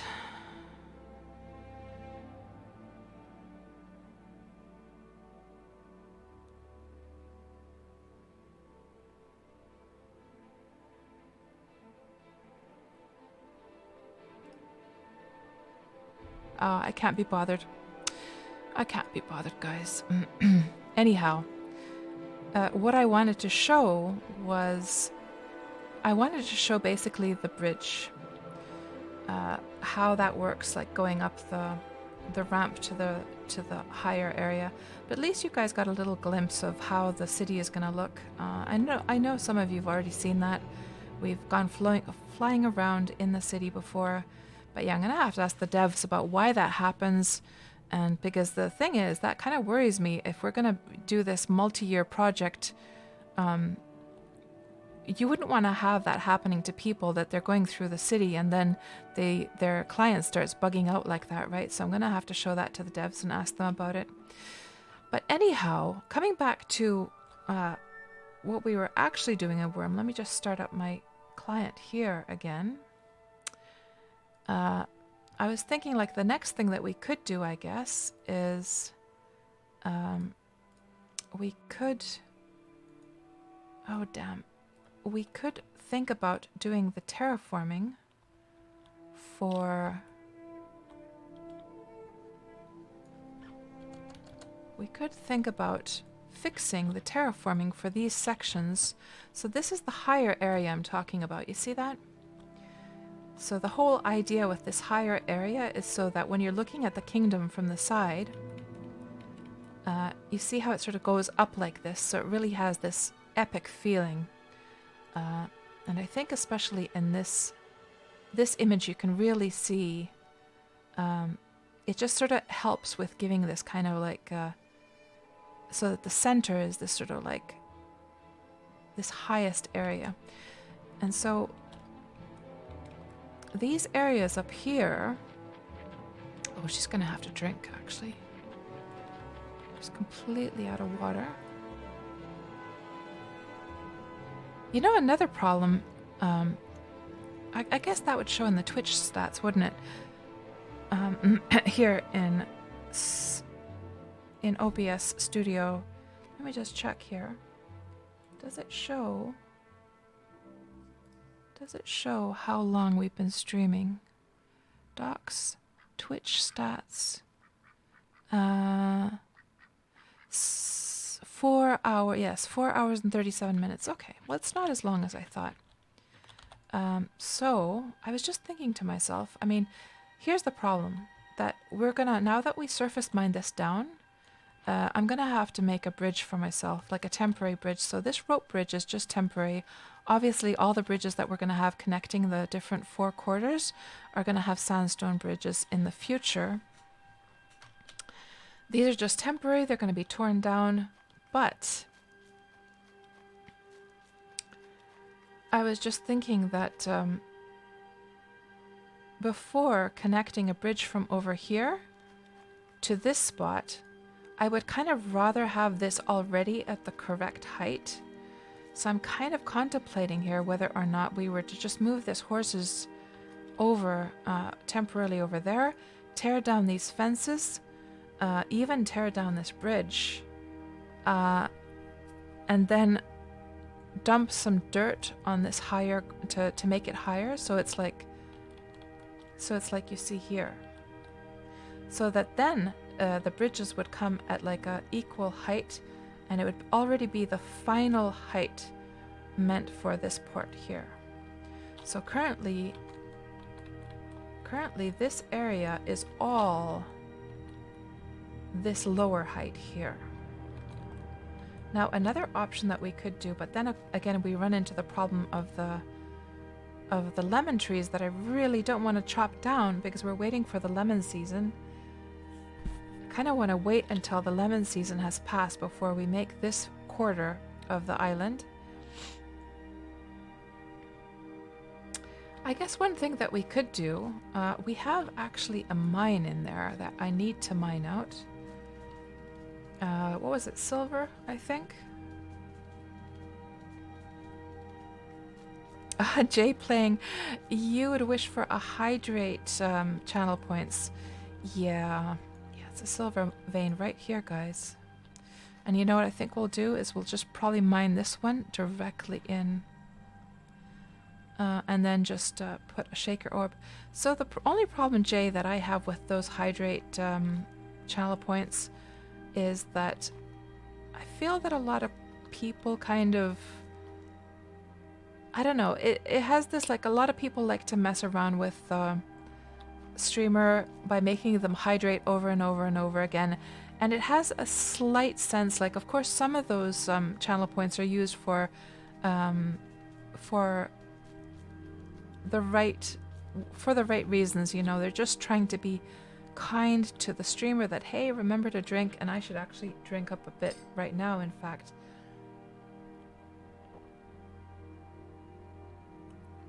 But then I think you guys have all seen when some people like to mess with the streamer and then make them like drink over and over and over again. And I don't feel that that's really the style of my stream. You know, that kind of manipulative, messing around with kind of thing. I don't think it really matches like the essence of my stream so much. So, oh crap! Ouch! Ouch! Ouch! Ouch!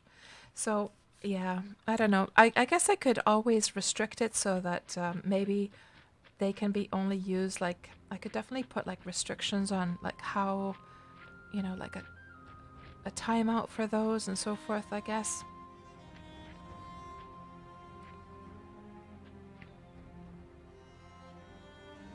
Yeah, exactly, Tuxie. We could just put a cooldown, I guess, just like we've put to the Factional Fight ones.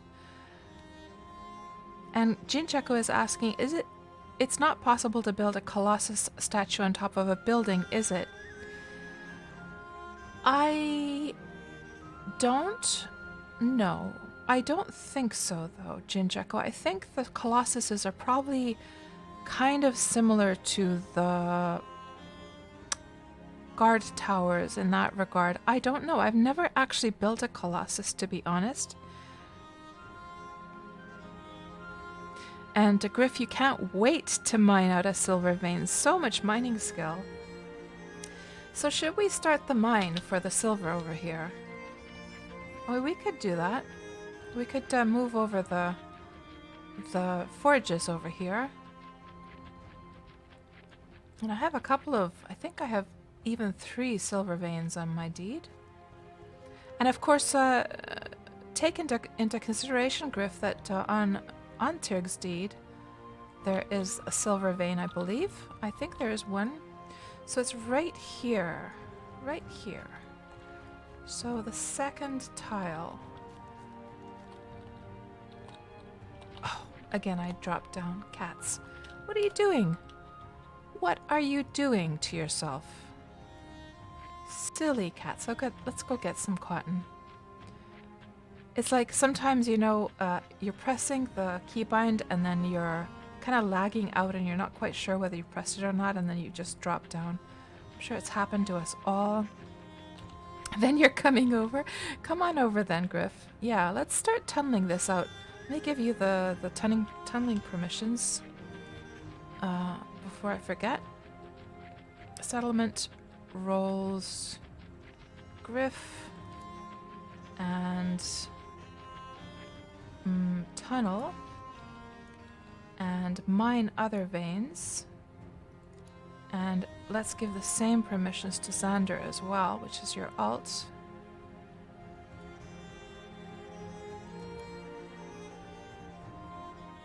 Mine other veins. No, that was iron veins. Mine other veins. Tunnel.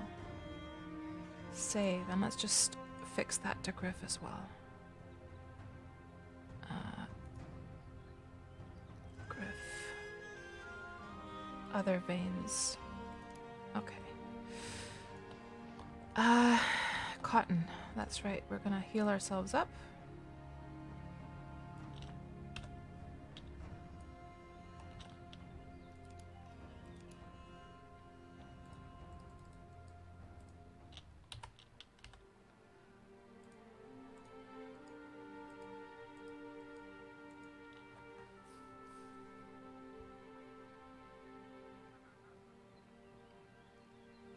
And you know what I'm finding kind of annoying about OBS Studio, guys, is that when I'm trying to scroll up the chat, so watch this, guys, watch this. This is not an issue with Streamlabs OBS whatsoever. So I'm trying to scroll up the chat here, right? Hold on. And it seems to be buggy when it's not like full. Let me just turn off the display capture there for a moment. There. So now it's working. On my other screen, guys, when I'm trying to scroll up, what it does is it'll scroll up and then it'll keep on going down. It's so annoying. I don't have that issue with Streamlabs OBS whatsoever. Cat's Inception. And I have it full screen on my other monitor, and it just keeps bouncing back up. It's so weird how it doesn't, it's not a problem here on my main display, just only the other one. Annoying. Okay, so let's go and tunnel this thing out then, Griff.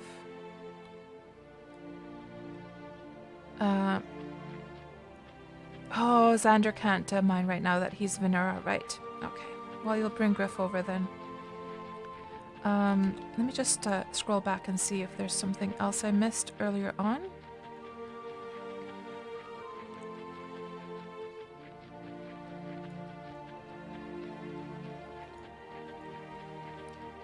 Hello, Bun Bun. Welcome on into the stream. Sorry I didn't notice you there. And let me just, that chat keeps bouncing up, so I'm literally forced now to use the future chat to check the chat, because with the future chat I'm able to actually scroll up with this chat just fine.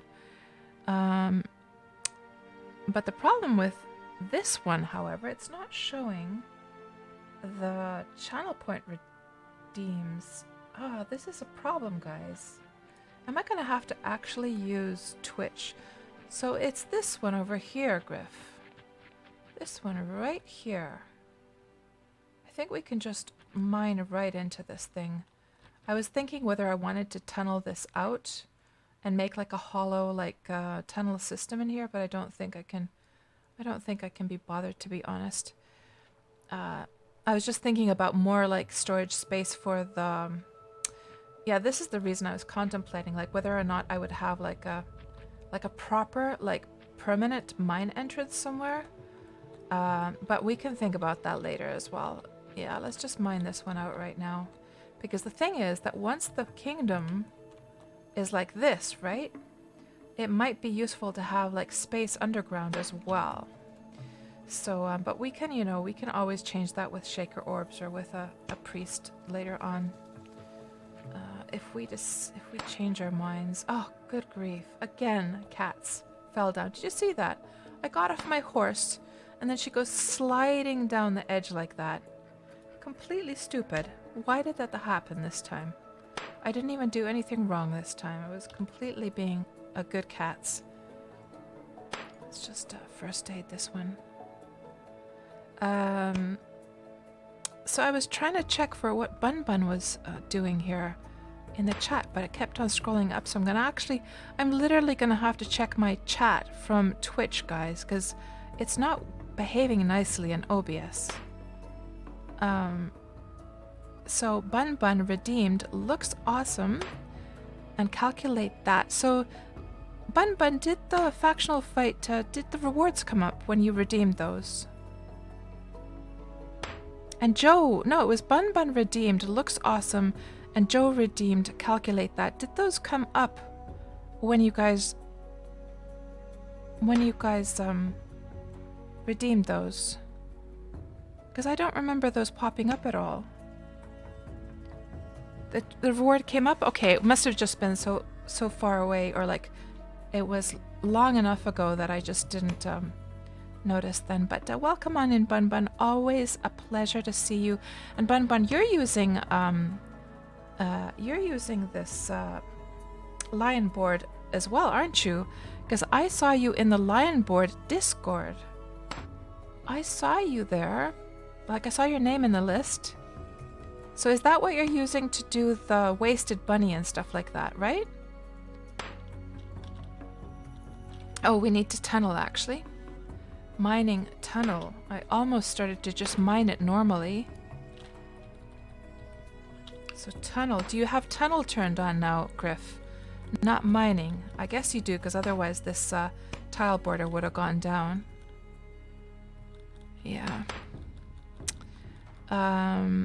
Yeah, Griff. Yeah, there's no problem when I bring that window over to this monitor. It's just in the other monitor. Now, to be fair, the other monitor is a TV, but still, that shouldn't be causing any problems. You know what we need, guys? We need some food. I'm gonna go get some food. We're completely out of food here.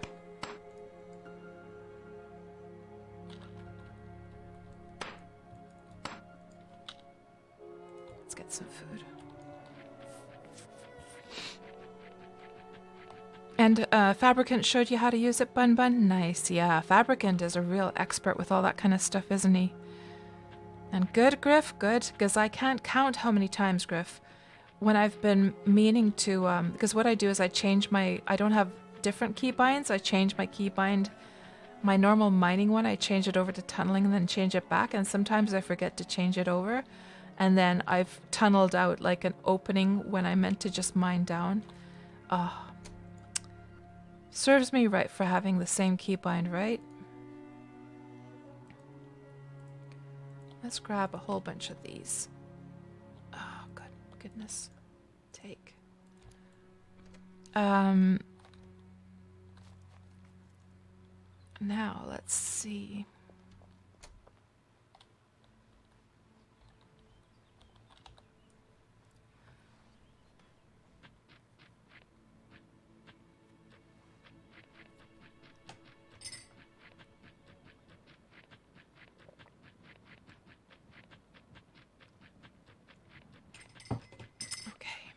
I think the barrel's over here somewhere.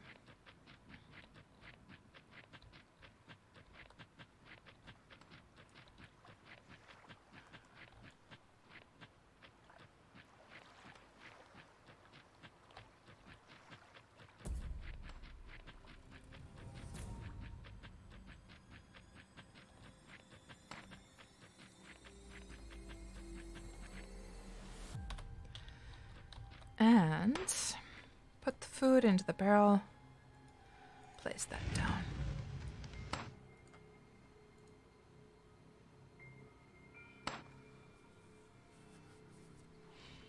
I should have taken a taste of the CCFP food as well.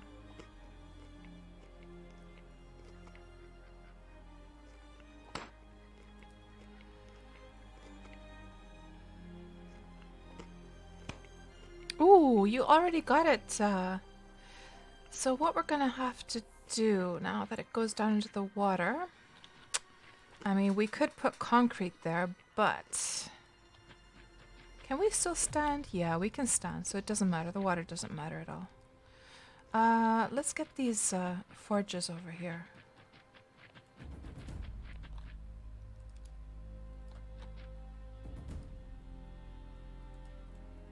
I find it easier, guys, to even though you can push quite quickly on deeded land, I've sort of started doing the place thing, which seems to be kind of faster even. Oh, you know what I should be doing? Cats, are you silly? Don't be silly. Don't be silly. Just load them into your wagon. That's what I should be doing.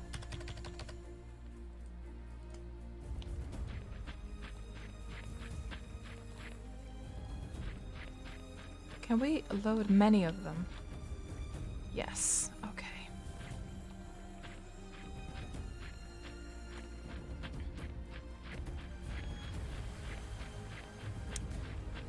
Now, I don't know about lighting the forges because they won't light in water tiles.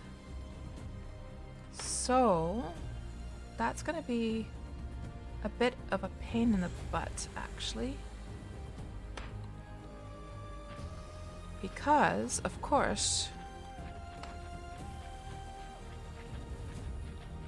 can you actually reach through the tile? Let me just see if we can we stick a bit of silver and plonk it into a forge from over here? I don't think so, because we're not inside of the... Oh, we can actually. Can we also access it from there? So I can't open the forge. I can drag it onto the forge, but for me to open the forge, I would have to come out. Okay, let me just try something here.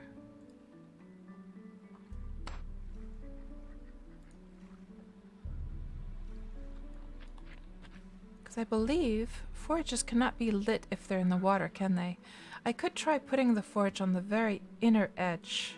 Let's see if we can actually light it there. Okay, hold on.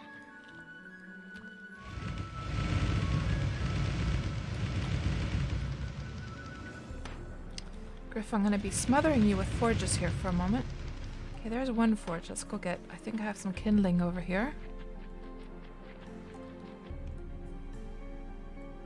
There's one. Let's just see what happens. I fear that it's going to tell me that you can't do that in the water, though. Let's see.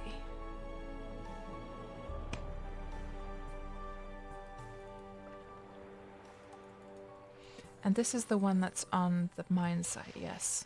Okay. Light. Oh, it is actually lighting it, guys. Okay, perfect. We don't have to worry about that then. That is perfect. Good, good, good, good. So in that case, we can just... I'm just going to push over.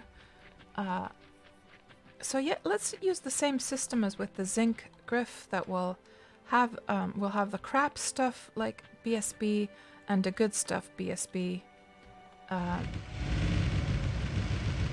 And I don't actually know what the... I haven't prospected the quality of the silver. Maybe if you... I mean, you have high prospecting. Could you check what the quality of the silver is, Griff?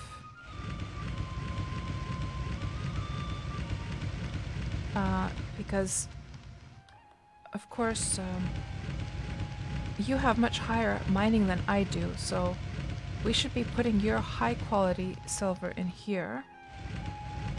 And then all the rest, I don't know what the quality is though. If it's a low quality one, then it doesn't really matter. So it's 39 quality, right? Okay.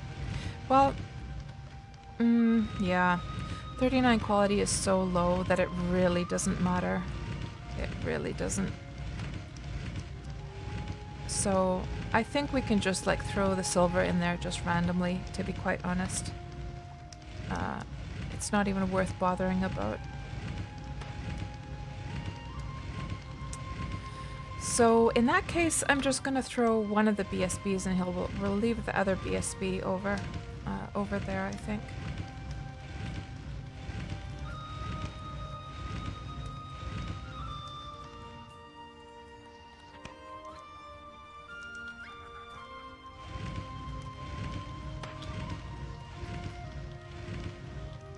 Let's just place this. Place.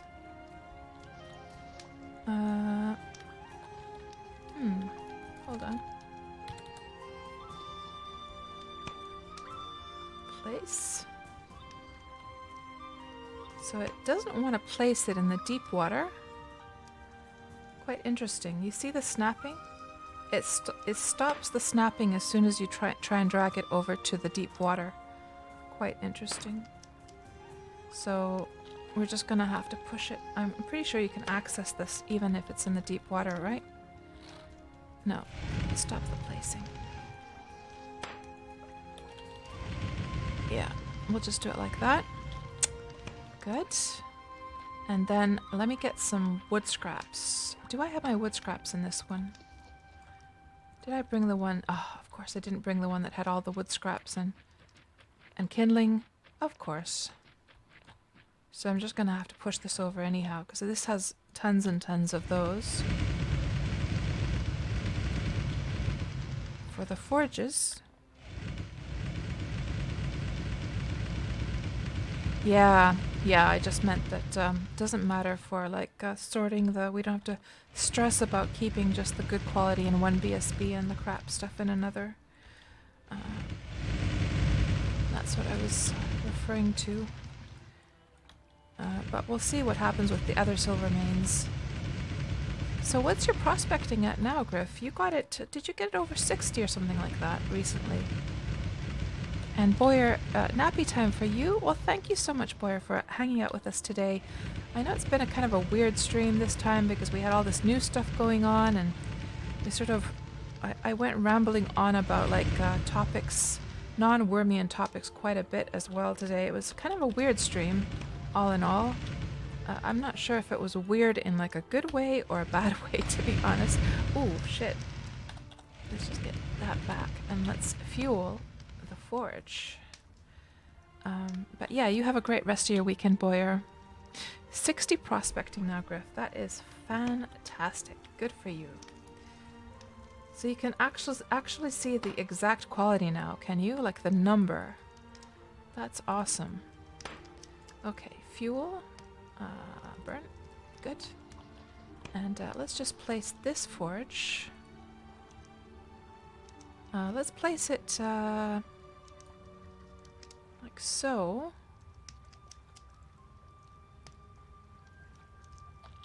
And then place another forge. Maybe we don't need 3 forges. Last time 3 was kind of like overkill, wasn't it?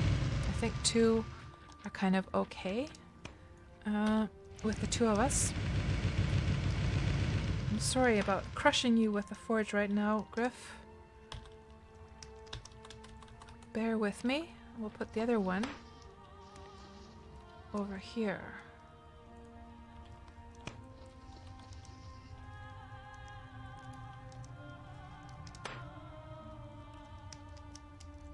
Like so. You cannot reach that place, okay?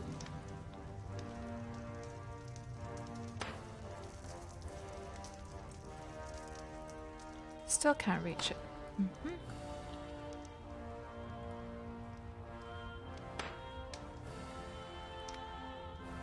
Interesting. Oh, it's probably too deep then, isn't it? Let's try that once more.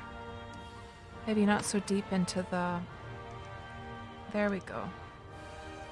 Yeah, I was trying to push it too deep into the mine, I think. That was the problem. I believe I can probably push this in a bit. Regardless. There. Good. Now, what else? What else? Food. And I can just imagine Griff just enjoying getting his teeth on that silver. There's the food. I should probably go and get, let me go and get some, a little bit of that, a little piece of the pizza as well for our CCFP values, which I have a complete 0 right now, by the way. Jincheko. Using magic fire on the water. Oh, so Tuxie, I think it was because we were pushing a forge that had a... So there's a little bug that when you have a lit forge, and then you push the forge around, the burning animation is left hovering in the air. It's kind of silly. So we want a piece of this pizza over here. My num num pizza. I may actually just eat a little bit of it first. Fill up all those juicy CCFP meters.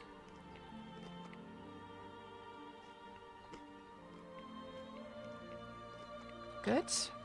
And then let's take a knife and just cut a piece there. Oh, we have to have it in our inventory, do we? Okay. Take a portion. I'll take another portion. Throw that back. Now we can get some CCFP for Griff as well. Although I'm pretty sure Griff probably makes much better CCFP pizzas than I do. Okay, now we're good to go. Everything is set up. Hello, Bambalam. Welcome on into the stream.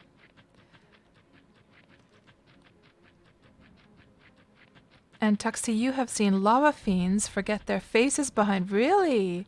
Oh, that one I have not seen, actually.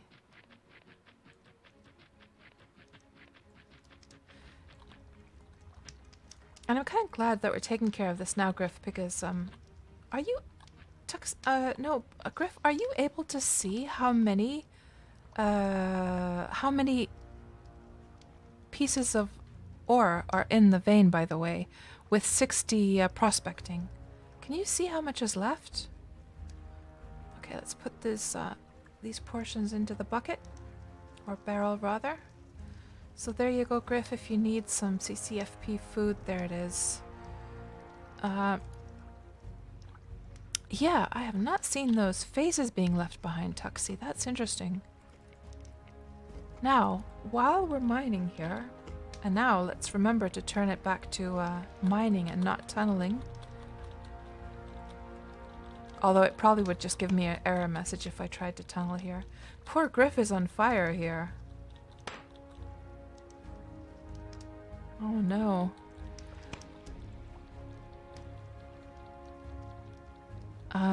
So while we're doing this, actually,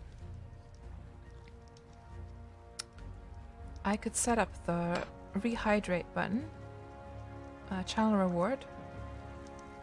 You know what, guys? I'm thinking to myself that should we set one up with Lyra on board, actually?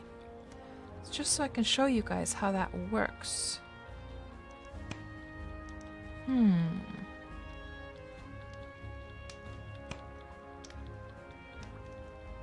I'm thinking to myself we could do something quite fun with an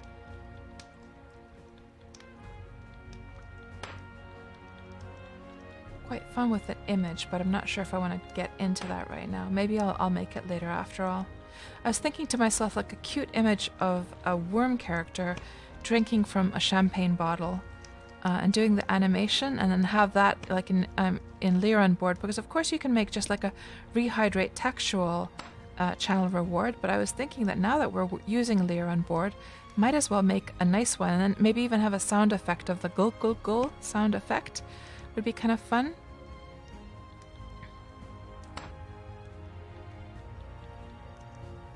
I mean, we could try. Let's just see here. We're going to have to get Malena out of... She's stuck in the city right now.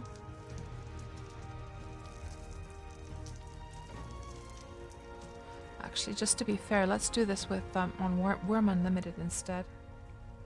Yeah, let's do it there. Wurm Unlimited. Play. And start up our server.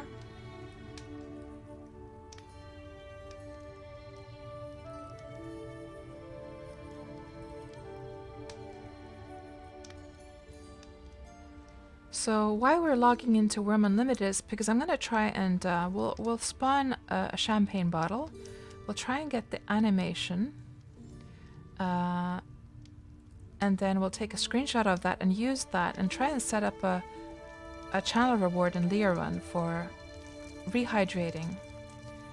And let's see if old cats can figure out how to do this based on setting up the ones that I did for the Factional Fight brothers.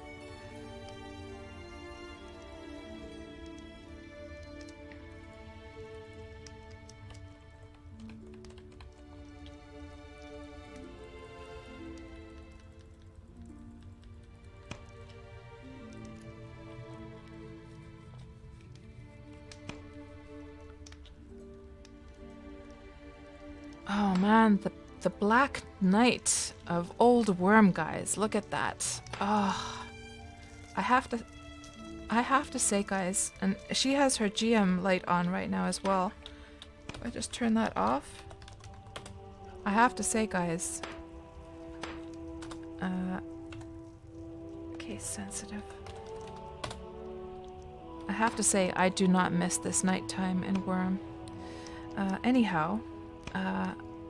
Let's see, let's turn on.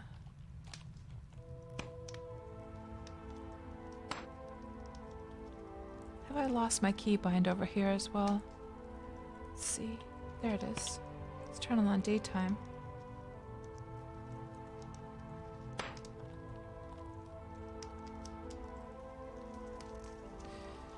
And... Yeah, I forgot that we don't have the third person in Wurm Unlimited, but I can use the camera that you can zoom out actually. Let's see if it's actually working for me here. It is.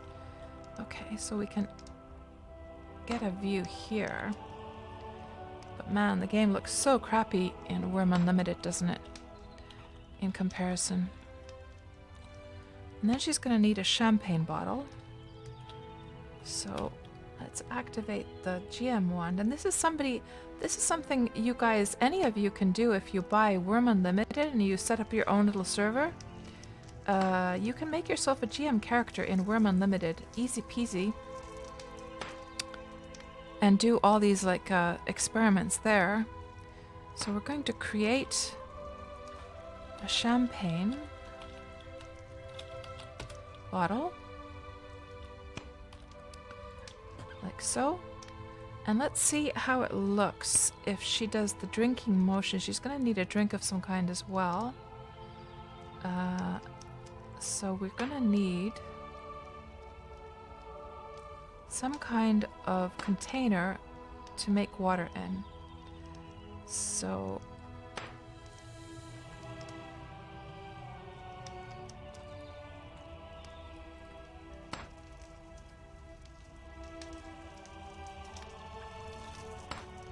barrel.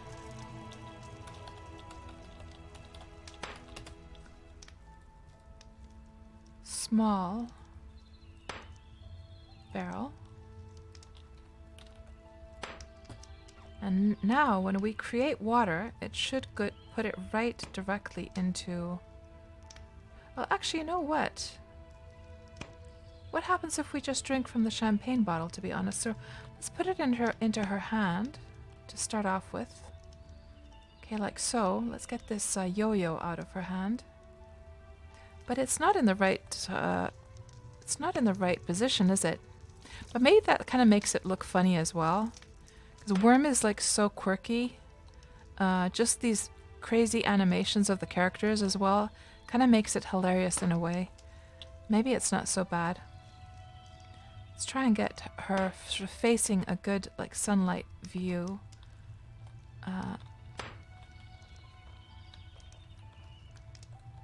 Like so. And we need to get her up high on the mountain as well, because I don't want to have to like take her off the background of... Let's go up here. It's going to be a pain in the butt to get her off the background there if we don't have the nice clear sky as a background. I think this will work out nicely. Okay, let's put her in this direction.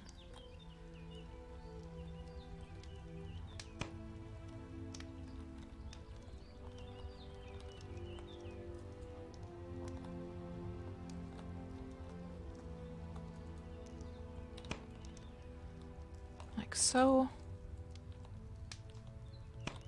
So we can get a nice view like so. And how does it look if she drinks a little sip from the... What happens if she... Does she drink the whole thing in one go? It just says, the champagne tastes good. Okay, so what if we then make water? Will she do the drinking animation then? Let's see. So we got the barrel, and then if we create water, and we put number of items, say 50, it should fill up the barrel. Oh, I didn't choose it from the drop down. Create water, and this is what I needed to choose, water. There. And say 20 kilograms, send, and now it's come into the barrel. Okay, now, and let's just change actually this, does she drink with her right hand or her left hand? That's the question here. Man, that looks so silly. If she drinks from this, what happens? So she puts away the champagne bottle. So what we can do is we'll take a screenshot of that champagne bottle, put that into Photoshop,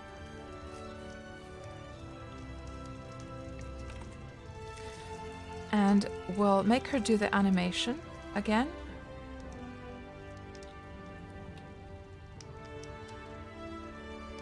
You are so bloated you cannot bring yourself to drink anything less. Okay, alcohol is something that you can drink endless amounts of, so let's pour that water away, and we'll just create... can you just create booze with the GM tool? I wonder. Is there such a thing as gin? Yes. Okay. Because I believe that alcohol is something you can just endlessly drink, so let's try it this way. Not sure about the direction of the sun, by the way. That's better. Yeah, that's much better. Yes, I like it. Okay. Let's take another screenshot of that bottle. Put that there. And then we're gonna use her drinking the gin to get the hand in the right... Oh, the gin tastes funny and won't quench your thirst at all. Ah, I made one quality gin. Okay, let's pour that out. Let's make some new gin. Create gin and 100 quality. Or let's just put 99. 10. And now the gin went into the barrel. And now if we drink this, let's get rid of that butterfly first. The gin tastes royal, noble, and utterly delicious. Damn it! She didn't do the animation, guys. So how the heck can we empty her water reserves so that she do the drinking animation again? I mean, if she does some terraforming, we can definitely get it very quickly that way. But I wonder...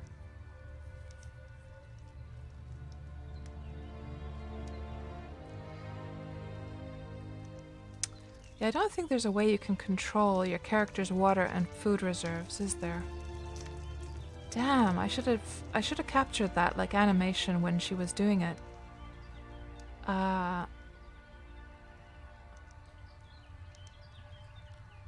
Where's her HP meter?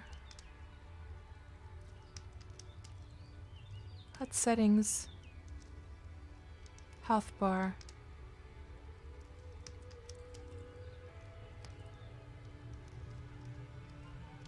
Yeah.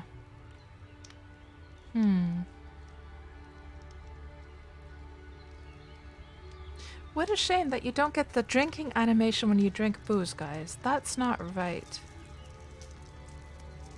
It's only when you drink water. Seriously now. Yeah, you just get the event window thing. Well, there goes that plan, right?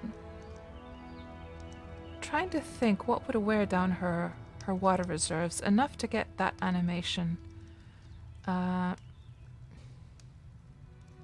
Terraforming is definitely one way, but do I really feel like making that effort right now? Well, let's just leave her standing there for a while. Maybe it'll go down on its own. We can just enough to get like an animation in there. Okay, let's help Griff here with some mining meanwhile. And of course we could set up the reward while we're waiting for her. So we need a drinking animation. Or the sound, rather. Now, I think Wurm has that drinking sound, doesn't it? Let's just see here. Sound.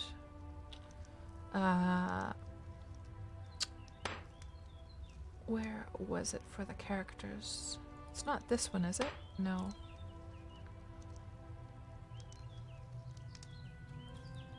Emotes? Chuckle. Is there drink here?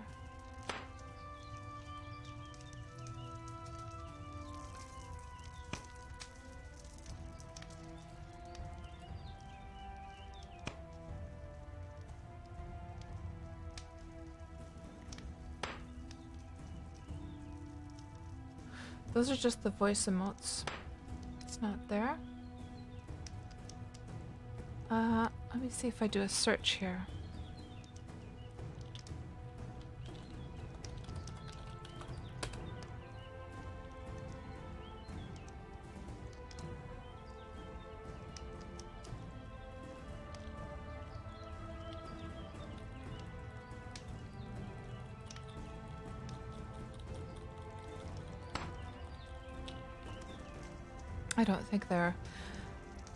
I don't think it's using the drink word. I think it would have found, the search would have found that by now.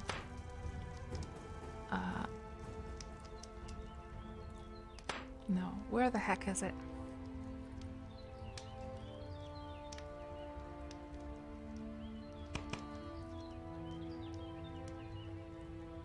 It's not under work, is it? Digging, farming,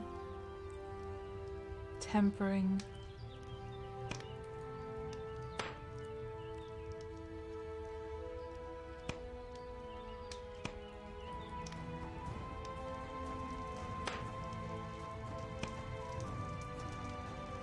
That's just ambient sounds. So these sounds, guys, you can access from the graphics jar. If you unpack it, if you change it to a zip, you unpack it, you can access all these files. As far as I can remember.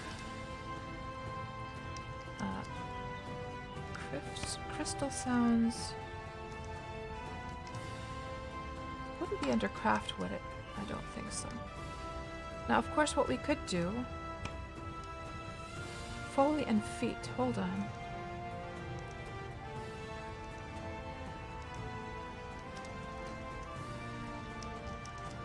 What's this one? So there's walking. So it could be one of these. Foley and feet. But is this all just walking sounds? Yeah, that's just walking sounds, isn't it? Looking for the drinking one.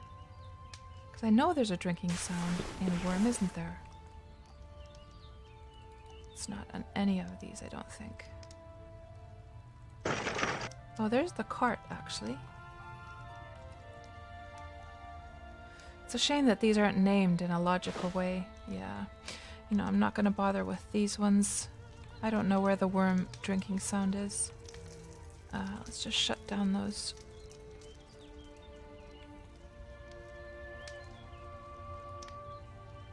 Those files.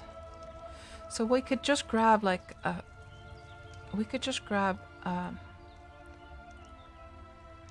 a free sound, I guess, off the net. Let's see now. Where is a browser? Here. And I think I have them here. Free sound search. And then if we put the right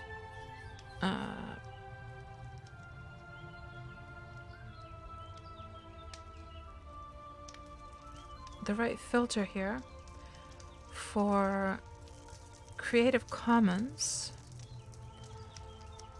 and then we put drinking. Let's see if we can find a drinking sound here. Drink. I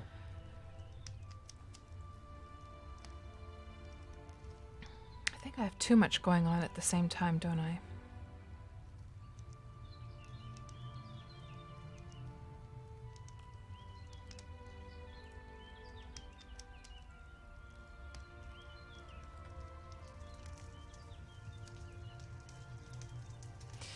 So let's see, let's order them by rating, highest first. And let's just see how these sound. That might be kind of loud, actually. Is this loud? Oh my god, that sounds horrible.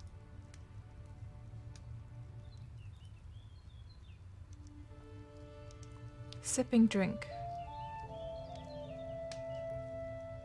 How come it's so laggy? Like they're not, No, that's not good. Drinking? Well, that's a man's voice.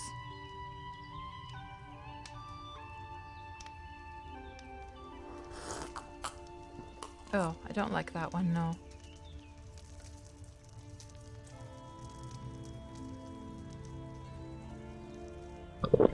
Oh, no. No, no, no, no. I mean, if this is a sound that I'm going to have to listen to from the channel point rewards, it's got to be like a pleasant one, right? No. About this one.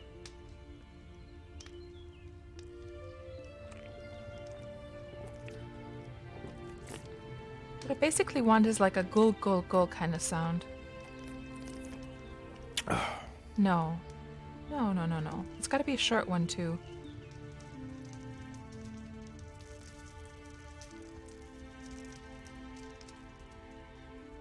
Drinking water. How does this sound? No. No.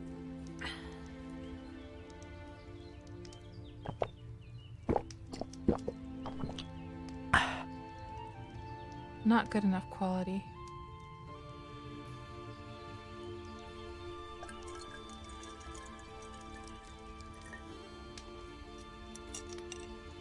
No.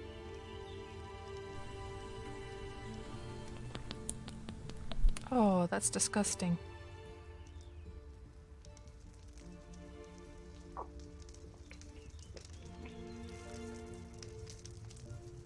That's liquid pouring.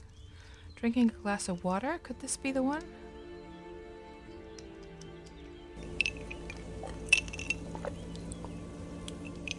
No. That also had a lot of background noise as well. And it's got to be a sound that is not going to like gross people out either. Like I know a lot of people can't really handle like eating sounds. So it has to be like a recording. It has to be like a pleasant one, right? Pleasant drinking sound. No. So, you know what we'll do is, I think what we'll do instead of a drinking sound is we will have instead of a little, kind of like a notification sound. So let me just see if we can find a cool notification sound here.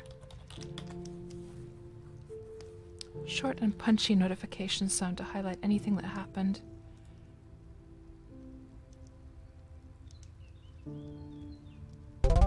Ugh, no.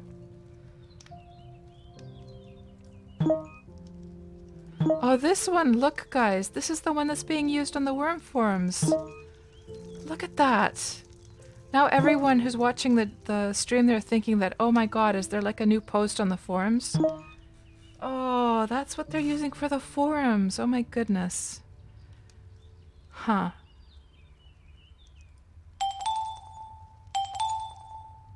Hey, that's kind of nice.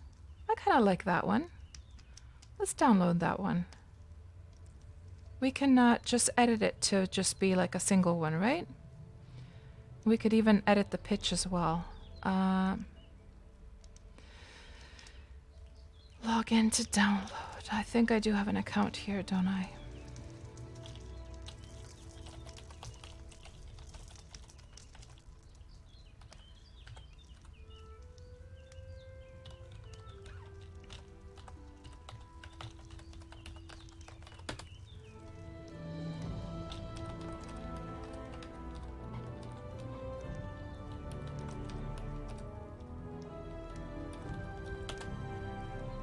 There we go. Download.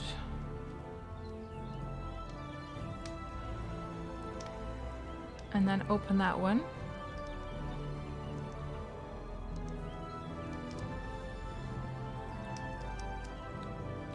How's our mining going over here?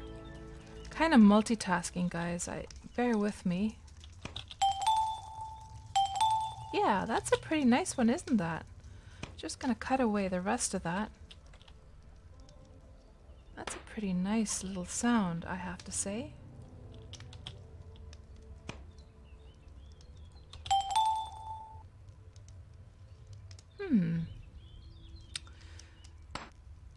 And did I cut away too much? We got to leave a little bit of that trail. Even Griff woke up. I can hear him mining again.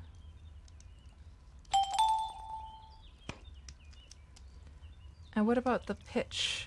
Do we want to adjust the pitch?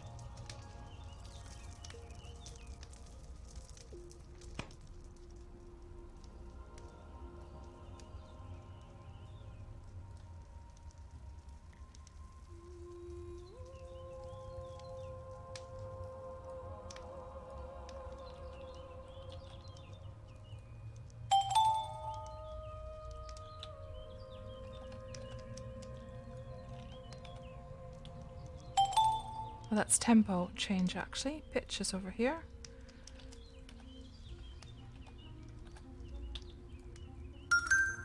Yeah, that's even cuter, isn't it? With a higher pitch. And maybe not quite that fast. Change the tempo. Yeah, that's perfect. Okay, we're gonna save that. Export. And one thing about Wurm board is it only uses OGs, so you have to save it as an OG file. And let's just put this over to our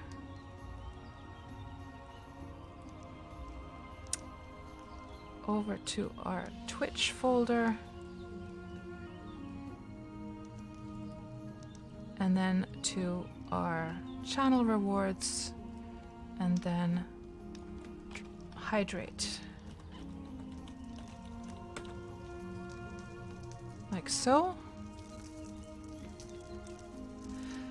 And then how does this go again? So we have to go over to Lion board, Cat's deck, we'll make a new button. And this is going to be called hydrate.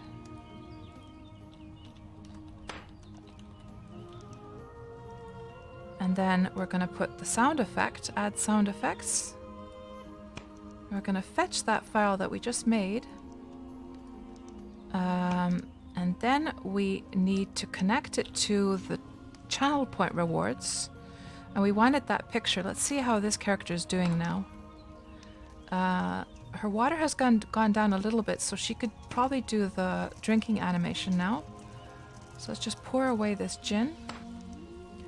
And create some water again. Let's see if we can actually get this thing done, guys.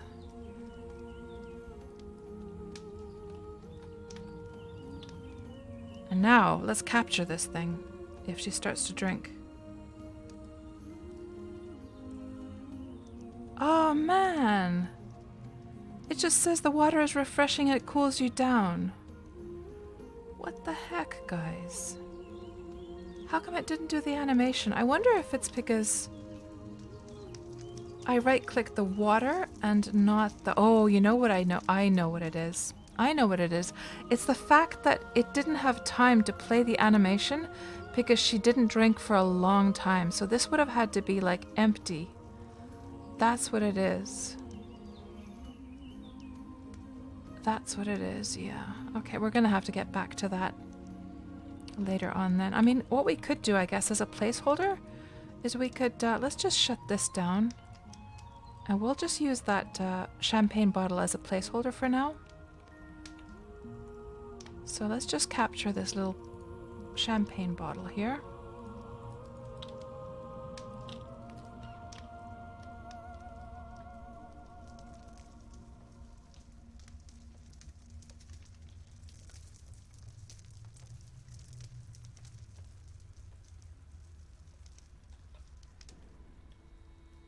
Zulatic, that's what that noise is. Yeah, we're making a... So I got into Wurm board Zulatic.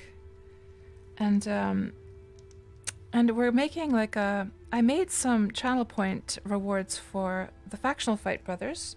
So we're sort of having a cross like stream thing. So they have me popping up in their stream. And I made some for the Factional Fight brothers last night as I learned how to use Wurm board. And then somebody was just saying that it would be cool if there was like a hydrate channel reward.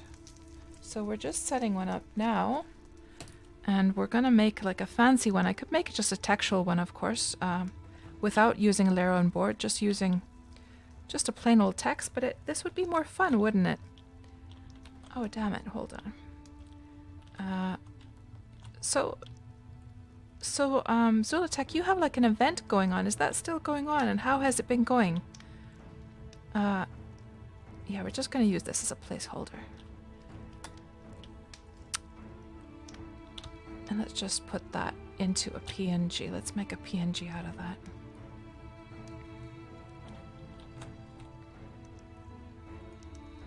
And save that into channel rewards. And drink. Let's just name it the same way as the other ones are.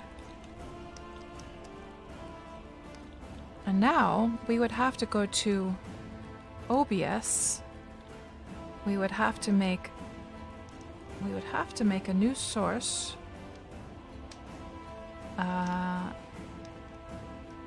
Image. Hydrate. Let's name it the same way as the Factional Fight ones are.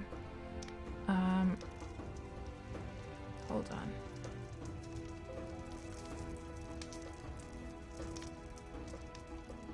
Oh, they're named that way, okay. Never mind. Image. Hydrate.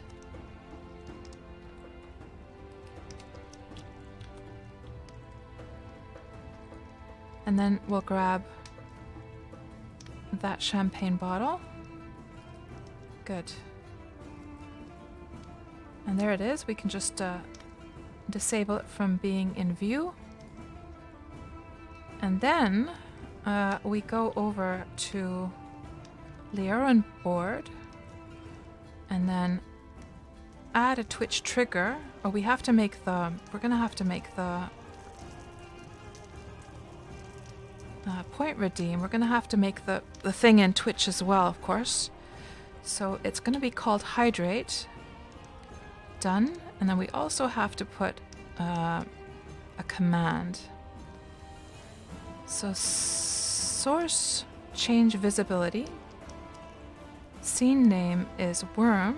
Item is hydrate. Visible true. And then for it to remove itself, visibility, Wurm, hydrate, and false. And we'll show it for 3 seconds. Done. Done. And now, when we go over to Twitch,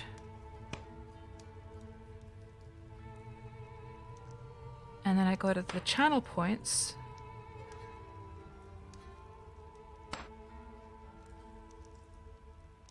manage rewards, and we'll set up a new one here. Let's see. Add new custom reward. Hydrate. And the amount should be minimal. We'll have a minimal amount. I think just 1 is more than enough. Well, maybe we'll just make it 100. 100. Oh, I need to make an icon for it, don't I? We need to make icons for that. So let's just use this as an icon.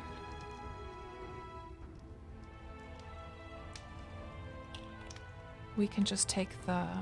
We have to make it into a square, don't we?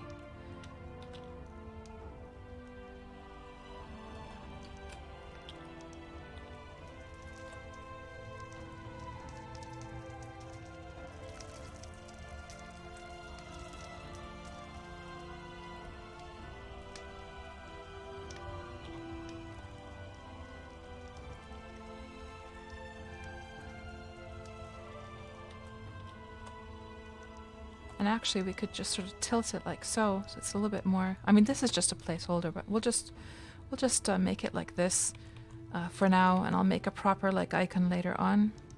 Now let's just go over to the sizes here.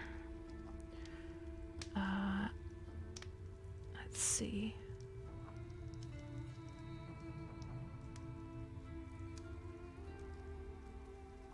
Twitch. Channel rewards. So we're going to need 28 times 28.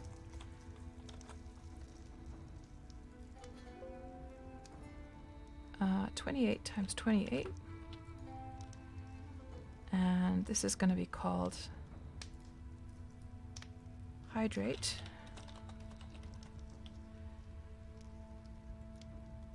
And then we need 56 times 56.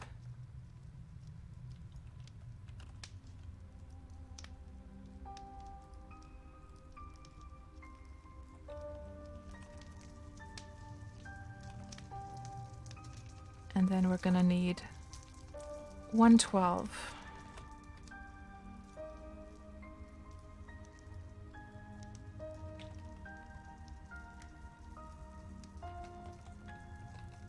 Good.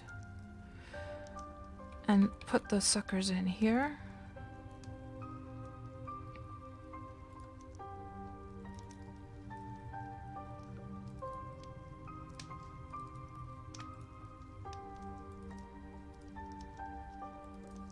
Like so. I'm not sure why it's not loading that one. Come on. Oh, hold on. It's probably not the right size, is it? Did I forget to change the size? Let's try this again. There we go. Yeah, the size was... I probably forgot to change the size. Let's change the color to match water a little bit better. Maybe we can actually make it the same color as that background. What is the color of this background here? Can we put a hex color in there? We can. So, good. And then we need to definitely have some cooldowns. I don't want people misusing that and just making me chug water all the time. So cooldown time, I think, would be 45 minutes. Limit redemptions per user per stream. I think 5 is probably a good amount for that. Create. Good. So now we have a new reward, guys. Costs 100. And now let's test it in OBS and see if it's actually working. So we need to find a location for it. So it did appear. Somebody seems to have used it. We could rotate this thing. Let's just rotate that a bit. And you guys want me to drink, do you? Here, it starts here, guys. So it seems that it's actually working. We got the sound effect to work as well. So we don't actually have to test it. But for those who want to get into using Lear on board, you can test your thing here. Oh, hold on. Hydrate. You can just test it like this as well. We're just going to put that back down there. So, we need to rotate this thing.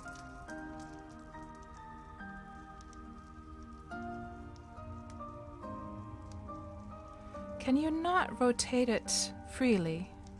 Really? I mean, I'm not seeing the icon for rotation, so maybe what we'll just do is we'll just make it a big sucker right here, and we'll just center it in the screen. Transform center to screen. Okay. Good. And let's just check once more and see how that actually looks. It's for too long, I think. Let's just make that a little bit shorter, I think. Edit commands. And I think think 1.5 seconds is more than enough. So as you're doing this on the fly, it has connection to OBS, and it should adjust it on the fly. So let's see how it looks now. Yeah, that's much better. Yep. I like it. What do you guys think? Are you guys happy that now we have a channel point for forcing cats to remember to hydrate? You've got to be satisfied now, because I knew you guys have been asking about this for a long time. So I finally got around to doing this thing. Good. So let's put this back over on the other monitor. So that's how simple it is, guys, to set up your own Leorin board triggers and channel points and whatever else. You can shut down Photoshop and get back to this. Get back to mining. I mean, this is supposed to be a Wurm stream, right? Let me just catch up with what you guys are saying.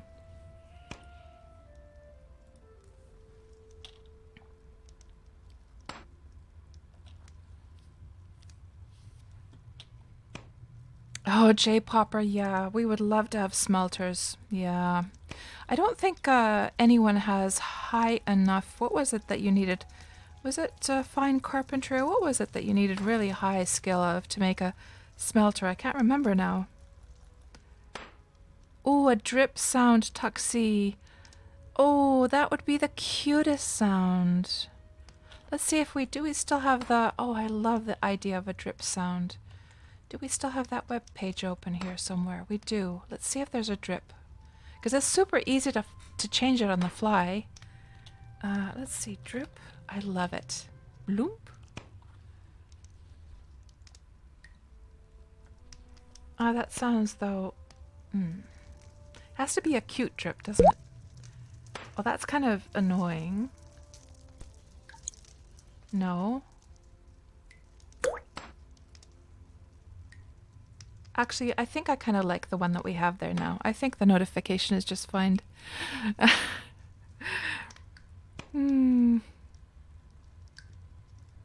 Oh, it's still playing there on the... It's still playing the drip sound over here. Let's just shut this down.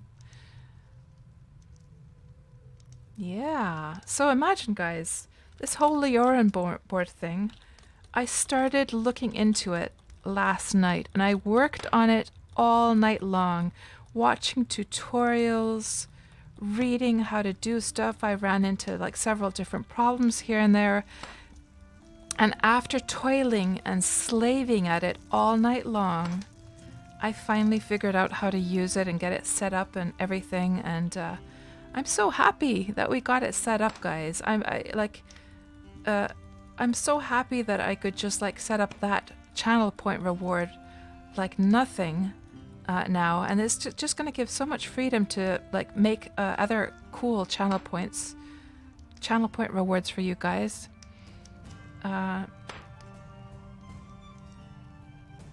And so Zulitech, you did a white elephant yesterday, which went well, except that the Steam servers went down just before it started, so you think some people couldn't make it. Aww. Aw, damn.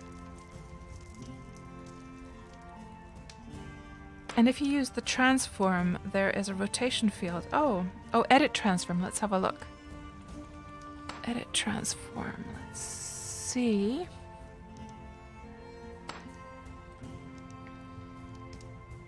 Oh, look at that. Thank you very much. That's perfect. This doesn't have the draggy thing. Okay, let's just make this 45. Not quite 45, 35. Yeah. And then center it on the screen.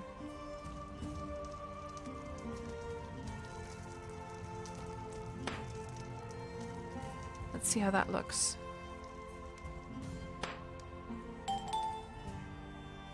Still a little bit long, isn't it? I wonder if just 1 second is enough. Edit commands and just put 1 second. Oh, it's down here. Done. Done. And let's test this out. Yeah, 1 second is just fine. Good. Perfect.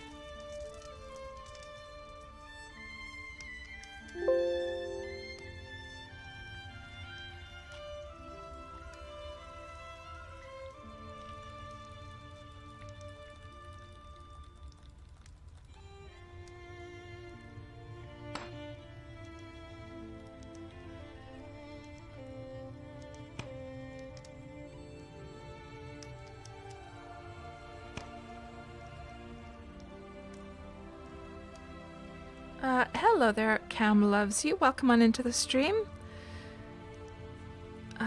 What have you been up to today? Have you been enjoying your Saturday? Getting some rest? Pampering yourself? Playing some good games? And Jay playing it was fun to see. The making of it, time will tell if it's good. Yeah. Because I have to admit, guys, I'm really bad about remembering to drink. So I might actually need that from you, for you to remind me to drink up once in a while. Looks so funny with the water on fire. You know what we need, guys, is we need like an evil Griff picture. Let me see if I can make an evil cats. So if we could get like a view from here. Okay, have her... Oh. No, Griff. That's not what I wanted to look at. If we can get this and somehow have her here. Here. Perfect. Yes, let's get a little bit closer. Like so. Oh, evil cats. Let's get this, let's get a screenshot of this. Oh, you know what we should do, actually? No. Don't start mining. We should get a, like, we could save, I can record at the same time as I'm streaming, can't I, with OBS? I believe I can. I'm gonna try recording just a little bit. Start recording.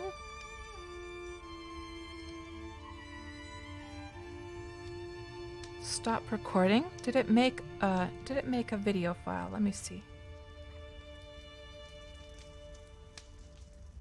Let's see if that succeeded or not.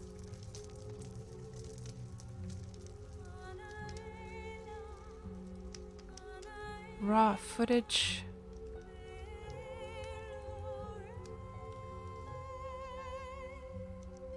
There it is.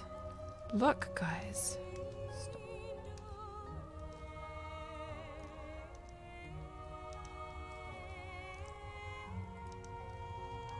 Oh, it's got my character.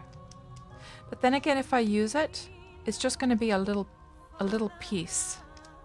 I mean, because I was thinking one of the channel points, guys, that I want to make is like a dark cats or an evil cats one, where I do something naughty. I know Parser would really enjoy that.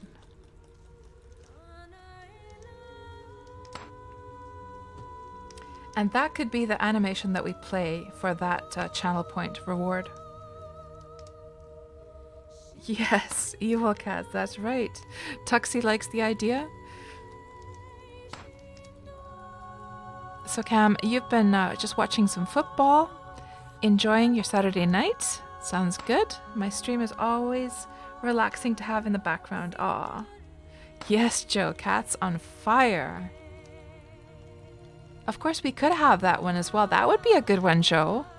Imagine if, like, we could have something so that when something succeeds, like, succeeds really well in the game, and I really ace something, then we could have, like, cats on fire. Like, isn't that a phrase, guys, when you're on fire, that you're really succeeding at something? That could be, that little video clip could be used for that as well.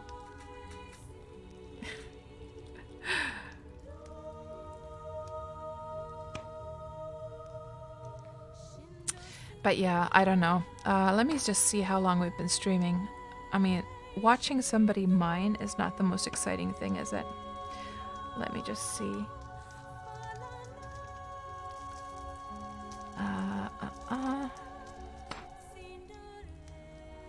Let's just check those. Twitch stats once more. So we've been streaming for almost 6 hours actually. Yeah, I think actually it's time to wrap up the stream, to be honest.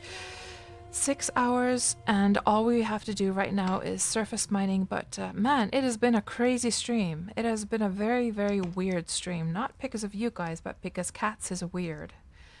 And we have been looking at a lot of weird stuff, talking about a lot of weird stuff, but it's also been interesting stuff, but of course a lot of off-topic, off-Wurm topic stuff today. And oh, where's actually, yeah, everything's fine. So yeah, I don't know if you guys noticed any difference with the performance of OBS Studio versus Streamlabs OBS. How did I feel using OBS Studio in comparison? I think Streamlabs OBS is more pleasant to use. Like it's kind of like I feel like OBS Studio is kind of like a programmer made it, you know, like of course all of software has to be programmed, but the user interface, the way it looks, the way the user interface behaves, it's very similar to Streamlabs. However, it's a little bit more clunky, a little bit more techy. And you know what I miss? I miss the fact that when you start a stream in Streamlabs OBS, you can have your Twitter linked so that you can send automatically out you can automatically send out a tweet about your stream starting. And I tried to look into whether you can do that with OBS Studio, and I couldn't find it, so I had to do a manual tweet about it, which is it's something you'd have to always remember to do. Yeah. Oh, you finished your guard tower, Joe. Congratulations. Did you just make the Freedom Guard Tower? Did you make another model?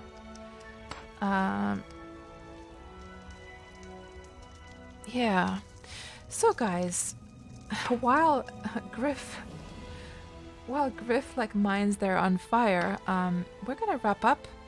I'm gonna see if there's someone. Let's try out, like I made all the same scenes that I have in Streamlabs. Let's see if I can get my goodbye scene to work. I did make a keybind for it. Let's see if that works. It does. And let's just see if there is somebody that we would like to raid. Let's just get those end credits up there first. And is that actually working? Yes, it's working I got it to work in OBS Studio. Good. Now let's check and see if there is anyone else streaming some Wurm right now. Ooh, there is a new person actually called Justovia. First time. Hey guys, we've got a newbie playing. 0 viewers. Poor guy has 0 viewers. It's his first time playing Wurm. Let me just look at this stream first a little bit and see what that looks like, just so I don't take you guys into a bad stream, because that's happened before and I've been like, oh no, I'm so sorry guys. Let's just see if this is a good one. I'm just gonna turn off the music here and turn on the sound here. Oh, I thought. Wait, so did you? How long have you been out of boot camp? Today's the first day. So he's talking on Discord with his friends. So you did some of your job training towards the end of boot camp? No. Well, let's go raid him anyway. No, the way it works is, I mean, now heck, that I've guys. just about... Heck, guys, it's his first time in Wurm. Let's do it. Let's do it. Let's take a chance. Justovia. Okay, guys, thank you all so much for hanging out with me today on my crazy, nutty stream, off-topic stream, and I hope you all have a great rest of your weekend, and I shall be back on Tuesday, of course, with our Wurm Roulette stream. So yeah, for those of you going off to do other things, you have a good night. For those of you coming along with the stream, let's go and make some noise on Justovia's stream. Night-night, guys.